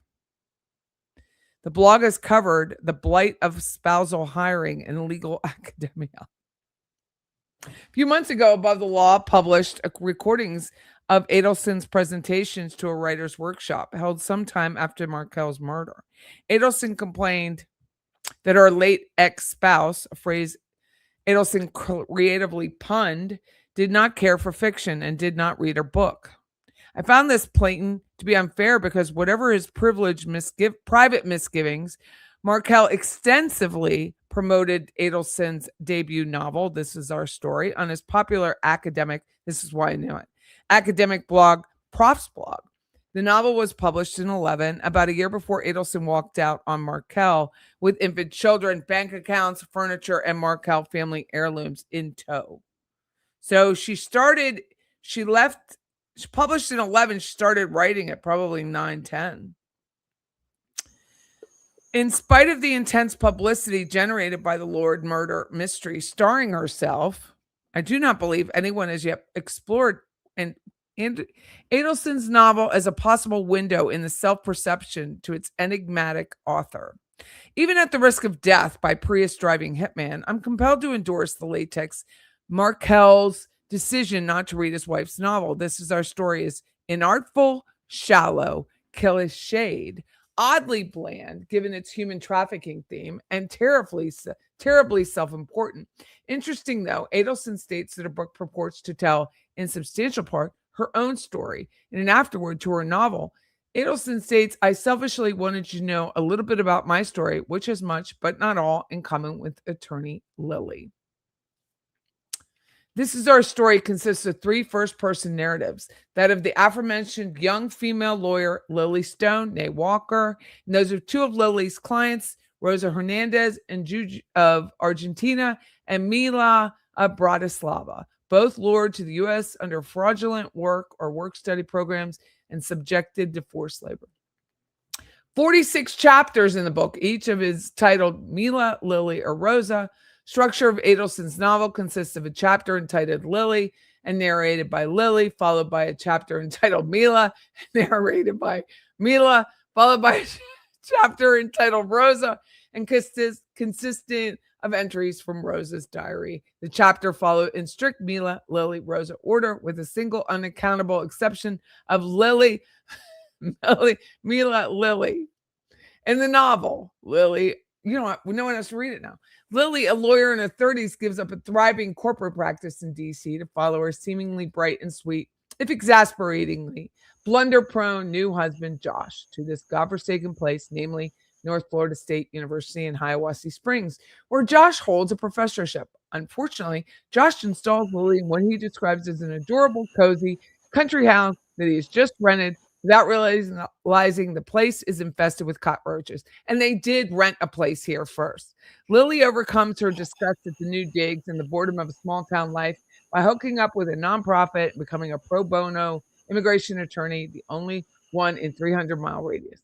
You would think that the tales of Mila and Rosa would be emotionally harrowing. However, Lily chapters are written with a bite that is lacking in the Rosa and Mila chapters, even though the narrative of neophyte immigration lawyer adjusting unhappily to married life would seem less naturally compelling than those of 2 young women seeking to escape from an intercontinental sex slave ring.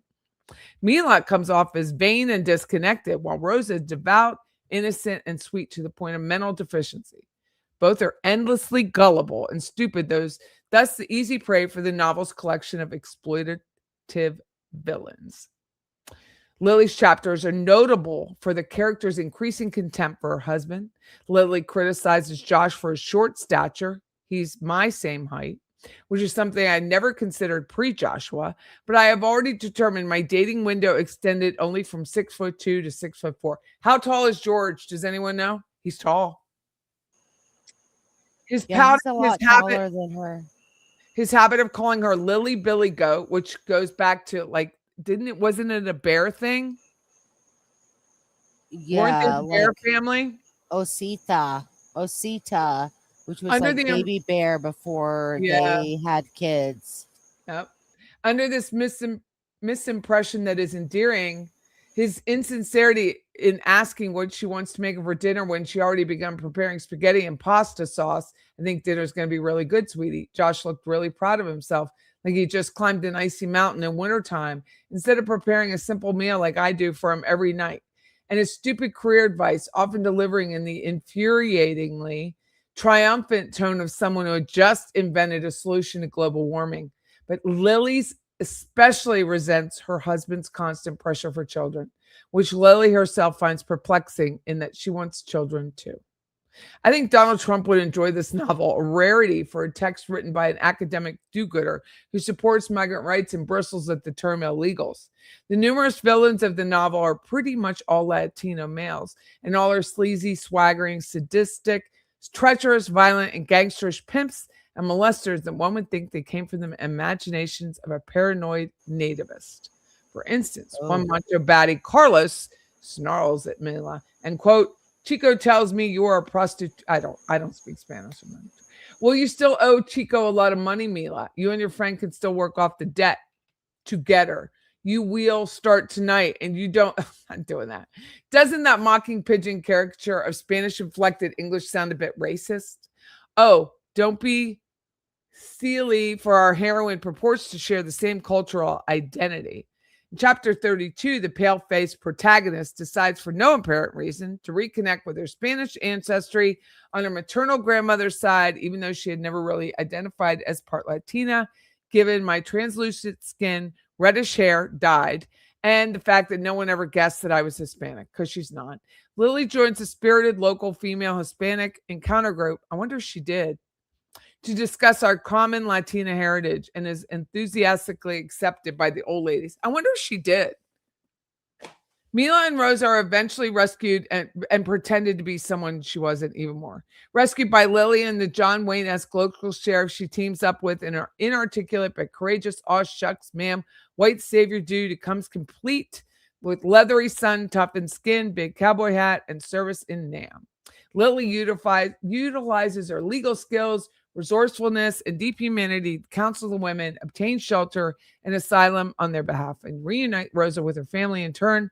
Mila, Rosie, and Lily, other clients, treat their attorney Lily with worshipful awe, showering her humble yet heartful gifts such as homemade enchiladas and a teddy bear with an angel wings and painted green eyes to look like me.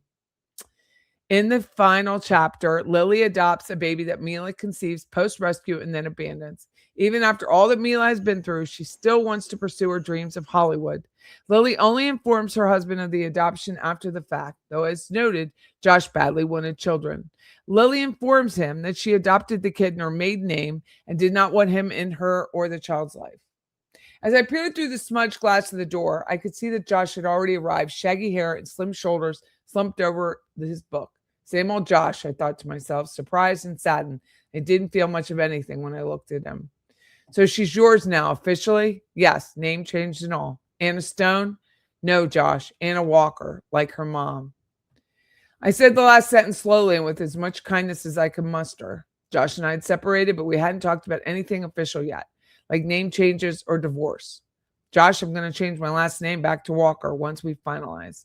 So that's it, Lily. It's over, and I don't even get a say. He looked equal parts sad and combative. I tried to be gentle. Do we believe that? I reached across the table to his hands and mine, and he pulled them away and folded his arms defiantly. Why would you? I took a breath, and he tried again. Josh, my life is going to be different. And Anna and me, well, we have to forge our own path. I hope with time. You hope what, Lily? Josh had a venom in his voice and tears in his eyes. You hope we can still be friends? Please don't. Josh grabbed his hooded gray sweatshirt. Hell, her mother, even in the book, wouldn't have allowed that to happen because then she wouldn't get child support. I mean, the whole thing Donna wanted was child support and freaking money and alimony.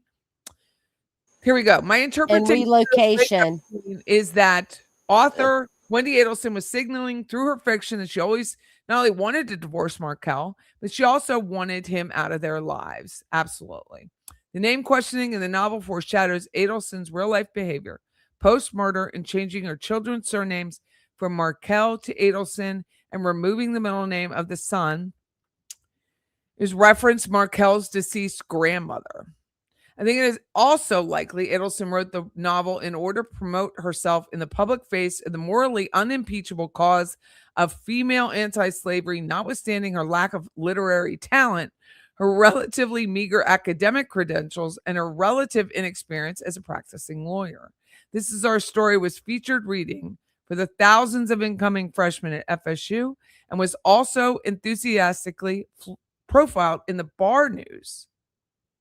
In this vein, Adelson stated in her interview with Florida Bar News and in the novel itself, her purpose in writing the novel was to encourage kids to go to law school and become public interest attorneys. In the authors afterwards, Adelson declares her hope that if you're one of those lucky people of the luxury to spend many years focused on higher ed, you will think about law school and you will consider spending your life as an advocate for those whose voices have been taken. I wouldn't be half the attorney or person I am today without having met people like Rosa and Mila and so many other clients whose stories I can't share with you. The obvious drawbacks to Adelson's career advice is stiff competition for entry-level public interest law jobs, sometimes for persons with structural or insider advantages, such as coming from a wealthy family or being married to a law professor. Aside from which, I do not think that any of this zealous law school recruitment tout will be inclined to recommend a law school in order to follow the path of Wendi Adelson. In the novel, Lily's heroic work is obstructed by a clueless and condescending husband whom she has outgrown. Hubby Josh whines and snivels, but ultimately accepts his marching orders. However, discarding Josh's real-life model seems to have been a messier proposition. Oh, Very wow. sad. This is 2023. Oh, here we go. God, the tea. Oh my goodness. Forward that to me. Hiring a pair of hitmen to rub one ex's out spouse is more than just a poor life choice. The blue eyeball in the front. Terrible Photoshop there. The family can spend hundreds of thousands of dollars to kill Dan, but can't get someone more skilled than a third grader to design a book cover. Harvey did it, right? Didn't Harvey do it? Yep. He's credited. Oh, is he? Yeah, in the book. I want everyone to be able to read it. More meaningfully, perhaps, is Wendy's perception that her eyes are never quite blue enough. Any forensic psychologists out there to mull on that, strike that. If there are any forensic psychologists out there, they have more to chew on in the Wendi department than her fake eyes. When Wendy's book first came out, while Dan was promoting it, actively and boasting of his wife's good work, the back cover bio excluded her husband, which is true, mentioning only her kids. If only had taken the plot line and the exclusion of herself as a warning sign. Who was the sheriff character based on? Sounds like a lot like Yeah, that's interesting. Please be careful not to make unfounded accusations. As the book says, members of the Adelson family have been implicated in the hiring of a hitman, but not yet charged, still less convicted. It's fair to say that the matter seems suspicious, particularly in the light of an admitted autobiographical piece of shiterature that apparently recapitulates the relationship and its denouement. It is not fair, however, to conclude the available facts that Adelson or her relatives had a hand. It is Sheldon Adelson. It's not Sheldon. It's different family. Yes, we can infer from her actions the semi-autobiographical book that she is vapid, narcissistic gold digger, a poor lawyer, and a bad author. But we can't declare her a murderer yet. That's from October 2016. Like, these are all like pretty sure these she's comments not a are a gold digger. decade ago. I know, but all of these comments are almost a decade ago. She comes from a wealthy family. She married a man by all means appears to have been a humble academic of modest taste. No, he's wealthy, but yeah. She married a man who by all means who lived a humble life. I mean, yeah, they were in Benton, but he drove a really old Accord. Like they didn't spend money on furniture and stuff, which is why he had all that cash for her to take. She married a man by all means appears to have been a humble academic, but who was able to get a job as a law professor despite it having graduated from a media. John Smith said, "Go straight to the Glenn Thomas review." One here? I don't know, but I'm just reading. Law professor spousal job handouts, especially for minor positions like clinical, are pretty common. Agreed. People are convicting Wendi on blogs. It's a far cry from her wanting the pest of her husband and being involved in it. Maybe Katie Magbanua took it upon herself to try to please by Charlie. No. Oh God, what Okay. these people know now. They're all anonymous. Find Yeah. work as usual. You must have a strong stomach to be able to read the pretentious and asinine shiterature that comes out of the legal academia. On the racial front, note the name Lily, an unsubtle reference to white purity. Oh. Pro bono law may be a fine option for the idle rich, but it's not practical. Look, yeah, I mean, if she hadn't been married to someone like Dan, she couldn't have done it or had her mother supporting her. Ugh. Brian Leiter implied that Paul was at fault. I don't know who that is. Oh, could Like kill where? Marco. What is this? It says outsider the law school can't, like, what does the very top say? I'm trying to read it. Oh, I'm gonna send it to you. Outside the law school scam. But Yeah, 'cause I'm telling Brian, you, like comments in blogs like this, I know that a lot of people are, bashing, but like sometimes you might get something that's substantial. It might here be you go. anonymous, but Old guy someone writes might say again. something. This is our story. Is that the royal plural, or is she referring to the unified group of characters in her shitty book? Old guy's funny. Old guy. Who's old guy? It's some guy who writes in the blog. We're not I gonna know, know. I know, I know. I just think it's funny. It might be someone who's on chats. Who knows? It could be. Old guy, if you're there, message me. Like others have taken an interest. It's pretty ghastly. So I guess it's no surprise that the law school scam somehow intersects with it. Overtures to enroll in law school in order to serve the public interest are the apex of the scam. There are few decent paying jobs in the arena, and they tend to only go to the top tier. Whendi needed to marry into her job, and when she moved to Miami, she even actively sought and achieved a stable clerkship. And her mother, her mother thought she was going to get $1 million job. And when you really think, which I haven't really thought, you really think of this woman's credentials. They're not that fantastic once she graduates. She graduates, she has the A's, yes, but then what? What I were mean, they going to pay for with that $1 million job? What was she going to produce for them?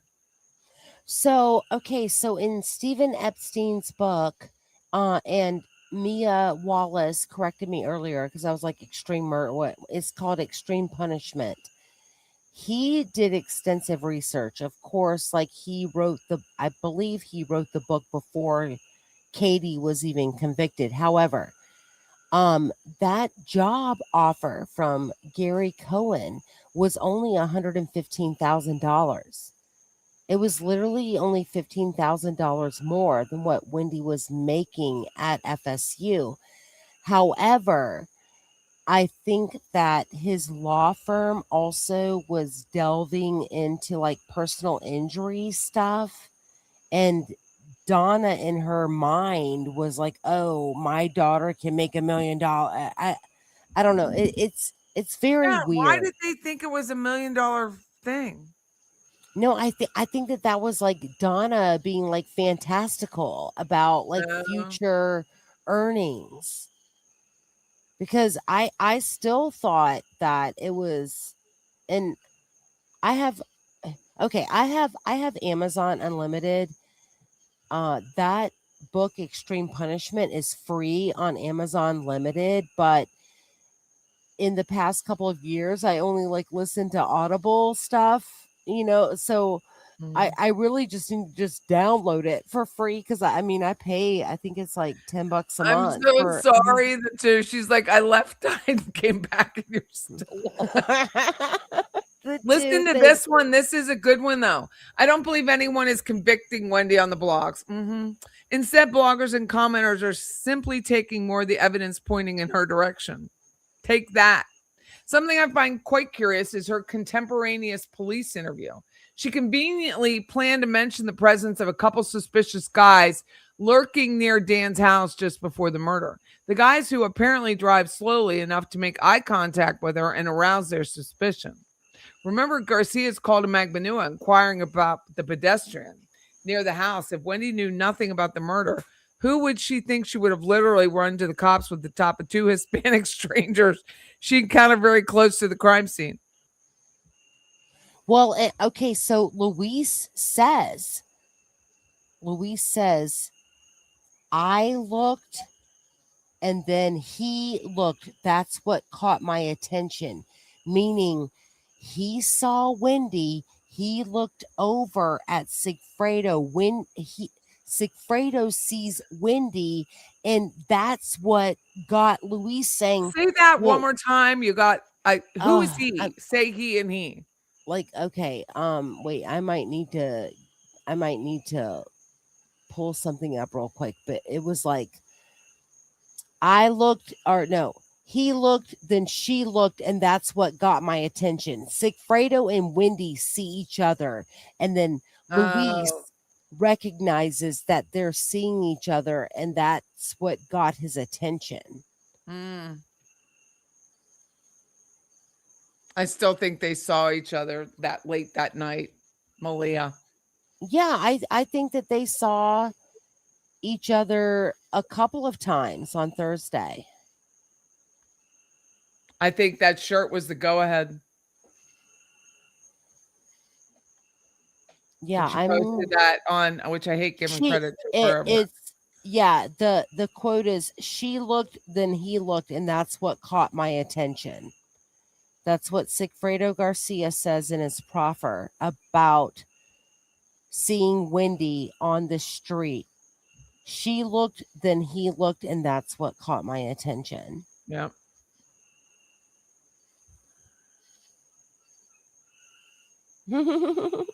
Melifredo.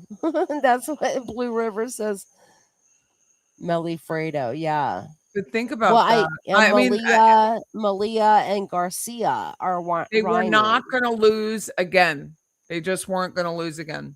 No, So they weren't. they had to make sure that it was actually done. Well, and I think that Wendi thought that it was getting done late 2013.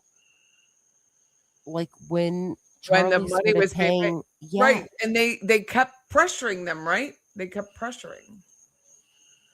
So Like Charlie was pressuring Katie Magbanua. Kamala Cass says, y'all still here? I'm back. Oh my God, I'm so sorry.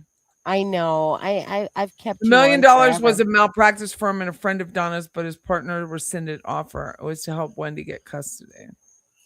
But why would you pay $1 million to her? She had absolutely no value as an attorney. Like, where was her value? Like, I have value as a salesperson. If I were to close my brokerage down tomorrow, I could get a great job in sales doing just about anything. Like, what you're not paying someone $1 million unless they're going to make you 6. Where was she making the money? She didn't want to work billable hours. She didn't want to work. I mean, it was Gary Cohen, like a friend of the family, who testified in family court that she was going to be offered this amazing amount of money, but I still don't know what Gary Cohen testified to. However, Stephen Epstein's book said that Wendi was going to be hired at $115,000 at $115,000 a year at Gary's law firm.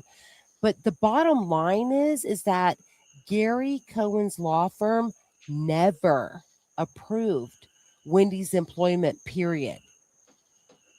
So she was never getting a job there, period. Whether it was 115 a year or $1 million a year. His board never approved Wendi. Oh, board has to approve it. But Gary Cohen came to Tallahassee family court in front of Barbara Hobbs and testified that she was being offered because he was a friend of the family and doing a favor for Donna. He lied. He testified because relocation was so effing important. I don't, please arrest Arrest her. Arrest her. I want to see her in the Leon County Jail. So yeah, Julia says what I've been saying. There's if you're making $1 million as an attorney, you got to bring in 6. You're working 90 plus hours. You're billable. There is no I'm going to tell you, she wasn't pretty enough to make that kind of money as an attorney and not have a big bag of clients coming with her. It's just not there. It just isn't. And she had nothing to prove. She wanted, what? She got girls out of a motel? I mean, that is just not going to do it. It's just not doing it. No. Not in that world. Well, I have a very good friend who is a very high profile personal injury attorney here, and I know how much she works, and it is a lot. And she makes a lot of money. Her face is on every bus. Every bus. It just isn't happening. She was on my show last week talking about how much you have to advertise to beat the hedge fund people who get all the leads when someone says they have an accident on a Facebook, and then they scrape the leads and then they sell it to the hedge funds, and then she has to buy the leads back from local people. I mean, you have to really hustle. Yeah. Where was that delusion? Was it really her mother? Because $115,000 and living in the continuum ain't gonna cut it. No, I mean, she was making $100K at FSU, working 4 hours part-time. a week.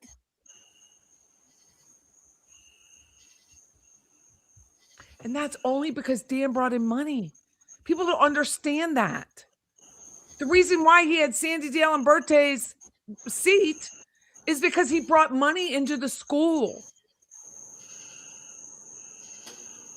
That's why he's allowed to go on all these speaking engagements and do all that hype for FSU, because it brings money into the school. Just telling you, that's how it works. All right, we better go. It's 12:30. Okay, yeah, I was gonna say, let me let you go. I'm gonna play John's song. Yeah, awesome. Thank you again, True Crime Wifey. I mean, you're such a great friend here, so thank you so much. Bling is the new black. Member for 23 months. I don't know why it's done that. She gifted 5 memberships. Thank you so much. Wesley, I didn't get to chat with you, but thank you so much. You're such a great supporter too. Dana, RT, and then Debbie. Thank you so much again for both of us. I'm going to take True Crime Wife. I'm going to meet her in person, and I'm going to take her out to lunch with the money. And she's going to have to go. All right, let me play this song. Good to see everyone. Thank you, Patty. Good night. All right, love you. Bye.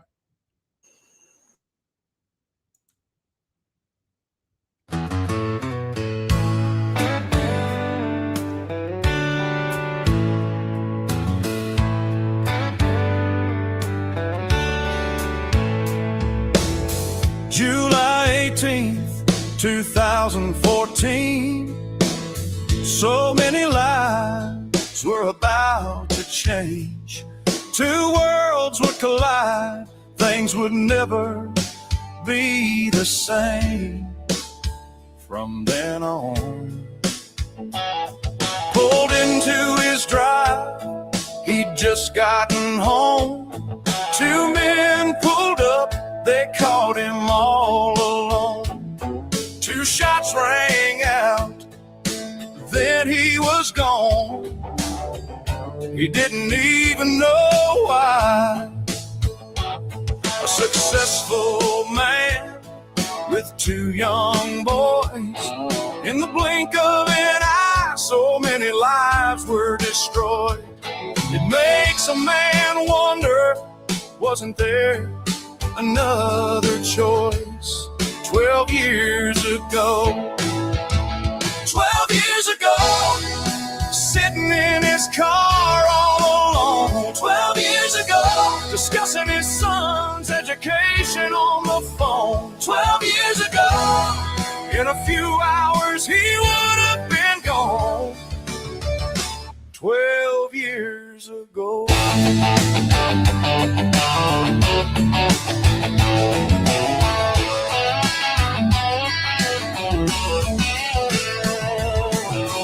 lot has happened in those 12 long years. 5 are in prison, 2 others living in fear. For his family, though, they've been filled with tears since he's been gone. Many things have changed since then. Those 2 little boys are now 2 young men. Now they're searching online for answers that make sense. They need to know. For his mom and dad, no peace since this was begun. Filled with hurt and pain, wanting justice for their son. The wheels turn slowly until their race is run. For 12 years ago, 12 years ago, sitting in his car all alone. 12 years ago, discussing his son's education on the phone. 12 years ago, in a few hours he'd have been gone. 12 years ago.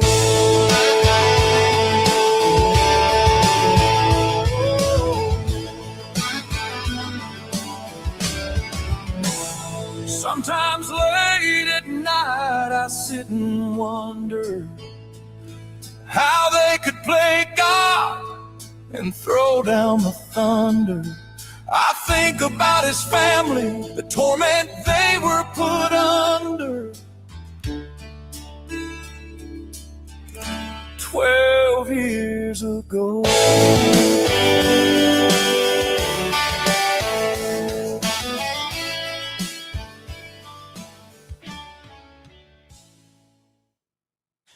Think you know the job. Sorry about that. Thank you all. Appreciate you very much. Have a great night. Thanks for sticking with me. Thanks for sticking with True Crime Wifey. And please, please go follow her. She is not monetized for whatever reason. She explains it to me, but I really, it's beyond me. It's a YouTube thing. But please go follow her regardless. She has so much great information. Thank you, everyone. Have a great night. Bye-bye.